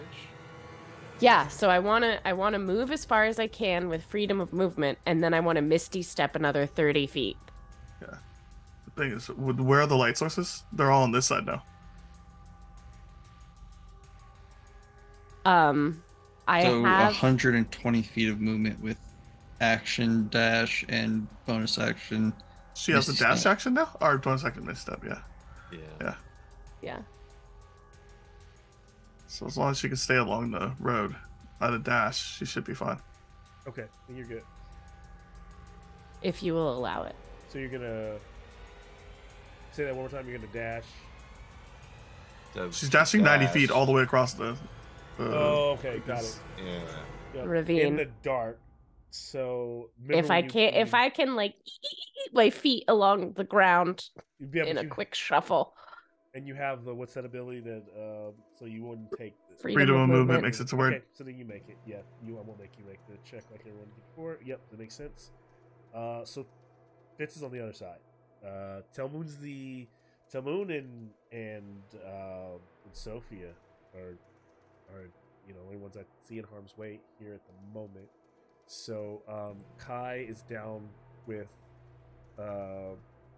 Persis, and so I don't know if we need to do anything with Kai, but Kai used her movement on Persis's turn. Used about 60 to go down, but Kai could try to fly. I mean, because she moved she moved her movement. She can't do anything right now. So tell Moon, what do you want to do? It's on you. It's simple. Like, I'm not... What do you mean? Well, I have the brother now. This thing wouldn't shut the fuck up today. Now, does it want something? Gotcha, is what you're saying. I pick it up. As you pick For it reaction, pick it up. Can I have a Arcana check? Sure. I keep using that thing until it fails, right? Yep. Until I pass. And when it succeeds, let me know. Not bad. I'll try. 21 plus 25. All right. So you do feel the magical connection between the two swords, and the illumination and cacophony. There's no time to necessarily talk to each other, but you can kind of feel connected to both of them as you realize this is your great grandfather. This is Talamu's blade, and now you're holding your father's blade as well. What I will add, give me 1 second here, and I'll share with you as you have literally immediately attuned to them. As this like power surges through you, you will get where is that information that I need? Hey, just tell me, I got Warcaster. No, but it's my arcane focus. So tell me, I don't know if these are still going to be something like whether you use them in this way or not. as you connect with them. This is it's a class feature that I can cast with the shield in it. That's sword. what I'm saying, because you use shield and sword. So since you're used to using shield and sword, I don't even know if this is important to you, but now this is the way they are connected. This might look really jacked up. I could send it after the game. No, I get it. You know, you did what you could do to lower my AC. I'm okay. I'll do it. I'll throw the shield on my back. Now together, the match blades are a +2 weapon. So they're dual wielding. Right now, every time you hit, when you hit with Cacophony, you do 2d8 thunder damage. When you hit with Illumination, you do 2d6 radiant, 2d6 injury. And then also when you land a blow, depending on what you're landing, the creature needs to make a save. You can see it there, or the creature or any creatures within 10 feet make a Constitution save, or take either blinded or deafened, depending on which weapon it is. Yeah. For a minute. Cool. Yeah. Yeah. Yeah, we'll talk about it later. But yeah. Cool. It's probably not even for this moment, but like they are connected. Yep. Nope. Yeah. I'll see what they're doing. Nothing that's gonna help me right now, but you got your fucking brother, you piece of shit. Jesus. All right. I guess I don't have much that I can do, so I will action. VDFO. Are you ready? I will action store my shield so I can even carry this stuff. Quicken haste. Okay. And then run 90 feet.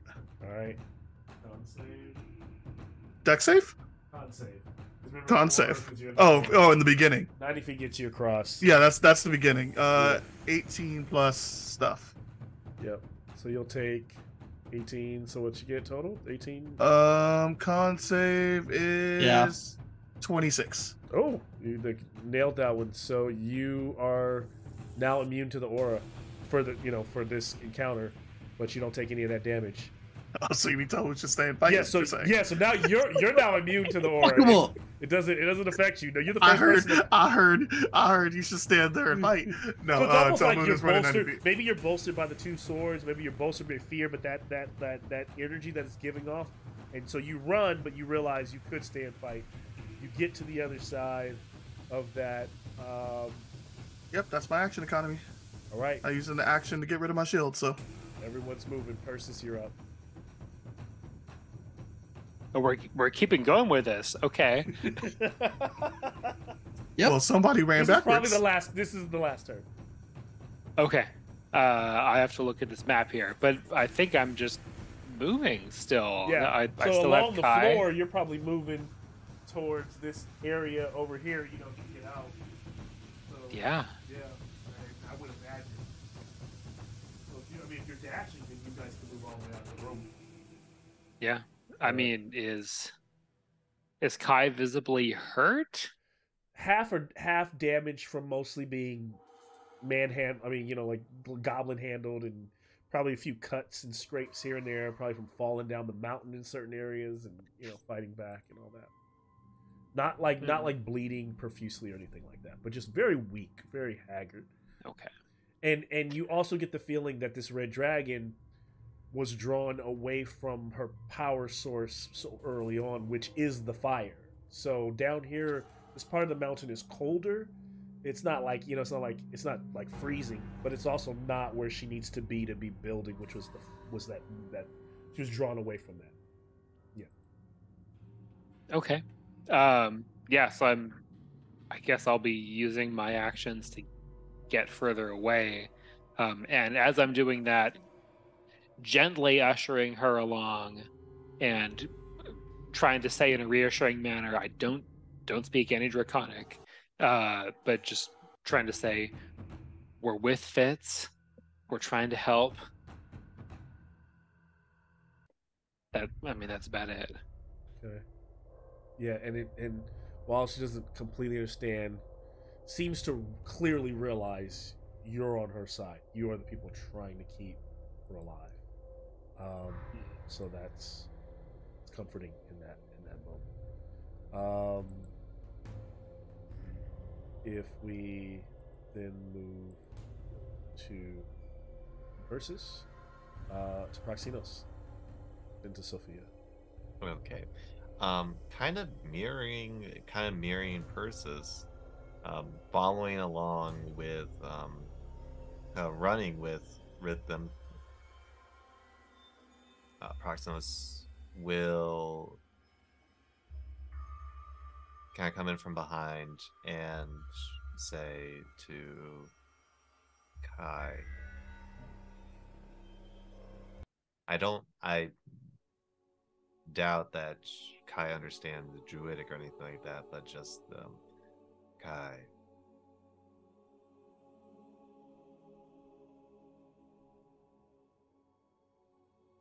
Glad to see you safe and sound. And will provide a total of 18 points of healing. Nice. Try and just patch up all those wounds as we are running away. Awesome. And so healing Kai, spending that time, the dragon kind of nuzzles both Proxinos and Persis in that moment. If that ends your turn, we move to Sophia, right? Yep. Simple question. If I put Bully on Sophia's back, will that use my action or no? No, I'll choose like it's kind of like a bonus action just to hoist Bully onto your back. I'll also look at him and be like, I'm a friend of your sister's. Just trust me, close your eyes and hold on tight. First he like hisses, and then he's just like, when you grab him, he doesn't do anything. You like pull him up and he sits on your back. Okay, since that didn't cost my action,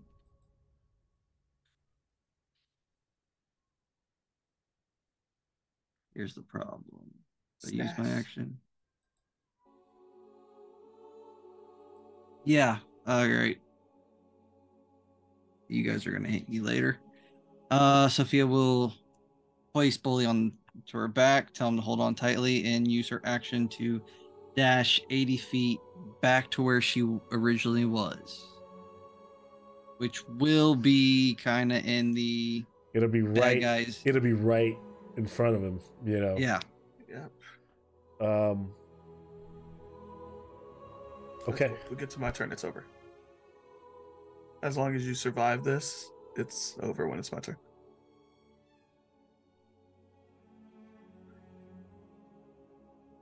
You're muted. So you rushing across with Bully on her back, entering the room. The creature looking down, almost curious, like kind of like seeing Sophia run. Because remember, it peeked in there and it kind of starts to stand back up as you move into the room, almost like, and it just leans its hand down as though waiting for Sophia almost to like run into it. Kind of like tries to just kind of grab her.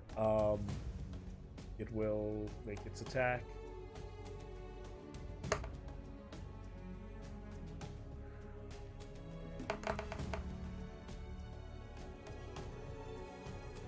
Okay, it's a dirty 20. I'll hit. And she'll take 33 points of necrotic. Boy. Con save. And then a con save. Have that reduced. And then the creature has, as Sophia continues to try to run 25. Nice. It did recharge its finger of death, and so as it tries to stop her, she kind of moves past it. It just kind of barely scrapes her, but then as she's continuing to run, it just points, just pointing at her, and Sophia can like feel like she can feel the presence of, or like the feeling that her brother may have felt this close even though she's not close to death, what I mean is just being in death's grasp, in its embrace, in its presence, and she will need to give me a wisdom save. Get it, these. Come on. Oh wow. That's Oh a shit, 30. Fitz, I succeeded. Yeah, I was gonna say, Yeah. but I think I have to be within a certain distance to God damn it. use. Yeah. I think she's too far. It's fine. Wisdom save is a 30. That's a natural 20 plus my 10.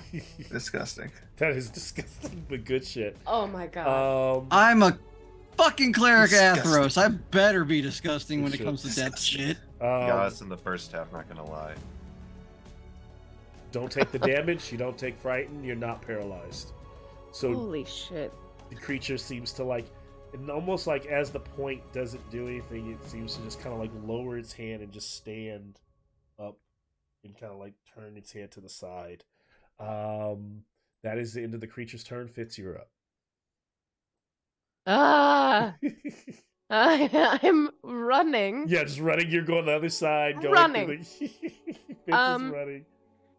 Kai's Yeah. on the side. Before I leave, if I'm within 60, I'm not, because the pit, I have to be within 60 feet of somebody to give them unfailing inspiration. You're within 60 feet of Tel Moon, and you're Get back to me. I'm gonna do something stupid. And you are okay, within, I 'cause don't remember, know if I 90 can do that. It's 90 feet across the gap Yeah. because it zigzags, but you are also 60 feet. It has to within be a Sophia. different creature than the one who God. succeeded. Right. And it can't be me. So just Tel Moon. I'm not close enough to use my cool ability on anybody. Yeah, I mean, you could probably cast it down on the people below, but I don't know what they're going to use it on, right? Because they're running. It's just when someone succeeds using inspiration, I can bounce that inspiration to someone else. Okay. But Yeah. it's a 60-foot Got it. range. Yeah, and at that time So- when I cast it, Sophia was even further away because she was Yep. inside the room. Right. And everyone who's down on the bottom floor is 60 feet or more away from me. Yep. So with everyone running, is it fair to say we just skip to Sophia's turn for this last round? Yeah, because And I'm just booking it. Just Sophia. Oh no, I got her. Oh, you got it's it. over. Oh, because Tel Moon. Because Tel Moon's your turn. So yeah, what are you doing? Oh, you're doing you're zapping. Yeah, I'm gonna twin cast it, so I zap them both. Okay. But I need to get downstairs first, I think, because if not, then I can't zap them. I guess I could zap them to where we are. And then move into you could 60 feet. You can how far can you do it? 60 feet? So it's 90 feet So then you from can me, move and I into can the put them hall. anywhere in that circle, 90 feet. Yeah, then you But I can only put them where I can you're see, so I fine. can only put them 20 feet past me. That would get them out. That would, But I can upcast it to be 30 more feet every spell level, so no, I can go up to 240 feet if I need to. That gets them out. So Yeah. as they just disappear in front of the creature, it kind of ponders, moves back and forth, looks off. As it sees you all like running, almost like it kind of knows where they're at, but doesn't seem to be interested. And then it kind of climbs. It like climbs down into that hole and fits in, and just kind of becomes shadow, and lives on that side in that cave beyond. Yeah, we want to come back for his ass. That's not okay. We can't just leave him out here like that. That's As the party makes it out of the cave, you're there on the side of the mountain under that perpetual twilight of all. With the Skola Vale, the fire's burning on the other side. Where do they go from here? Boley's kind of like heaving, kind of looks at his sister, doesn't really know what to say, doesn't know how she's, what she's like, gonna do. Little Kai is kind of like nipping, kind of like looking around, but it's kind of feeling protected. Wings. Yep. No moon. what did Sophia do with body? Little Still box. attached to the front of her. Oh, you got it cradled. Okay. Yeah. Full on baby I'm Bjorn sure, in it. I'm sure Boley loves that. Yep. Okay. You don't see that shit. He on the back. I got a lot of hair. Don't And check it. Making sure you brought it. Boley seems to be surprised and also confused that the dragon is with you all. And I think with a little bit of insight, you would all maybe understand that many people in the Skola Vale probably would not see a dragon as a good thing. And so how, Bully is crazy, but maybe Bully's also thinking he's trying to do something good initially. We don't know how the Zarkon came into play. None of these questions have been answered because we kind of went straight here. And so those will still be on the table. Any final thoughts or parting? For the record, we also don't think dragons are a good thing. You gotta give him a chance. I think I'll it's remember just that, Fitz. One time. We are on a zero tolerance policy. Very bad experiences so far. Mm-hmm. Bully starts trying to sign something since he doesn't speak much. It's a very kind of broken, maybe Vale sign language, and we've never explored if anyone knows that. But if you're Bully's nonverbal? Wow. Bully's always been nonverbal. He's never spoken. When you first met him, he was barking like a dog. He's jumping around. I just saw him stabbing people. I figured he could talk if he wanted to. But he hasn't. He doesn't talk. He's like a little wild child. He's like a little monster, but he has he's kind of like a little dirty Satan. It's the kindergartners from Recess. He's probably. I mean, I love that they were willing to come kill this kid. He's 12. Let's kill this. I got a question. Is this not to say that he doesn't deserve because of his raising, his upbringing, or is this? Yes, his parents suck. Yes. I was wondering if I think there's a story behind it, but we've never explored it. We've never no one's ever really cared why Bully. I'm just curious if magic could probably solve this real quick. It's worth a shot. I'm always saying it's gonna be tried. Okay, fine. Mind 7th level altering magic. Greater restoration. And so No, as the he magic just slow. washes over, You just Bully kind of heaves, goes.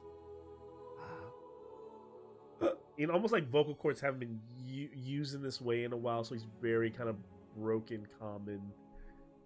Says,